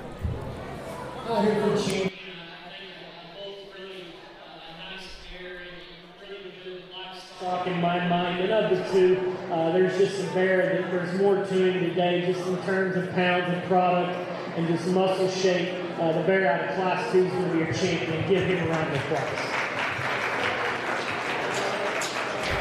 See, and right there, like I was talking about, sometimes it comes down to structure, sometimes it comes down to size, and that's what you just said. The judge just. Really fresh in terms of shape and skin and hair coat. You like the look that he has from the side. Bear, just a little bit frailer in terms of his features. Ideally, probably just like to open him up at the ground. Another one out here that probably just in terms of build and has the right kind of pieces for me. The bear out of Class 1 we're going to use for reserve. Congratulations to him. See, and that's what I was just about to say is that breed champion. He, like he said, he brought more product to the table in the show ring, and that's sometimes how you got to judge it. But I personally like the structure. I like to look down the line. It's early in the season, Very early. And I like to judge on that. So that reserve Burke right there, that was a good-looking hog. I like that hog. Really structurally sound here again, and that's a big thing for me. Here we got 2 classes of Durocs coming up next. We got 2 in Class 1 and 2 in Class 2. So that'll be interesting to see those 2 up. In the first class, we have Hannah Hamill and Jackson Bailey again.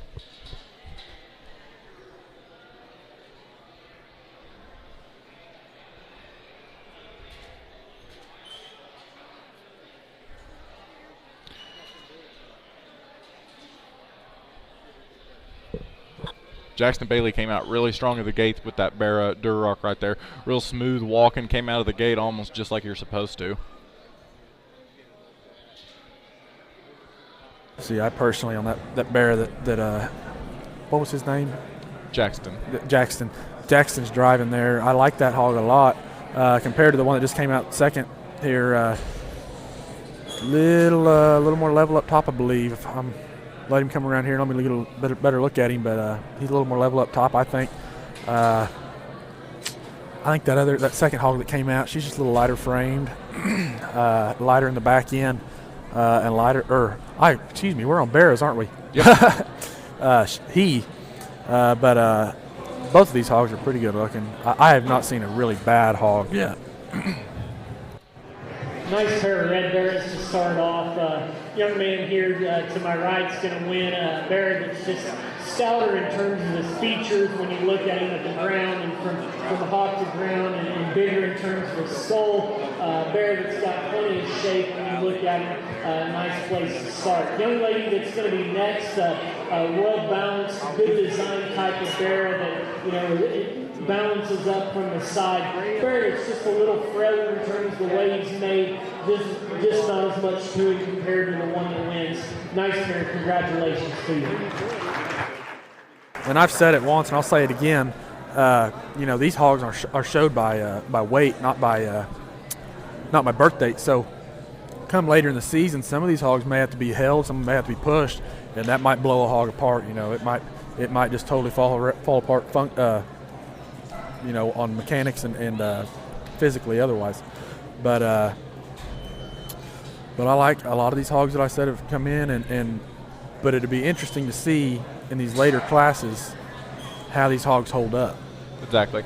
And that's what a lot of people who've never done it before don't realize. It's a lot of work to get a hog, whether it's a gilt or a barrel, where you want it, but it's even easier for a hog to fall apart. I mean, you could go in your barn one day and be totally happy, and within a matter of a few days, a pig could just fall apart on you. Exactly. And I've always said, I hate to be kind of crude like this, but I've always said that a pig's kind of looking for a place to die. They really are. Pigs are really super sensitive when it comes to their stress levels and things, and you can really stress a pig out super easy. So you also got to be careful with that. But pigs are super sensitive when it comes to anything feed, physically, mentally, emotionally, whatever it may be.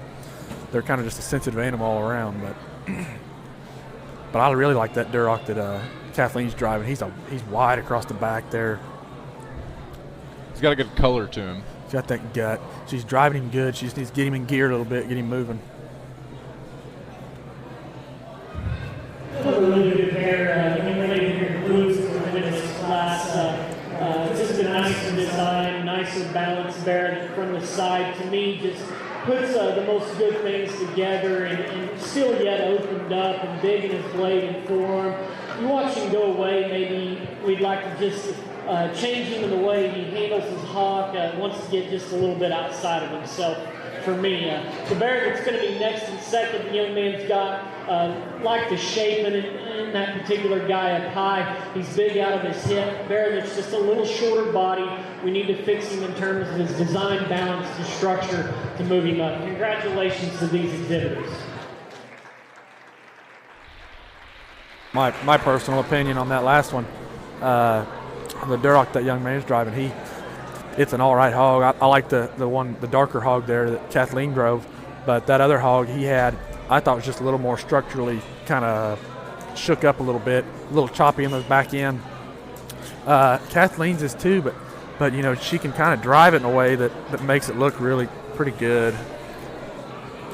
We've got Kathleen. Jackson just came out with his hog that he just won, I think, his class with. Very good looking hog. I believe this is the breed drive. Yes, this is. Yes.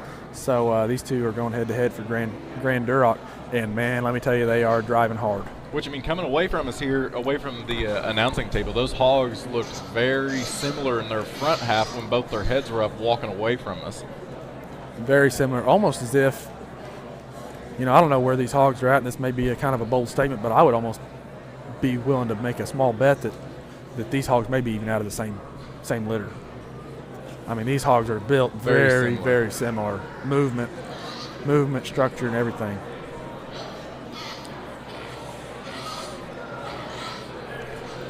Now, I like that Kathleen's has got a little bit of neck on it, a little bigger head, a little more jowl in him.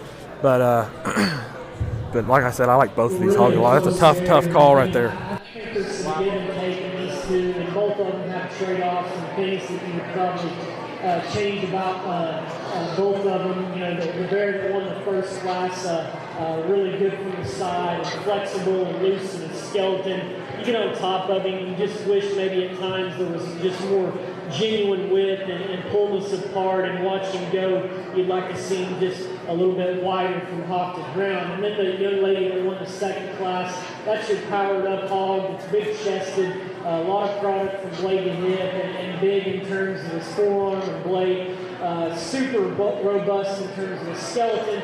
You watch him go, and you'd like to see him just handle his hop just better, and maybe see him set inside of himself just a little bit better for me. And so I think it's extremely close. Today I like the young lady out of that class too. She's been your champion out here. Let's give her a round of applause. I couldn't agree with that more. Both of those hogs are really good, and both of them, it could have went either way, but I personally like that other hog. He's a little big for my liking at this stage in it, but they may be going to win county. Yep. Not everybody's looking at that end goal of OYE or district. Some of them are looking at that county show. Which you meant then? Oh, he's going to talk here. Talked about him earlier, just extremely close in my mind. Good build, an attractive one.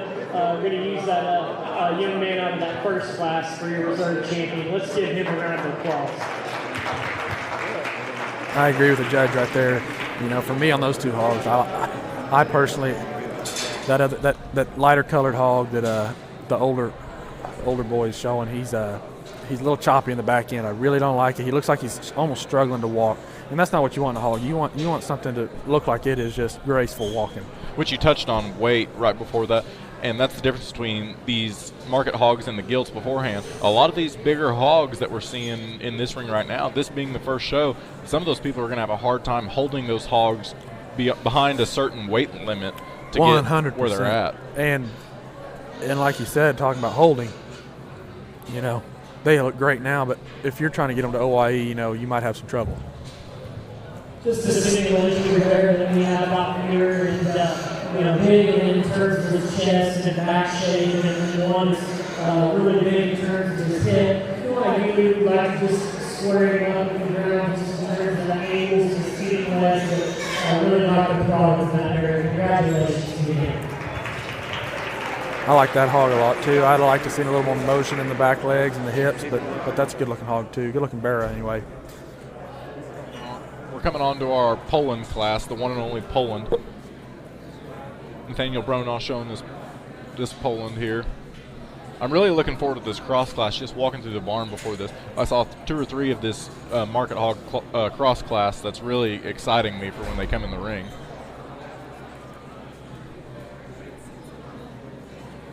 God, this pig is almost jet black.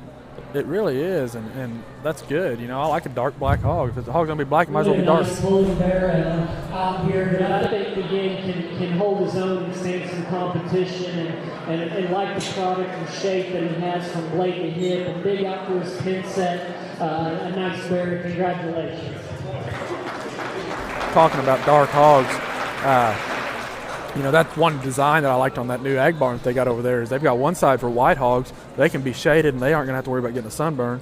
But on the other side, they've got it not covered. It's uncovered for the dark hogs, so they can kind of lay out there and get a suntan, and that's really cool to me.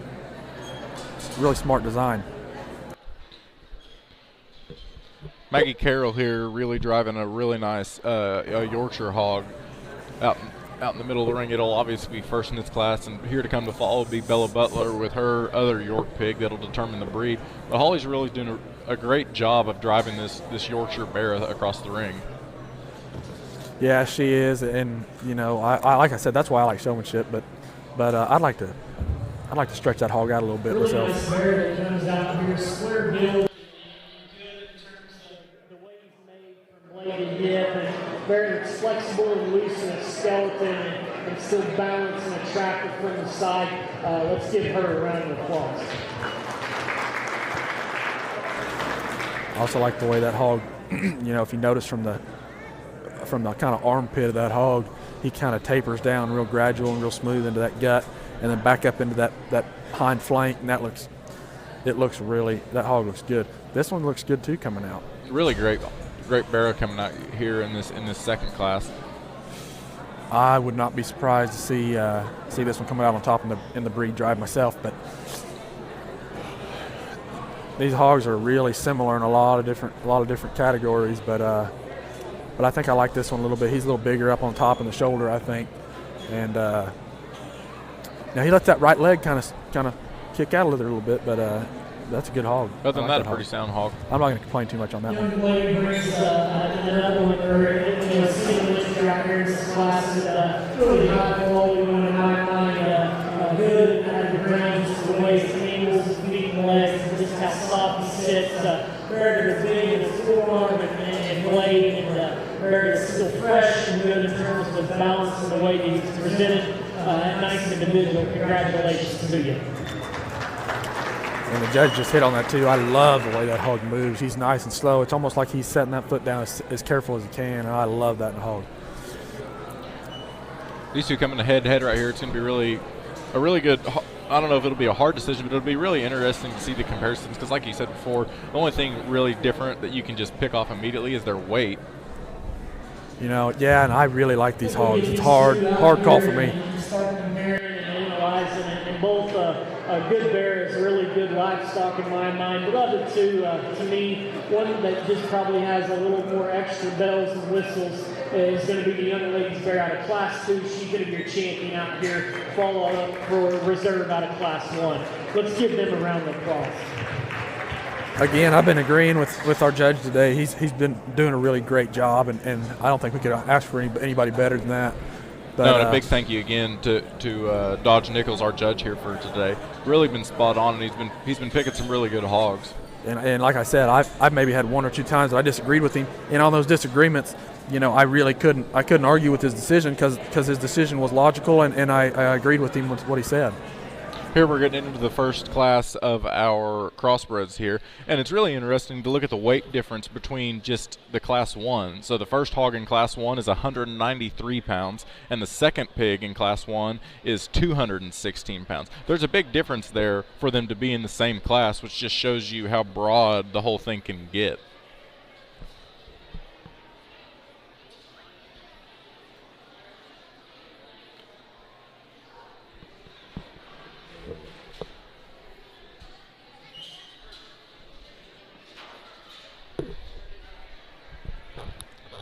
Maggie Carroll driving into the ring with that first hog I mentioned. A really interesting pattern coat on this hog, almost a touch of red in it. You know, it's kind of funny. You know, Chris Carroll, he used to be the ag teacher here at Cashin. You can kind of really tell the kind of hog, the style of hog that he likes. You know, he raises these hogs, and they all come out of the gate moving super slow. They're all solid all the way down through the hock, and they're all big in the rear and balanced in the shoulder. Nice and level up top. Maybe a little more compact hog, but definitely good-looking hogs, and you can definitely tell that Chris likes his hogs a certain way. I really like Jakes Evans's pig coming at us here. I almost wish he was more blown up in the shoulders a little bit. Of course, that'll probably come later down the line. He just doesn't have that big pop in the front as he does in his back, but he's a real solid pig. Yeah, I agree with you. I think that maybe I'd honestly like to knock a couple inches off that hog and you know, maybe define him up a little bit. Both really nice bears to start out your crossbred show, and a little bit different in terms of their type and kind and the way that they're built. I'm going to go ahead and use the young lady's bear here in this center to win. To me, just more pulled apart right there through the base of his chest and forearm. He's bolder in terms of his center body shape. I like the squareness and just look from the side that bear possesses. Nothing wrong with the bear that's in second. He's extended bear that's flexible and loose in terms of his skeleton. One that you just get right on top of him. To me, just like to open up just a little bit more compared to our class winner. But two nice hogs. Let's give them a round of applause. Well, again, I like how this judge is really judging these hogs. Like I said, Chris likes that style of hog. That's kind of the style of hog that's popular when we were showing, a few years ago.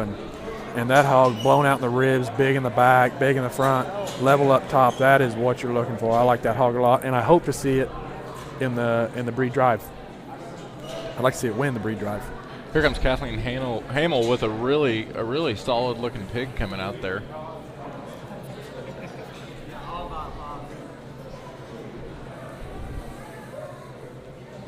And Maggie again, we see Maggie Carroll again back here with a blue buck cross. And a lot of times those blue butts can do you a favor because that black almost highlights and pops those muscles on a back on a white hog. Oh, for sure. And again, you can tell that's Chris Carroll's. Maybe not as thick down in the hock, but level up top when she gets him stretched out, nice and sound all the way through, big in the back. Like I said, that's a Chris Carroll style hog, I guess. You're absolutely right. You can definitely tell that he knows what he's doing, and he really knows what he's doing when he comes buying hogs. I'm glad you touched on that buying hogs. That's the kind of style of hogs he would buy when he was the ag teacher here. I mean, you can really see his preferences. Oh, yeah. You're both doing a great job. I'm going to use that young lady's belted bear to win. I don't know, it's just wider and bolder in his basic build. I think he's fresher in terms of his center body, a little fuller in terms of his flank for me today. He goes away. We'd probably just like to correct him out of his talk and just see changing the way he goes just a bit. But a bear just in terms of sheer width and product you like. The young lady's blue bear that's going to be next really has a nice look from the side and balances up pretty nicely in my mind. You watch him come at you, you just need to pull him apart through his chest. Like to see him a little fuller in terms of his flank today, but a bear that's got the right kind of pieces to him. Let's give these exhibitors a round of applause.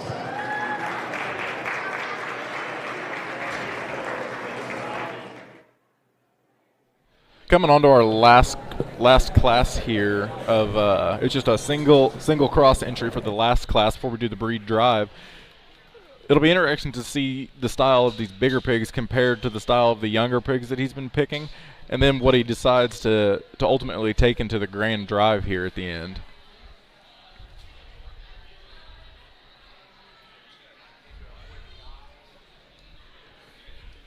This hog coming into this last class here is a 288-pounder. I mean, just a massive, massive pig.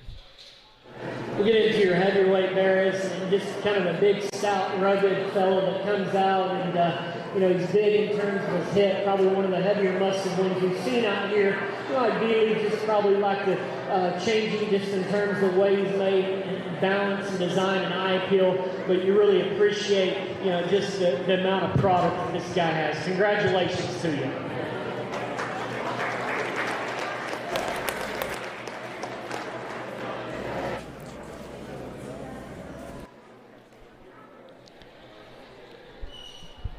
Getting started on this breed ride here for the crosses.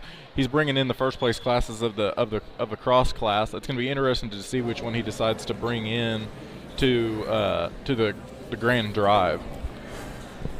Yeah, and I'm not gonna lie, I really like that lightweight hog, or not the lightweight, but yeah, she is the lightweight. I like that hog that Maggie Carroll's driving, that kind of tricolored hog there. I think that's a classic barrel look, and I like it a lot. Now he might pick her a little bit because these hogs that she's going against are a little more filled out. They get a little more rib to them. But I like the way that hog looks, and that hog has got a promising future, I think. We get these three back out here and start breaking them down for your champion crossbred drive. And nice trio of bears. Not perfect. There's things we could change about each and every one of them. But for me, the one that I fall on, to me, he's the best built one at the ground, just in terms of the angle to his feet and legs. One that's square built, has enough shape to him. I'd like to just clean him up in his throat latch and up in his front third. With the young lady's tri-colored one out of that first class, she's going to be your champion. Let's give her a round of applause. Like you said, that lighter weight hog, that classic bear look is what he was focusing on there, and she ultimately is going to be the crossbred pig that he brings into the grand drive here. Right. I think that hog is sitting just right where you'd want him at this stage in the year, because that hog's small enough you can put some feed to him and get him up there for a show that you maybe want to win, but also he's not small enough that he's going to struggle keeping up with the pack. We've got Jace Evans back out here for the reserve breed. Your second one that comes out of that class, kind of a longer bodied hog that's a little more extended and one that, again, really flexible and loose in terms of his feet and legs. I thought, in relation to his size, just need a little bit more true base width at the ground. And to me, that's probably where I'd change it the most. Second best one today is I like the young lady in the corner. She's going to be reserved. Congratulations to her. I'll text you and let you know what I find.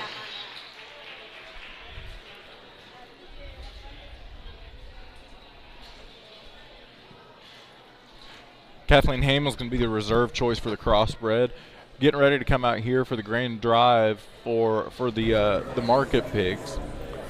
Yeah, this is one I kind of look forward to. This is the one kind of everybody looks forward to. Over at County, this is the one that everyone's sitting around the ring watching, waiting to see who's going to come out.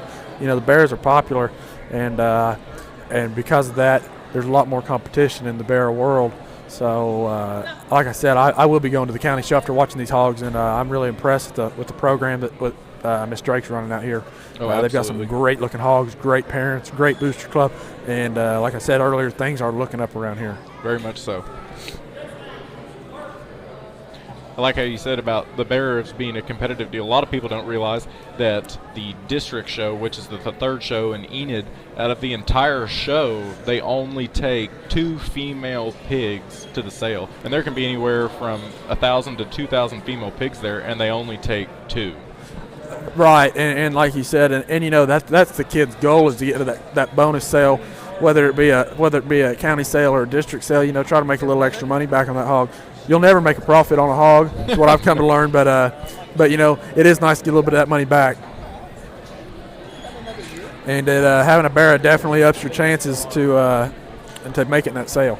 Glad you touched on the profit back on the pig. Yes, you don't ever hardly make your money back on a show pig, but just the sense of accomplishment that these kids do have, and the great job that our parents and booster club do, and our businesses around here do to support the kids when they do finally make it to that sale. Oh, 100%, and that's a great deal. If anybody's listening would like to get a hold of Miss Drake and maybe would like to sponsor a kid in the bonus sale, that'd be a great little donation to make towards the chapter.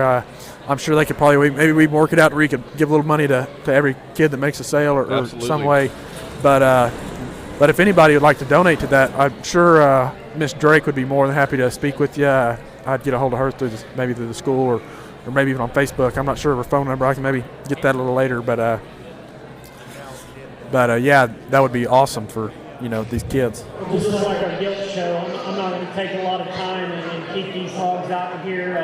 Again, just a great bear show. Congratulations to every exhibitor, that's presented hogs today. Again, just one person's opinion, but I think there's a hog out here. To me, it's not even close. I think it's hands down, to me, the best one in this particular drive. Young lady here with the white bear is going to be your champion. Congratulations to her.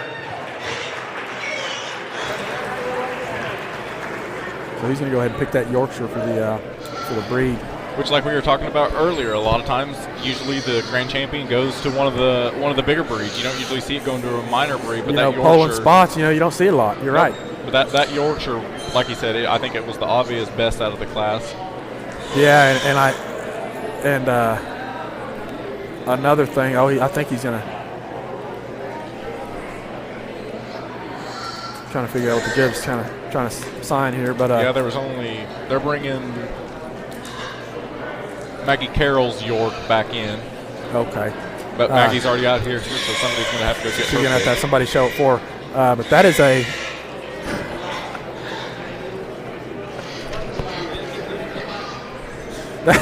I like that hog that Maggie's driving a lot, man. I really look at that hog and I see like we've said 100 times already, that's a classic barrel. I love that hog, and like I said, I can't wait to see that hog at County. On the TV here, you can see the kids giving their hogs a rest as they're getting that other pig. As we mentioned earlier, the temperament of these pigs. You don't want to keep these pigs out here driving away and showing when he's not judging it. And you'll be able to see as soon as this one walks into the ring, they're going to get their pigs going again. Right, stop and give it a break. You don't have to drive it that whole time.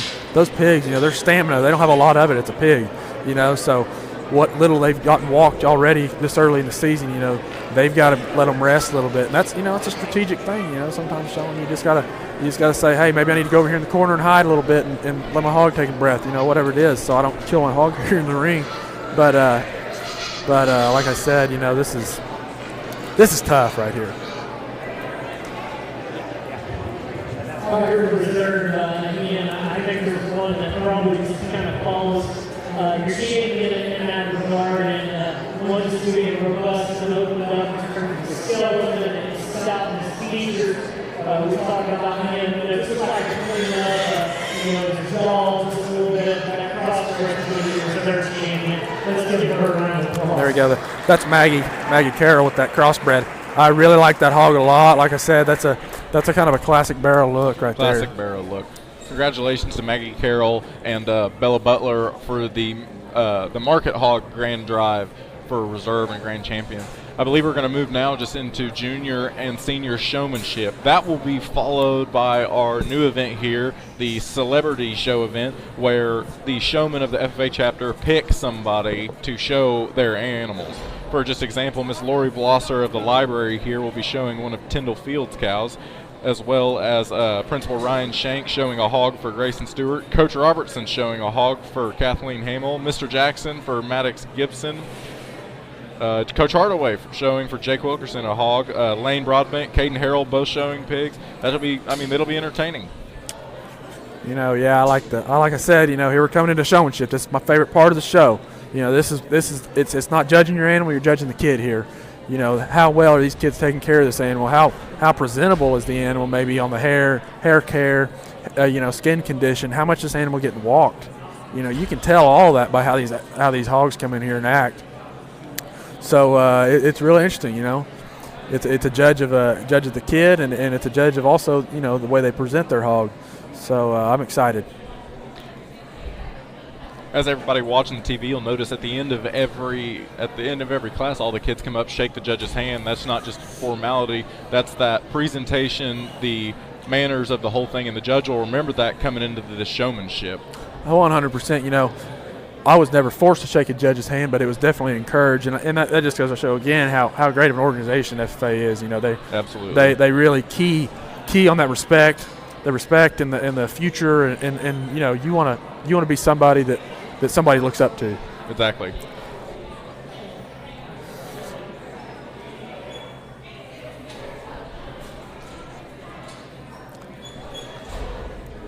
I'm not gonna lie. I'm watching Jackson coming in this ring here, man. I'm not gonna lie. I think he could compete in the seniors. He did a fantastic. Right before you said that, I was about to say I was ready to see Jackson come in, and because he just did a fantastic job with the two hogs that he had. He did, and really everybody's done a great job. You go to a show sometimes, and they a lot of times that hog might break the gate and run 3 laps around the ring. You just got to sit there and kind of watch it and let it happen. And I hate that when that happens because I know that feeling. But like I said, we haven't had any cases like that. We haven't had any hogs try to start a fight or anything. These showmen have really done a great job today. Exactly, which is a testament to the showmen and the amount of work that they put in, the amount of work that their ag instructor, Miss Drake, has instilled in them in this whole deal. So, I mean, it's really exciting to watch just the showmen come out here at this end. Oh yeah, and like you said, it's a testament to not only the organization, but these shows like this. It takes an army, booster club, parents, ag teachers, whatever it may be, livestock superintendents, whatever it may be, donators. donations. We love donations. They help with our trophies and they help with our belt buckles. I mean, it takes a community to make this happen, and I love how strong our ag department is right now. Which I love how you touch on the community. If you can look around to the camera as it's panned around the arena here today, you can see how many people came out to support our FFA and 4-H kids, as well as the people that we've had tune in to the Cash and Wildcat TV here for just from the beginning of this event. It just shows the amount of support this community has for this really growing FFA and 4-H chapter. Right, 100%, and it really shows. And I love seeing the younger generations in the ag department. Because the way the world's going now, a lot of people don't think you need a farmer to live, and the sad truth is you do. And like I said, the sad truth is that they're kind of dwindling away, and I love to see these young guys out here working with these animals and building a passion for the livestock industry. Absolutely.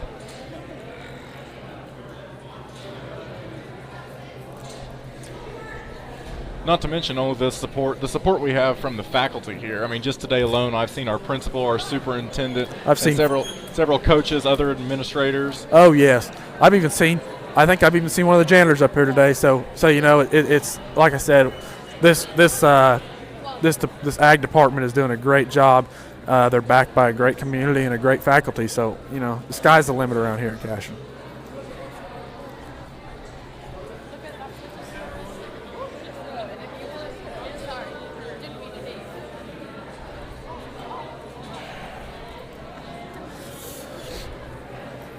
Jackson Bailey, again, as we mentioned, doing a fantastic job, as well as Maddox and some of the others, Maggie Carroll, Luke Summers. I mean, a lot of kids out here doing a great job.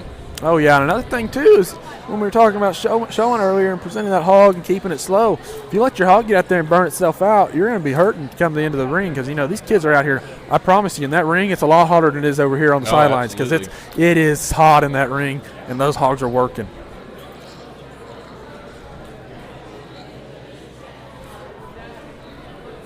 I'll tell you what, I think it's great when a kid can come from across the ring and dial in on that judge and just drive head on at him and grab his attention and keep his attention. That's awesome. That's what you want to do in showmanship. And you'll see on the TV, like Hunter said, that judge moving to opposite ends of the ring, and you'll see the kids that he's going to focus on are the kids that's the farthest away from him that will just tune that hog, like you said, Hunter, and just at a beeline coming right at him. And if you see here, this Hereford here with Jackson and even this little I can't really tell what kind of say Maggie here or Maddox, with these Duroc. There's a kind of a sweet spot to where you want to be on that how far away from that judge you want to be because his eye line, you don't be too far because you'll be past his eye line, but if you're too close to him, he's going to look right over you. Exactly. So that's another thing is you got to find that little, I would guess it about 8 to 10 foot from him to where his eyes naturally rest on your hog, and that's a good way to get seen.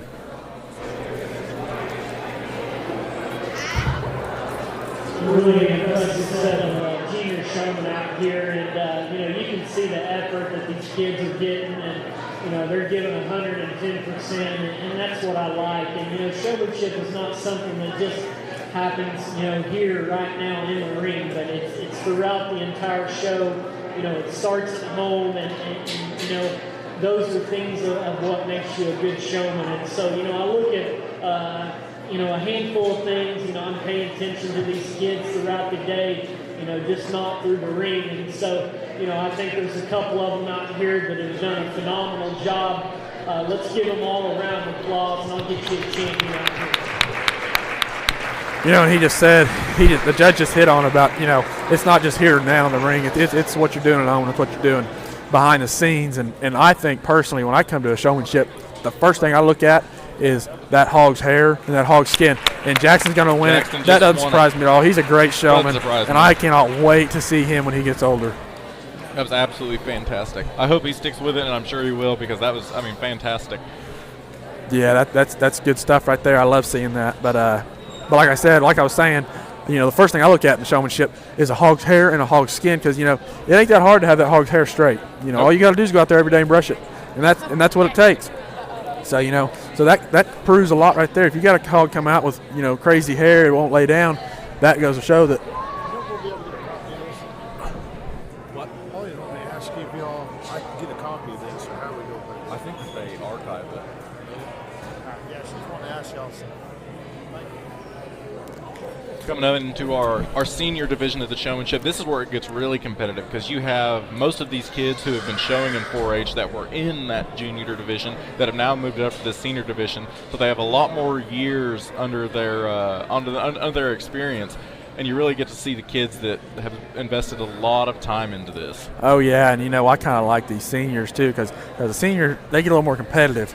It's like I want that win, so I personally love to see somebody when it's kind of cluttered in the ring. I love to see somebody just kind of bully their way through there, cut through there, get to the judge, because that's what it's about. It's not about trying to be nice to everybody. I mean, yes, sportsmanship is huge, but at the same time, you're trying to get your hog seen, so you got to do what you got to do to get that hog seen. So if you got to barrel that hog through there, do it and get seen.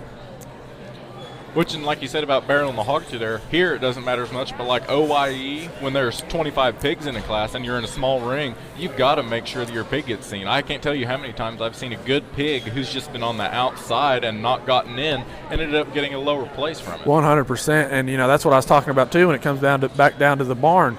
It all starts at the barn. If that hog can't walk and you can't make that hog go exactly where you want to go, come OYE when there's 60 hogs in a ring about this size, it's a little different story. You got to be able to cut that hog in there and shoot those holes and those gaps, get in front of that judge. Not to mention adding the sift pin to the last two shows. Exactly. There's two judges that make a cull before the final judgment. So, I mean, it really comes down to knowing how to drive your hog, knowing when to hit him, when to drive him, when to let him hold back. Right. And another thing, too, is that I look for is a lot of the respect for the judge. When a exhibitor is going by the judge and he's looking at your hog, you're going to be trying to look him in the eye. You see Nathaniel Brono's doing a great job of it right there. He just pinned him because of it. He was headed right at him. He looked him dead in the eye, and he went ahead and pinned him, I think. But he's doing all of them are doing a good job. I haven't seen anybody that's doing a bad job. Okay. But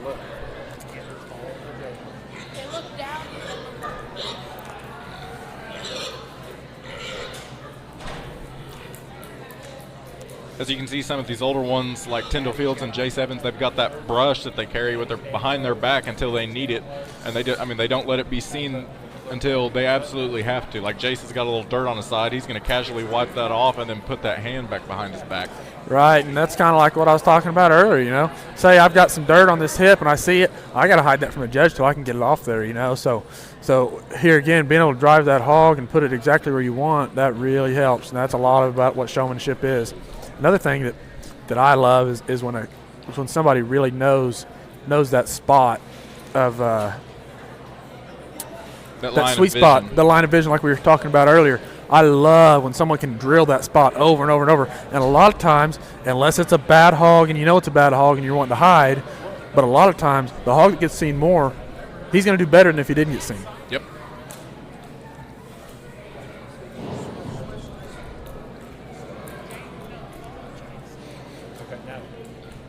Like you see Nathaniel Boner there, as soon as that judge turned around, Nathaniel attempted to get his pig to do a beeline and head at him. And exactly. Jake's doing the same thing right now, as well as Jay's trying to go right towards him. See, now another thing too that Nathaniel's doing a great job of is he's ahead of the game. Everyone's kind of going back and forth, but Nathaniel, as everyone's kind of going one way, he's turning around and going the opposite, and what he's doing is he's standing out. That hog's going the other way. That judge is going to look at that hog, not the 4 or 5 that are going the same direction. So good job to Nathaniel. He's doing a great job.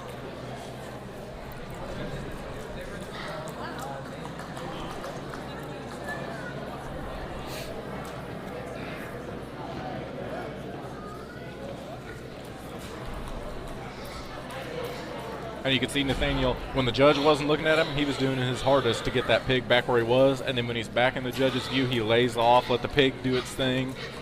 Oh, yeah. And right there. See, now Jason's got a little bit of sand up on his back, but he's going to probably get that off there. But, like I said, it's all about knowing when you can do things and when you can't and what angles will show the judge.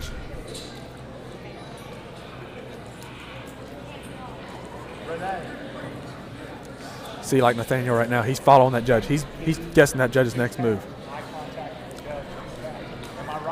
He's going to cut right here, right there. Beautiful. Boom. That's what you're looking for. That 8-10 feet. Jake's got a good angle there right as the judge turned to look at Kathleen. Jake was coming right out of that corner, got his eyesight perfectly. All right, we're going to get a decision going here. Well, probably one of the more difficult decisions I've had to, throughout the day is, showmanship is tough, and, these kids out here giving a lot of effort, and, just relax the hogs just a minute, guys. I don't want them to get tired or stressed out, but, as we kind of wrap up the show and, kind of move on throughout the day, just pleasure to be here, and, this is something that I always look forward to this time of year is, helping these kids out. And, I'm from Tecumseh, I teach back over there, and that's home for me. And, great support to see you guys come out here and give these kids the support that you needed. I believe Mr. Drake said that, superintendent or principal was here in the building, and that's, that's really awesome to see because, they could be at home, with their families and watching basketball and, sitting on the couch or whatever. But they chose to be here today to support these kids. And so, with all that's going on in the world, guys, just keep your head up, okay? Just go on, take care of your own business. Just be kind to others. You don't ever know what a person's going through in life. And so, just one little simple thing of kindness, you may change somebody's day or, even their life. And so, with that being said, let's give these guys a round of applause, and I'll get you a champion showing out here. And you get them going again, okay? Real glad the judge touched on that there because not only are we watching pig showing, but we're watching something with life skills here, which is a lot of what this organization brings to kids like this. And just kids in general, anybody that's involved with it, you get life lessons, things you can carry on into your adult life. Oh, 100% from anything from good job, Kendra. Kendra's driven that hog really good all day too. I wouldn't be surprised to see Nathaniel or Nathaniel or Jake flip flop in there. That's just a tough call. But Kendra did a great job of driving that hog. But like you were saying though, these are life skills. It ain't. Yes, you are. You learn how to feed a hog. That's great. But you also learn how to get up early, go up to the barn, get done what you need to get done before school starts. You learn how to take something and turn it into something better and then be able to sell that or maybe put it towards a better cause. You learn a lot of discipline, a lot of respect for a lot of people. And that's why I love this organization for any kid. There's something for everybody. But yes, we are done with this. Do what?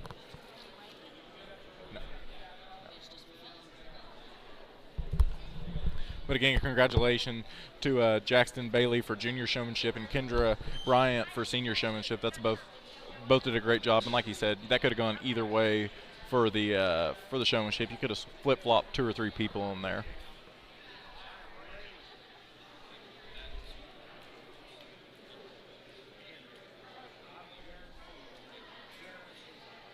And like I'm not trying to say that Cashin's better than anybody, but I tend to think so. But coming to this local show like this, it shows the quality you got in your barn and the quality of kids you got in your classes. Because you may go to a show and like I said, there's hogs that are running everywhere, no one can get a handle on them, and that hadn't happened today. These hogs are all really pretty disciplined, and the kids know what they're doing. But I guarantee if you go to a district show or a county show, you will see some things that you haven't seen here today, and to me, that makes me proud to be from Cashin. So, I'm loving watching this, and I love these Pee Wee showmanship too. Yeah, the Pee Wee showmanship. This is probably my favorite. This is probably my favorite to watch because this is the future of the program, and this is how you get them. This is how you get people hooked on this stuff right here. Is getting these kids in here with these animals. I can't tell you how many parents have come up to some of us afterwards and been like, "I'm mad at you for letting my kids show your pig in the Pee Wee deal because now I got to buy a couple of them." Oh yeah, and let me tell you, like I said, you don't make any money back on these hogs, but I guarantee you'll make it back in memories and in life skills. And that, like I said, here again, love this right here. This is my favorite. I mean, I remember we had kids a couple years ago in here that could barely even walk showing a hog. Absolutely. And it's probably some of these kids here now. So it's like I said, I love this. while they're getting the Pee Wee show coming on here, right after this, we are doing this celebrity show where they show kids at the FFA and 4-H chapter get to pick people they know that are no longer in school, obviously, and they get to show animals. There'll be cattle, sheep, and swine, and we have several members of our school administration on that, as well as people in the community that our kids have nominated to do that, with a little bit of short bio on why they decided to let them show for their animal.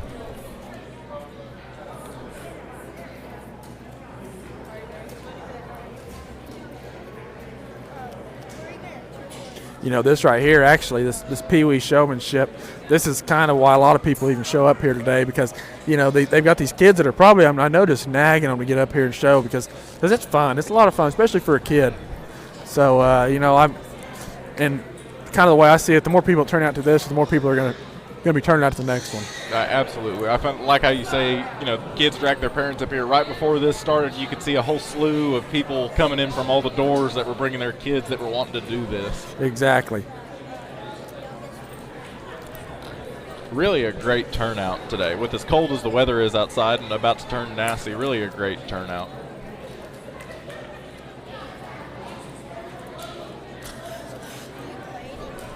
It was a great turnout. You know, I'd like to thank everybody for coming out today, and I'd like to thank everybody at home for listening. You know, it shows a great amount of support for the kids here and for the program.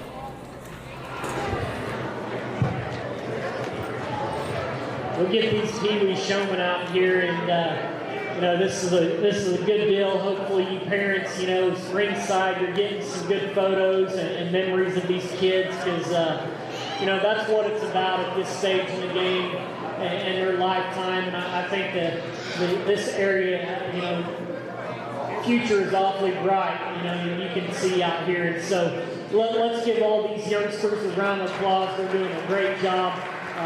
Let's give them a huge congratulations. Good job, guys. You know, it's kind of funny because once those hogs have been in here in the show ring, they know exactly, and I mean exactly where that exit gate is, and you know, and that shines a little light on how good those senior showmanship did and the junior showmanship at keeping those hogs away from that exit gate. As you were saying that, Chris panned the camera to the exit gate, and we got 3 or 4 pigs that were piled up there. Yeah, I believe we're going to be moving into our celebrity showmanship, correct? Yep, I believe so. Like Hunter was saying before the judge went to speak, we really thank everybody for watching at home and here. I know Hunter and I have really enjoyed announcing it and doing the Wildcat TV here. Yeah, and you know, like I said, I love the support. You know, to me, this room is buzzing up here. This is great. You can feel the energy coming off of it. You know, especially right now. You know, things aren't always great. Things aren't exactly great in the world right now, and you know, we're all up here lucky to have fun. Okay, now we're going to do something a little bit different.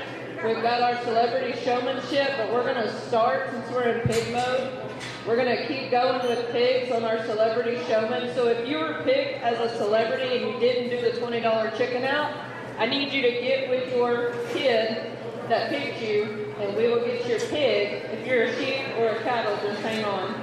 And we'll get our celebrities from Cashin introduced and shown. I'm not gonna lie, I'm kind of. Pig, money, and chicken out now.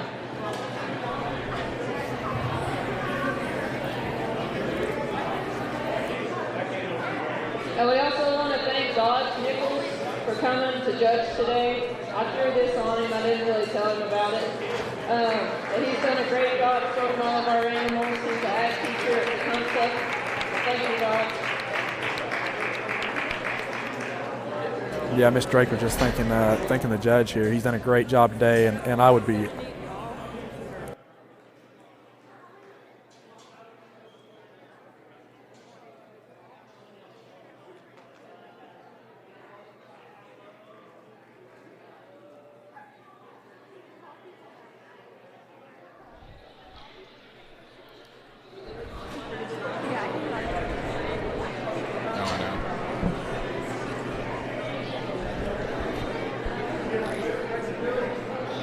Here we're going to kick off our celebrity showmanship, and I'll announce the celebrities in their bios as they come out of the rings here.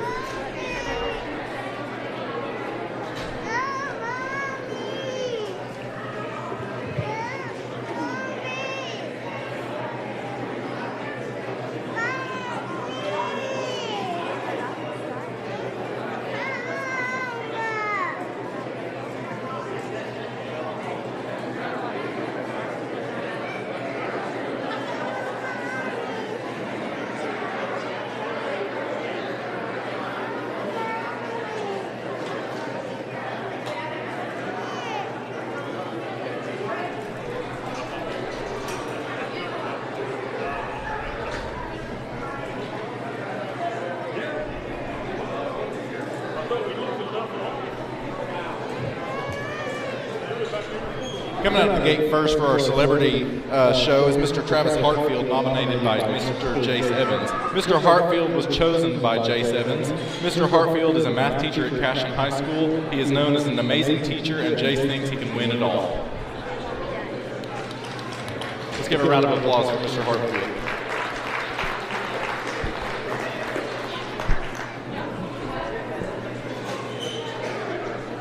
Coming up next, we have our very own superintendent, Mr. Sammy Jackson. He was nominated by Maddox Gibson. Mr. Jackson is currently our superintendent here at Cashion High School. He is a good leader in our school and is always nice, and he has worked hard to make it a good place.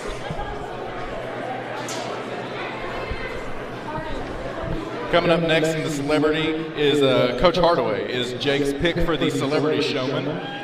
Jake picked him because he's a great basketball coach, and he has been such a great role model and influence for all of the kids at Cashion. Thank you for some great memories, Coach.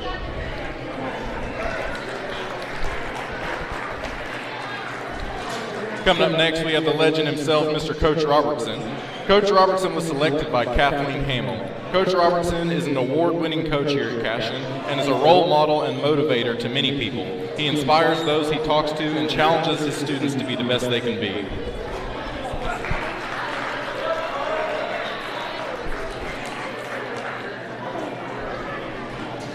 Up next, we have Miss Jenny Hosley. Miss Hosley was chosen by Maggie Carroll and is the 5th grade teacher here at Cashion. She is Maggie's teacher, and she is nice, cares about her students, and treats everyone special and makes class fun.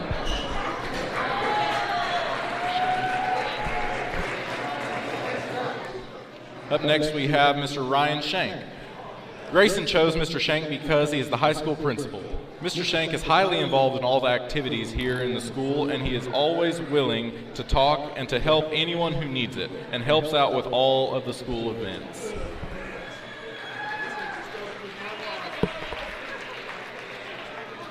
Next, we have Greg Davis. Kendra Bryant chose Greg Davis as her celebrity showman because he is the pastor at the First Baptist Church in Cashion. Because of his really shiny bald head, and because she knows he can drive a pig like a champ.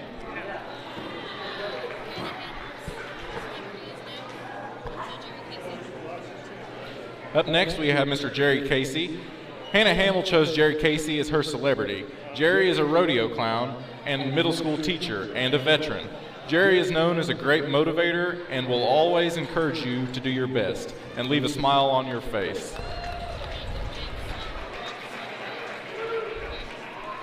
Up next, Jacob Drake chose Caden Harrell as his celebrity because he's an awesome football player. He will make lots of money in the NFL, and he is a champion on the football field. Then he can be a champion in the show ring.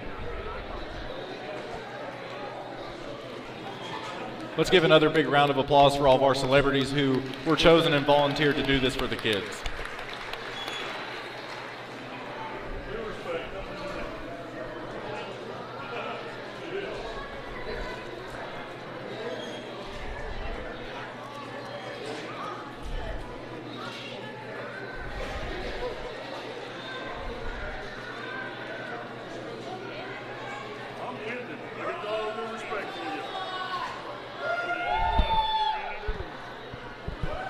A lot of competition out here.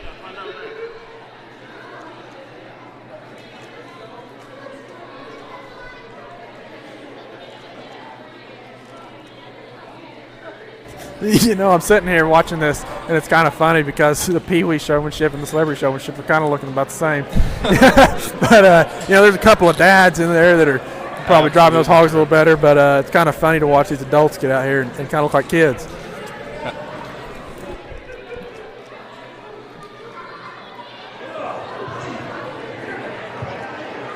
You guys know where the weight room is at, facility? I think some of y'all look a little winded out here. We probably need to you know, work on the weights a little bit. It's exhausting.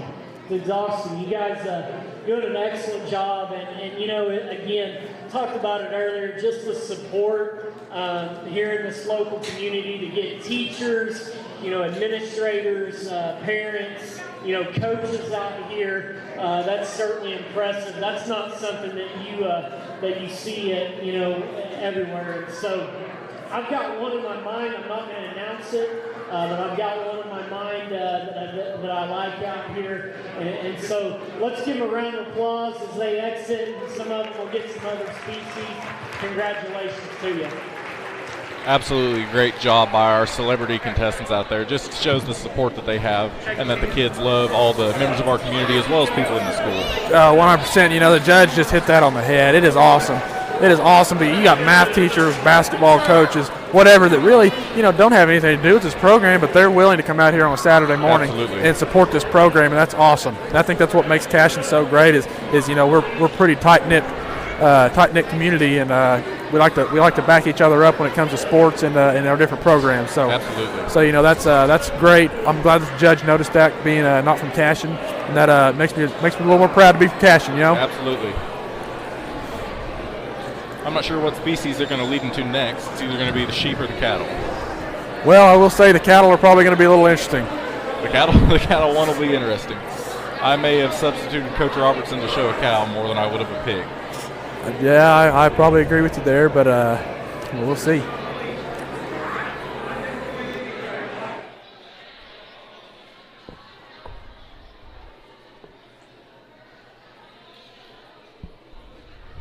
And it looks like we're going to roll with the sheep part of the celebrity show.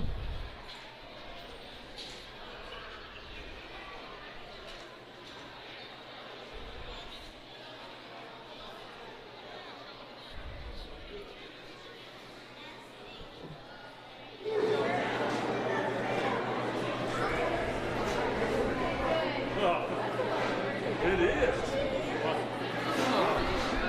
Thank you.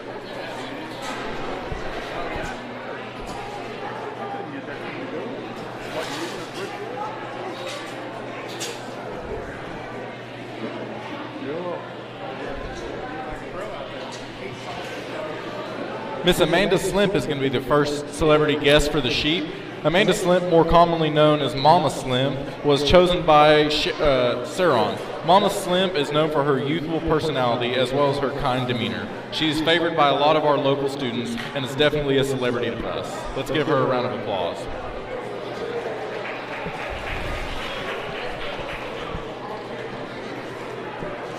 Up next is Giuliani Martinez. Giuliani was nominated by Michaela Hines, and this kid has it all, brains and brawn. He has a championship ring for each hand, and whether he is playing chess or dominating on the football field, he embodies a true Cashion Wildcat celebrity.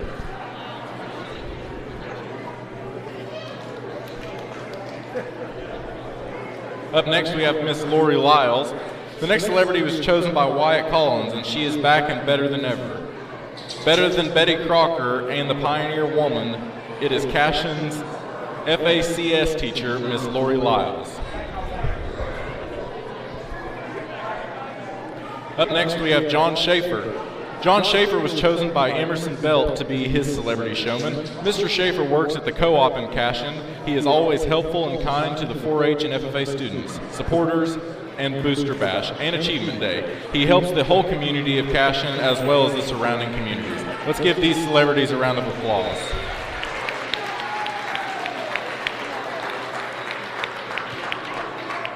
You know, John, he deserves a kind of a thank you too. You know, he helps those FFA kids out a lot when it comes to their ag projects. And even I believe they even buy a few in the county sale.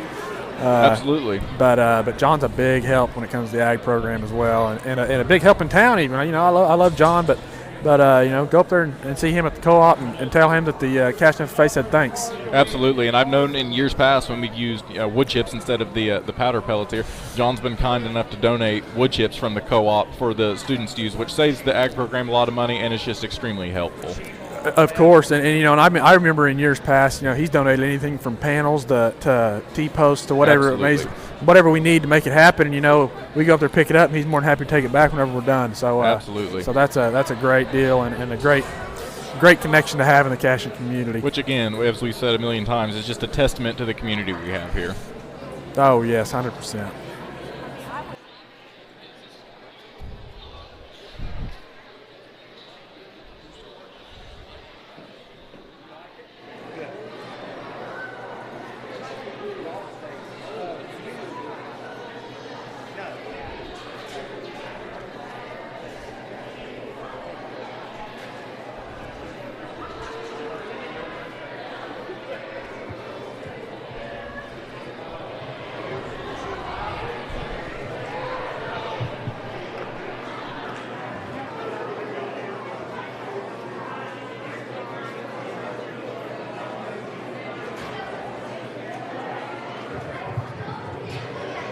just like our hog showman, we've got an excellent set of celebrities out here, and I think each and every one of them can qualify and represent themselves at Hollywood. So let's give them a round of applause again. I'm not going to announce it as they have some ring. Congratulations to you guys.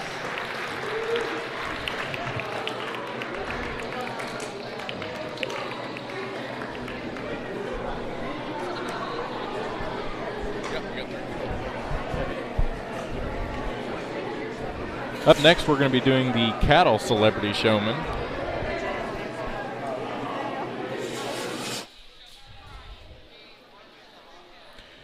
As I said, we're doing the cattle celebrity showman next, and we've got 3 people for that.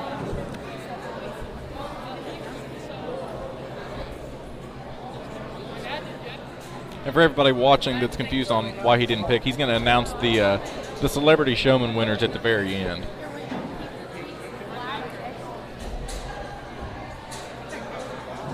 I will say this cattle show might be a little interesting here in a minute. Absolutely. I remember a few years ago we've had some get out and make it all the way down, about a half mile down the road. We've had to go chase them down on 4-wheelers.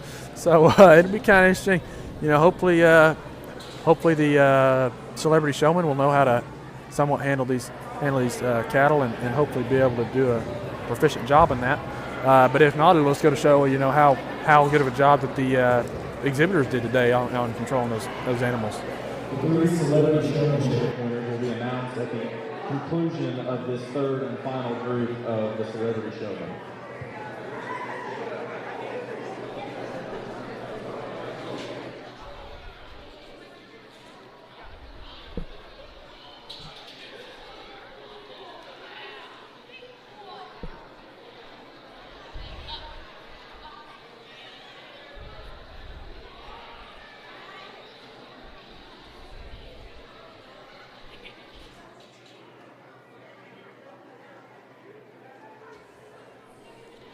First in our celebrity group, we have Miss Trisha Fields. Trisha Fields was selected by Zoe Cox to be her celebrity showman. Trisha Fields has been active and involved with 4-H and FFA programs here at Cashion. She is knowledgeable and is known for her honesty and integrity and dependability. The next celebrity showman that we have is Miss Lori Blosser. Miss Blosser was chosen as the celebrity showman by Tyndall Fields because she has done a lot for the chapter. She works very hard every day with the children in the library, and she has always been very supportive and kind to me and the things that I do. Miss Lori Blosser. And last but not least, we have Joey Fields, nominated by Trayton Cordes. Joey Fields was selected by Trayton. Trayton chose Mr. Fields because he has helped Trayton with his show cattle. Mr. Fields helps Joey with training, working hair, clipping, and trimming feet. Mr. Fields always has something to teach Trayton or advice to help him with his animals. Let's give a round of applause for these final 3 celebrity showmen. Miss Blosser's another big one in the community that just pours out help and generosity everywhere she goes. Absolutely. Great lady, and super happy to see her here today. And I got to say, she's handling the this steer here pretty well. I agree. If you look at this steer in the face, well, she's kind of blocking it from the camera a little bit. This steer is about to fall asleep, I believe, but it's doing a good job so far. This is all for fun, though. Like I said, like you said earlier, this is just kind of a little practice show, a little practice run. Make sure everything's firing on all cylinders. Excuse me. But this is just kind of a little fun deal, and I think we've had a great turnout today. Absolutely. And like we've said a couple times, we want to thank everybody who came out today, as you've seen on the monitors that's panned around, as well as thank everybody that tuned in to view. I know Hunter and I have really enjoyed doing it. And we want to thank Miss Drake and the Booster Club for putting on an amazing show that ran absolutely smoothly. And we also want to thank our sponsors, as well as remind everybody that tomorrow at 5 we will kick off our annual Achievement Day dinner. They will do to-go plates as well as curbside pickup. The tickets are $10. If you have not purchased them yet, I would contact Miss Drake. Let's give these beach showmen a round of applause. They're doing an excellent job.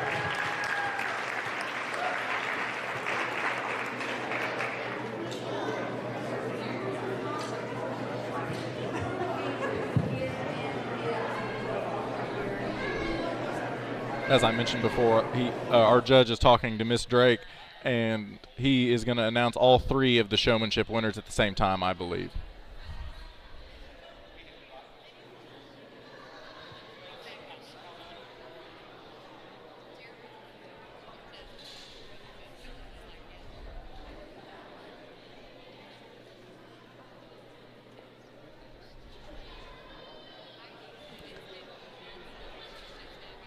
Pretty impressive showing as far as our adults that came out. I've seen some disasters a couple of times. I was thoroughly impressed how everything went today. I've really been impressed since we started today. So on the pig side, we need Mr. Jackson to come back to the ring.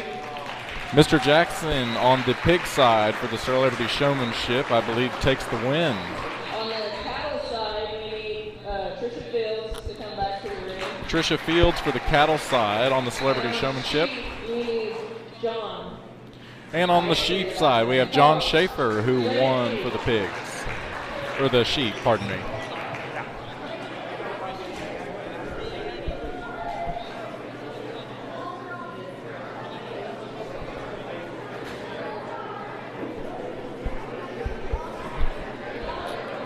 We have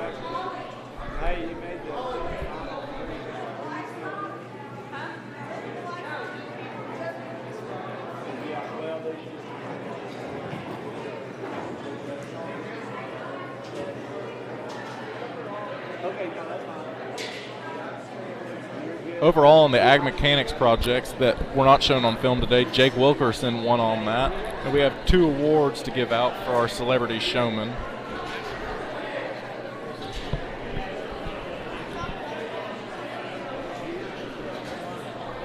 And I believe we're still looking for Mr. Jackson.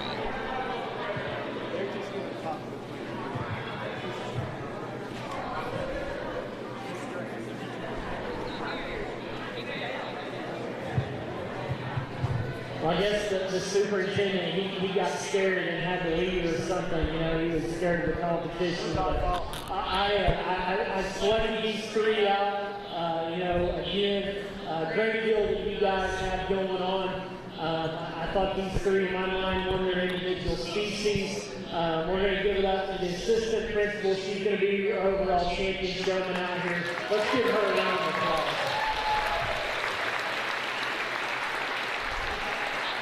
Miss Trissa Fields for the Celebrity Showmanship Trophy.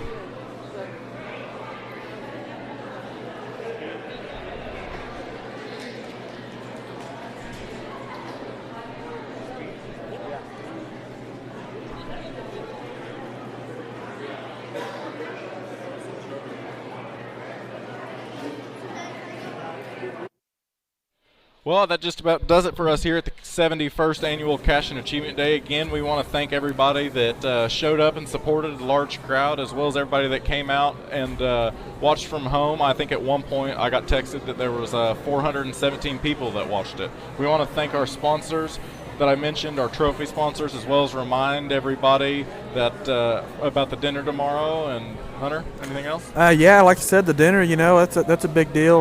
You know, that's how a lot of the bonus sales we talked about earlier are paid for. You know, these little dinners like this, and you know, they're ag projects that they sell and everything else. You know, they work hard to put these things together so that they can have the funds to keep on doing what we're doing. And you know, like I said, I cannot wait to see how the future of this program goes forward. And I cannot wait until later in the year to see these animals show down the line, because we had some really good animals brought out today. And like I said, I've said it 100 times a day, the future is bright at Cashion. Yep, I can't wait. I'm Drew Baker, this is Hunter Collins, and who knows, we might see you again. Hopefully. Have a good one. 405-285-9729. Absolute Pools, Lawns, and Landscape.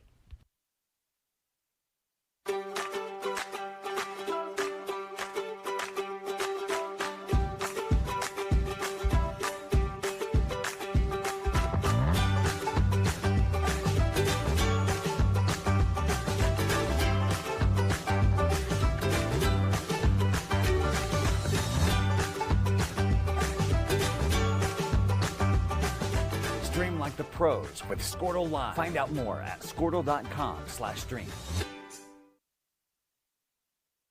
Dr. Matt Dieselhorst at Dieselhorst Sports and Orthopedics can help you get game day ready. Dr. Dieselhorst works with athletes of all ages, taking a coordinated approach to accelerate return to play and maximize athletic performance. His work with pros in sports training, injury prevention, bracing, functional rehabilitation, and imaging works seamlessly with his medical and surgical expertise. Get started by going to Dieselhorst Sports and Orthopedics. Let Dr. Matt Dieselhorst get you back on the field, backing all Oklahoma athletes on the field and off. Christy Perry is a cash-in-based attorney providing clients in Oklahoma with trusted, experienced legal counsel regarding wills and trusts, bankruptcy, and other areas of law. Flexible scheduling is available to discuss your options, and your first consultation is free.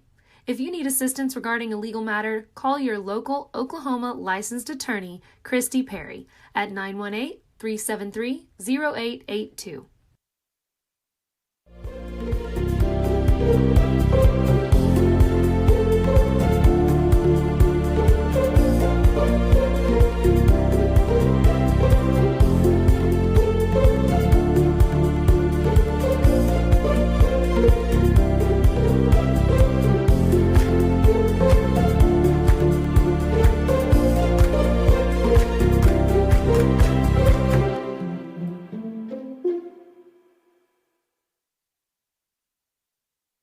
At Maples Nixon Dieselhorst, we've helped a lot of people, and our goal was to treat each and every person like a friend. And as a friend, we've got your back always. We understand what you're going through. Being lawyers is what we do, but it's not all that we are. We care. We'll stand beside you throughout the entire legal process, not just as lawyers, but as your friends. We are Maples Nixon Dieselhorst, and we are here to help.